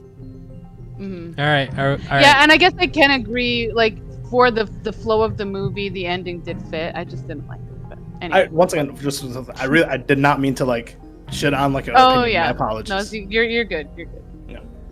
I appreciate it. Also, do we keep calling him Henry or Harry? Because I googled He it. is It's Harry. Harry. I am stupid. I cannot It is Harry. read. I've been I wrote saying it I down. was so confused. I was like, I googled it because I was like, we're fucking this up. It's got to be because like I just Harry. called him the black guy. That's nice. There you go. Okay, That is Harry so and Max, funny. my boys. I do think it's interesting, actually. Ollie, you brought up the hypergamy thing, but the thing is, Bella doesn't end up being hypergamous. Or, Yeah. I mean, I kind of think it's kind of an interesting concept anyway, because in a healthy relationship, even like whether one person is more intelligent or has more money or whatever, you come together as a team, right? And I don't know.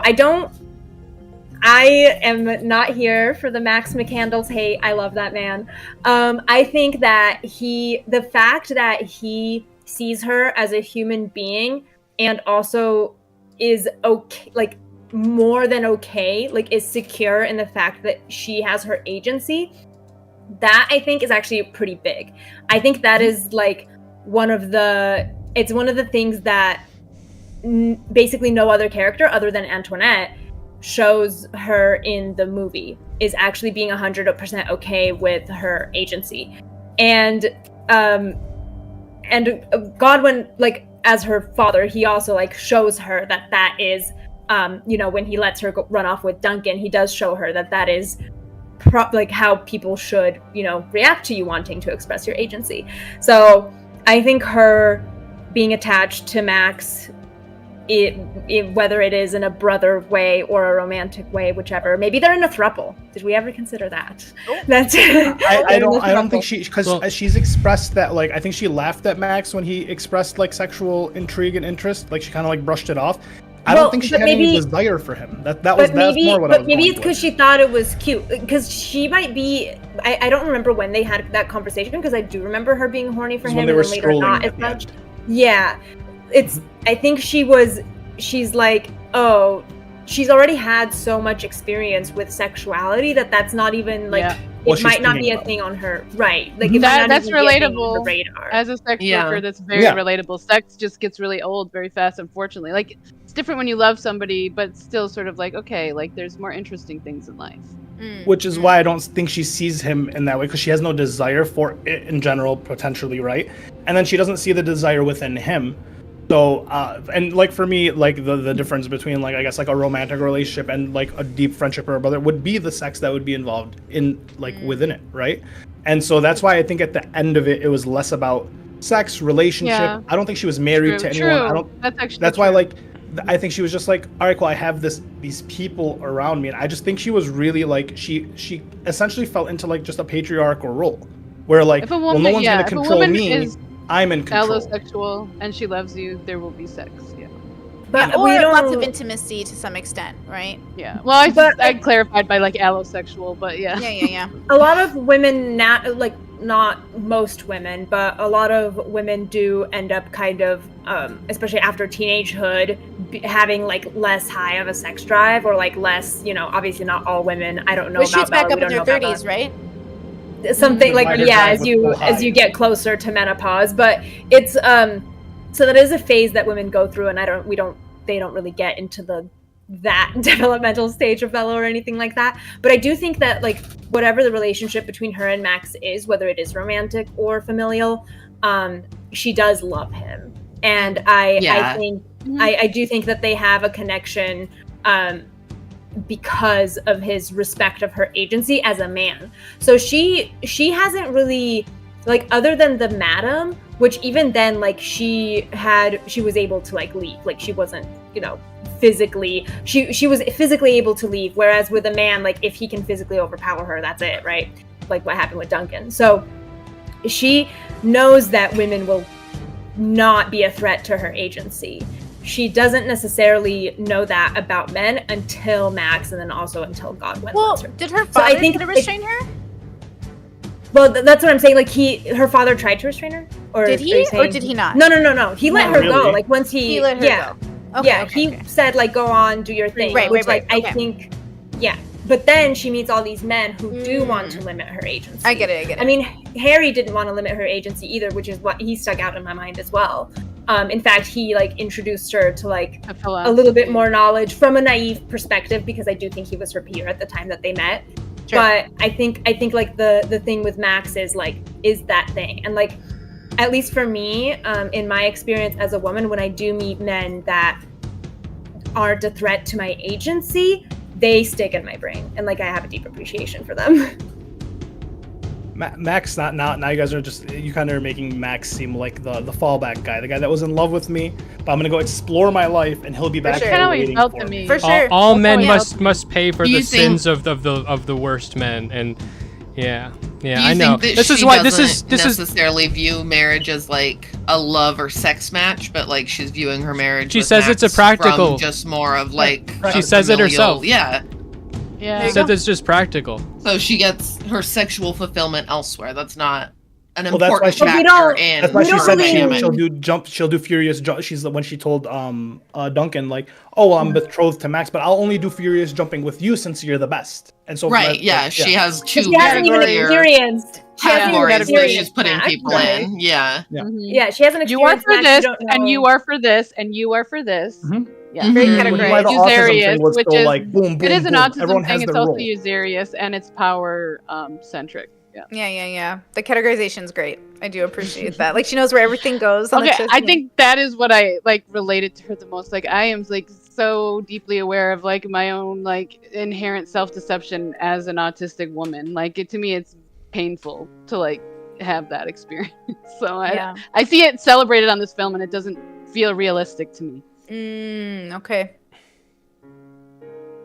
Oh, I had one question. My mom would say that she said that if an actor made you hate them on screen and that was their character, they're good at acting. And I do think Mark Ruffalo knocked it out of the park. I love him. I love him, and he was so easy to hate. He in that played the movie. role He did really good. Very well. amazingly. He threw a tantrum better than any 2-year-old I've ever seen in my life. It was so good. The scene that solidified him as like which is why I give him the slight empathy. When she runs into the bathroom after he like takes her out of the casket and he like jumps in the bed and he looks away, he's like, he was like distraught. He's like, damn, I thought this was gonna work. Which I was like, I saw like the child like in him, right? He's like, Yeah. Yeah. And I was At one like, okay. moment, Yeah. That's where like the maliciousness left. Of, where you're the like, trunk what situation. happened I was to like, you, oh. you poor child? You are just Mhm. as part of this messy feedback loop as everyone Yeah. else. Yeah. Yeah. Which is why when I stopped seeing him as like malicious or mean or like even, and I just saw him as an archetype. When I saw that scene, I was like, oh, and when I realized it was a cruise and not just like an individual boat, that would have been just, Yeah. That would have been different. Yeah. yeah. Yeah. So how did you feel about the actors in general? I feel like everyone kind of played the role kind of perfect. I didn't have any complaints about the casting at all. I didn't even think about it that much. Henry Well, was really, even though I really liked Henry, he was not a good actor. Harry? Oh, actually, I take that back. I do agree. Harry felt a little stale. Yeah, it was flat, very flary flat. Yeah, I do agree with that. Actually, he had like his speech. I didn't like his speech pattern or the way he spoke. I think, but otherwise, like his That's how- aesthetic. yeah. I liked his aesthetic, but the way he articulated it was interesting. I think his speech pattern was meant to be like kind of like a young, pretentious, intellectual young I see. man. Yeah, I think he was doing so that on purpose handsome. as part Yeah, of he his was- persona. He hangs out with Yeah. the older, like worldly woman, and he takes care of. Okay. So, like, Yeah, gets he all just that. learned Yeah. philosophy. And they have like, this aesthetic about them. Well, then it Yeah. worked too. Then he Right. killed it too because I felt a way about it. There you go. He killed it. Yeah. too, Yeah. guys. No, I think the casting was really, really well done. The performances were all really well done. Like, Yeah. bravo to them. Yeah. When I first saw it, I was so annoyed that Rami Youssef was going to be in because I don't typically like him as an actor, but he did good in his role. Wait, who's that? Max. Max. Okay. Oh, okay. Yeah.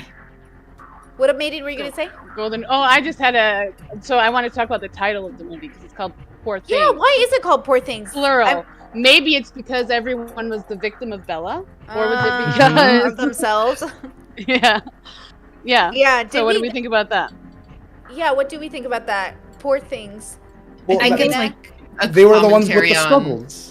Like the poor things, like you're the ones going through the struggles. Max is jealous. You have the father who's like doesn't know whether to let his daughter go. What happens? You have the abandoned husband, right? They're all technically going through their own shit. Like as much empathy as you don't want to ascribe to the husband, we don't know if Victoria wasn't enjoying the cruelty. We don't know really why she killed herself. So all the husband knows is, my wife went missing and you guys took her away from me, and he tried to bring her back the joy. So when he spooked the maid and she dropped all the soup all over herself, she said, "What did we do to enjoy ourselves?" And then he did that, and then he started laughing. He's like, "Oh, you used to love that. You never cared about polite society or any of those things," which was a really big focus of this movie. Everything was catered to polite society. When she first gets Bella caught touching herself by Duncan, she goes, "Oh, did you see me? I know it's not polite." And he goes, "I don't care about polite." Everyone didn't care about it's a recurring theme, but they all had their opinions of it and conducted themselves within the polite society that, because even except for Bella, but even Harry, when he was doing it, he realized oh, I'm such a cynic that I wanted you to be a cynic. I wanted to hurt you so you could also be a cynic, which is you're just falling to a different archetype within polite society. You're so anti-polite society that you're your own fucking cog within it, I think the title was just just trying to obfuscate, just trying to be allude to something that wasn't really there, like a lot of things in the movie. I think also the poor things, Bella engaged with her agency and her free will, but not every character did. So Duncan, for example, I think is the biggest example of a character that didn't engage with his agency or free will. I think also maybe Max, maybe Godwin to an extent. I think Bella was the example of a character who, I think she very much had, unapologetically, which what you brought up, Ollie, she was really outside of polite society, but she ended up integrating into it in her own way. And when you were bringing up the everybody not caring about polite society, I think that's just a reflection of everybody. I think as long as you can go to the grocery store and act normal, then you're part of polite society, and then whatever you're doing in your own home, that's really not anybody else's business, right? We can just see the displays of people's weirdness with the advent of the internet, but otherwise everybody has their own idiosyncrasies. They all want to be unique, and Bella is just unique by not doing or trying anything. And so they're all trying to so with Bella, she's just trying to explore and understand herself or what's going on in the world. And they're all trying to control her, understand her, see it for her, do things. And it's she's the only person who's just living, whereas everyone else is either trying to not be boring, try to display that they're outside of the norm and they're better than polite society in each step of the way. And they're too afraid. It's just she sees it as an act every single time. She's like, well, you don't do this. I actually am the only person who lives outside of polite society without being rude or hateful or malicious to anyone. Well, she was kind of rude a couple times. It's a little rude, but it's not malicious. I shouldn't have said rude. I shouldn't have said rude. Maybe not malicious, but she was definitely harmful. Criminal. Yeah, she definitely had moments. Okay, wait, Maiden, you were gonna say something? Oh, so do we think Bella was excluded from the S in the Poor Things? You know what I mean? Was she excluded from it? I think no. Because from my purview, of course, no. Everyone is Poor Things. Yeah, I think it's everyone. I think it's all of them. I think it could be either way depending on how you want to see it. But I would include her I'm not saying what do we definitely think was the intent. I'm saying how did you read it? Yeah. Yeah, I think I would include her in that, but I think we all are Poor Things. I think humanity as a unit. Yeah, we're all thrown into the here and now, having to deal with it. Yeah, and then the thing of it is, how do you suffer wisely? And I think that's sort of the mystery of life. Now, I'm curious, do you think that her getting pregnant, this is such a fan theory, do you think her getting pregnant is what made her realize I can't stay in this sadistic bubble? Is there some sort of narrative in Bella in which her desire to be better came from maybe her being pregnant, but she couldn't figure it out, so she just killed herself? I'm trying to think, how does a woman go on from being... I'm sorry? Victoria? Because you said Bella. I'm sorry, Victoria. Sorry, Victoria. So, Victoria kills herself, but is it to save... I guess, would that be Bella? Is that how I say it? To save... I guess, Bella would be the baby. Yeah. Bella. So I wonder... because I wonder if she had that realization, because it's one thing She to be an couldn't let the adult. baby come into existence. Maybe, Oh. like, because if she enjoyed being a bitch when she was with her ex-husband, then maybe Yeah. she had that change in her, which made, but maybe, I don't know, maybe that's a total, like, who knows?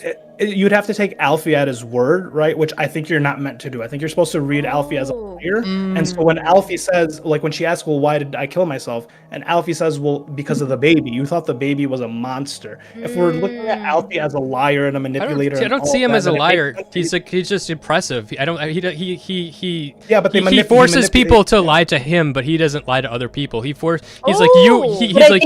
he pulls out the gun and he's like, you have to pretend that everything. But every time she asks him a direct question, he is completely direct and like straight faced, like says everything straight. Like he says, I'm literally giving you this drink so that I can cut off your clit and then impregnate you. Like, yeah, but so like if we're okay, so she kills herself while she's like pregnant pretty far along, and she says the baby is a monster. So like we can assume that, like, at least for me, I can assume that Victoria might not have wanted to be. Maybe she enjoyed her time with Alfie, but didn't want to get pregnant. Didn't want to get pregnant by Alfie and have a kid. So in having the kid, she goes, oh, I can't bring this kid into the world. This is horrible. Goes and jumps. And that's why I think Alfie then painted it as, well, you hated the baby. Because she might have hated the baby. She might have hated the fact that a monster was coming into this world, right? She could have done all these complaints and then went and killed herself. I just don't think, I think she was potentially, the character that was Victoria, would have been too afraid of Alfie to actually emphasize or say these things.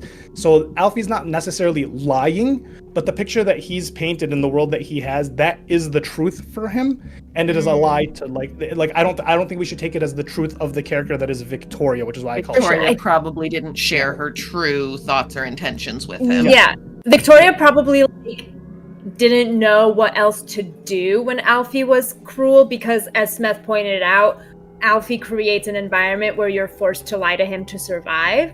True. And if it was the Victorian times where he literally owns her and she didn't like consent to this marriage, it just happened to her, she would very quickly learn that to, you know, like make the best of the situation. Yeah. To be like, oh, haha, or whatever. And like, however he interprets it is however he interprets it. But like, if he's satisfied with his wife lying to him, as the scene that Smeth just said when he tells Bella like what's going to happen to her, if he's satisfied with his wife just lying to him, then, you know, it is what it is. Like in the end, at the end of the day, his household is just about him and what he wants rather than what's best for the team. So I do think that Victoria probably killed herself because A, the pregnancy was probably not consensually conceived. B, like, she probably doesn't want to have a baby with a guy like that where she constantly has to lie to him to live and survive. And then depending on the baby's gender, that Maybe might watch affect the baby suffer terribly. Either watch the baby suffer, or if the baby's a boy, watch another man grow up to be like him. Good point. Right? So and suffer. And suffer. Yes. So Yeah, men Victoria are had victims good of the reasons. patriarchy just as much as women. Well, he would have been like what was the Godwin? He would have been like a kid that was abused into being an abuser. Yeah. You ever hear like Or he Doobie might tell have that been, story like, about having Dudley. to like kill puppies? Is that even a true story? You know what I'm talking about? No. I don't know, like a year ago, like Doobie, you know, like the Discord guy, like he's just on streams all the time on panels. He was talking about how his dad like forced him to like kill puppies. That sucks. Damn. Trauma. It could also be like the type of Do they trauma live that on a farm? Sorry. Oh, the puppy people. Yeah. I was gonna say, like, there's the other possibility of the baby becoming an abuser by like Harry Potter. What's that kid's name? Dudley. What's his name? The cousin. No, I know, but what's his first name? Dudley. Dudley is his first name. Dudley Oh, okay. Dursley. Yeah. Dursley. Yeah, okay. it's a The Dursley. double D Dudley. situation. Yes, which is also kind of an abusive situation, but I think like if you just have a father, like let's say that views his son as like, oh, you're gonna be just like me, and then like just demonstrates abuse towards the mother, I do think that's still an abusive situation, but it's a different kind of abuse versus like getting beat or getting forced to kill puppies or anything. Yeah, there's like two different ways. Dudley's more of a toxic environment with toxic parents who make him into a toxic person so they can all be toxic together. but like he's like they adore him, they spoil him. It's a different kind of toxicity. It's a different kind of bad parenting than the other kind that makes you kill puppies. Yeah. I feel like the best ending would have been actually if Bella killed herself and then the whole thing repeated over again at that point. She got pregnant, killed herself, and then it repeated. And then Damn. Max was the one who does it. Max is the one who does it, and then he tells her. And he finds his manhood, and finally. And you see her crazy. cuddling him, and like instead of Godwin or whatever, and he's like telling her like this fake story about like what happened to her parents, and it's like another like weird like Toy Store move story, but you've heard it before because it's from the movie. That'd be crazy. That would, the science was already crazy with the whole brain into the other body thing, but then now a dead body also having a baby, like, I don't know if we could handle it. Oh yeah, is she fertile? 'Cause she Well, was. she can't be fertile. She's not fertile. Did he remove her Why? uterus? Well, we don't body know didn't- when wait, he the body took didn't the die. baby out. The body didn't die. He explicitly said he was like Yeah. in between. Rigor hadn't set in. There was enough electricity. Yeah, it to was keep her alive. brain was dead, He right? decided. Okay, Fantasy world Godwin anyway. decided he could have kept Victoria alive. He but could have he resuscitated her, yeah. He said, which to someone's free will. I mean, I guess if you want to call it free will, but he said, well, she chose to kill herself. Who am I to bring her back to a life that clearly she had discarded? So for me, it made more sense and was more plausible to take the baby head and put it out. So Damn. technically, he did kill and finish Good off the point. kill to Victoria, and Good he point. fulfilled her wishes. So Good point. Yeah. Good point. Though wasn't killing her baby kind of part of the process of killing herself? I kind of feel like and if you think the that's why body he's is God. is That's the why he body plays the God. baby or is the brain the baby? Why did he waste the the point, brain the that he point. could have put the brain into one of the chicken goats or whatever, and then Well, he Maybe he wanted to- did. maybe he Because- did. Like Allie was Wished he saying, died. Yeah. Victoria's brain didn't want to continue, so Yeah, he yeah, was trying yeah. to be respectful of that. Yeah. Morals are so different for other people, aren't they? It's so interesting. I mean, everyone's got a line. Oh yeah, that Which is that why really the sex of the disappointed. That baby disappointed matters me to about me so Henry. When Henry was like, "Oh, she actually wants to die. Go ahead." I hated that about Henry. Like, come on, dude. Harry. His Harry. name's Harry. You have to say Harry. That's why- Harry like, and he- Henry yeah. are like versions of the same name, though, right? Right? Like Prince They are. Harry's name is actually Henry. Yeah, yeah. Yeah, yeah. Okay. Weird. Like But Jack. that's and why I don't know. neutrality, I kept hugging into the neutrality of it, and I really wanted to know like the gender of the baby or the sex of the baby because it was like it I don't know why it matters so much. It to matters the to- brain, yeah. right? You're like, well, if the baby was a boy, because everyone relates like the boy to the body, right? The phenotype. But like, okay, if you take a baby boy brain and then you put it in an adult woman, it Bella's kind of trans. That's what Bella I was is trans. Well, is she trans? Because once again, she didn't really do any like she wasn't like womanly, but I feel like she was like displaying like what we see as like male characteristics, which is like the logic and the however. But like I don't, it was just that was the whole thing that But was. that's like, also autism coded too. Yeah. well, but we also Yeah. relate. Also, I mean, at least for me, I've noticed that like people more usually relate autism to like males. Yeah, for sure. Well, that's So why the it's autism male-coded coded also because it's was a like, oh, male maybe this was a type male style brain. I wonder if the emission of the baby's sex makes the point that it's the experience that shapes you, the body that experiences these things that How the matters world more. That's what I you. think. That's what Yeah. I think. Mr. Blank Slate. Yeah.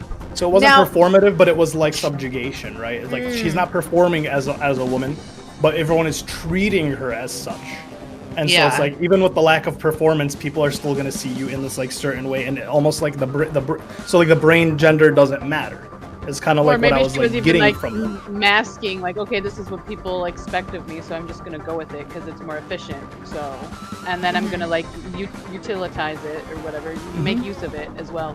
Make it Yeah. work for me. It's funny, Chad said I thought the male-female brain thing was disproved. We're not talking about male-female brains. We're talking about if you believe the brain is your consciousness, like your soul or your personality, then your brain would dictate everything else. So it's not that we think there's a female brain or a male brain. It's that, When hormones affect us. It's Yeah, the baby like- whose brain was taken had Yeah, a sex. right. That is unknown. Yeah. Whatever that Yeah. baby's Yeah, identity yeah. was. That's the whole thing that doesn't make sense to me is like the hormones and the brain and the body and how would that. But That's why we have to Well, yeah. suspend our Literal. disbelief Like a little bit violinist. here. Yeah. Exactly. Yeah, yeah. Exactly.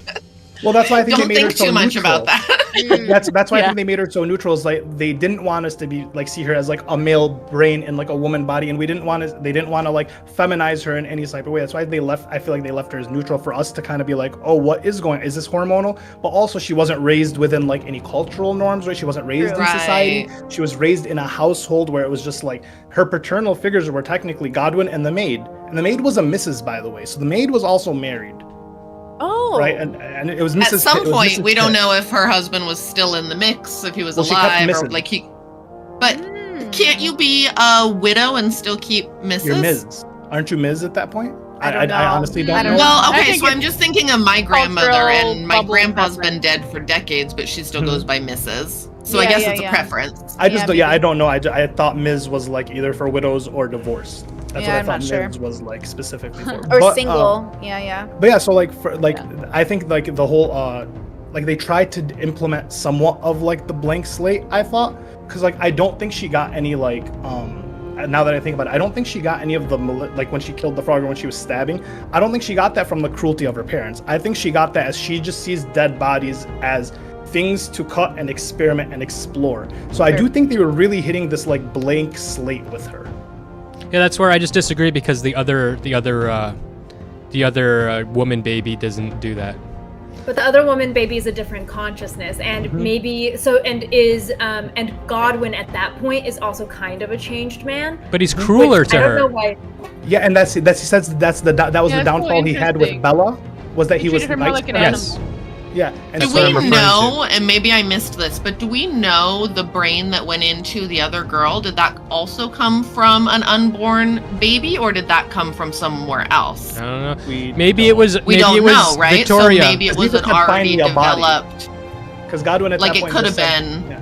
Maybe For that's the the- difference between Bella and the other girl is that Bella's was a fetus brain. I don't know. Just Well, That's no, my the least- difference was Godwin said it. He said, the mistake I made with Bella was I showed affection and Yeah. showed affection. With this one, this can be an actual Oh. experiment. Oh, so the okay. growth, so there was no concern with growth for the new baby.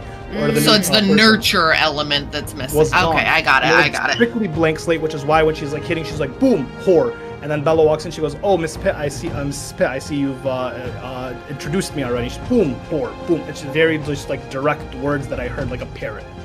That's I think- interesting. Right. Really fast before Arena, you can go. But Maddox in chat says a widowed woman is referred to as Mrs. out of respect for her deceased husband, according to Google. Okay, cool. So never knew that. There you go.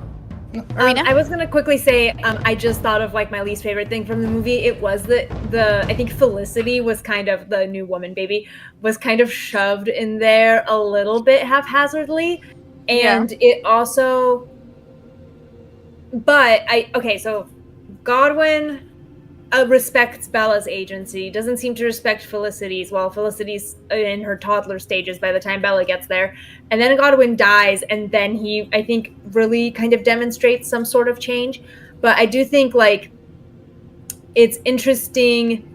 Like, I wonder what did they try to replace Bella? Was it just like, okay, Bella was someone we loved, and now we're gonna continue the experiment? The Felicity thing just didn't seem. Felicity Like, to me was as- like, but we're about to get divorced, let's have a baby. It's like, let's save our lives, baby. So he lets Bella go. He thinks, because at that point, I think he thinks Bella's far gone because she talks about the blood in her mouth, right? And that's when he says, find me another body. So I think he thinks Bella's just gone.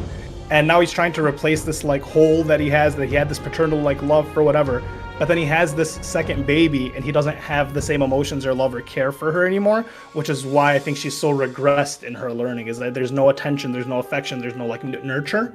And he sees that, and that's why I think it was really just like, hey, she's whatever, go find me a body, fuck it. And then they just make her. I'm out of I like spoons. her aesthetically. Okay. I've been out of spoons for a while. Thank you for being transparent. I appreciate that. It's late here too. It's almost 2 a.m. So we can start wrapping up. In Smeth, do you wanna exit now? You can go ahead and let people know where to find you, so you can exit now if you don't want to wait for All all right, of us. you to can do that. find me in the Smeth Den, and that is in the YouTube channel RealSmeth.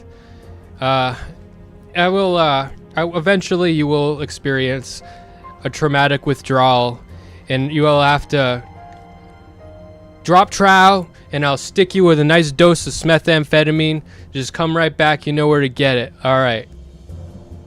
Thanks for All right. joining us. I I'm appreciate it. stepping away for Bye, just one Smeth. second. I'll be right back. All right.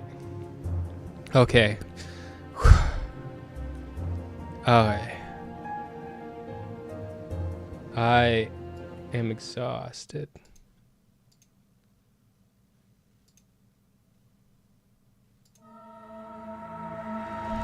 I will see you next time, and I will have a good stream, and you'll do whatever. How are you guys doing? Are you doing good? Oh yeah. Thank you for watching.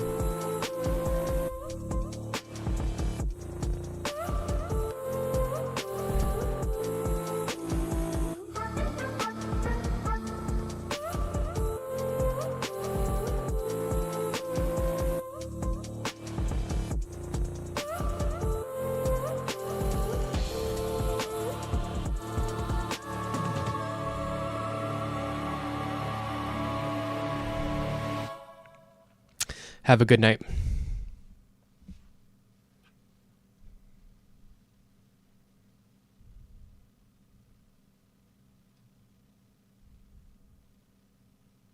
I just discovered I don't have work tomorrow morning.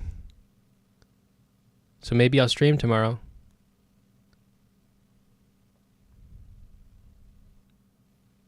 If you're lucky.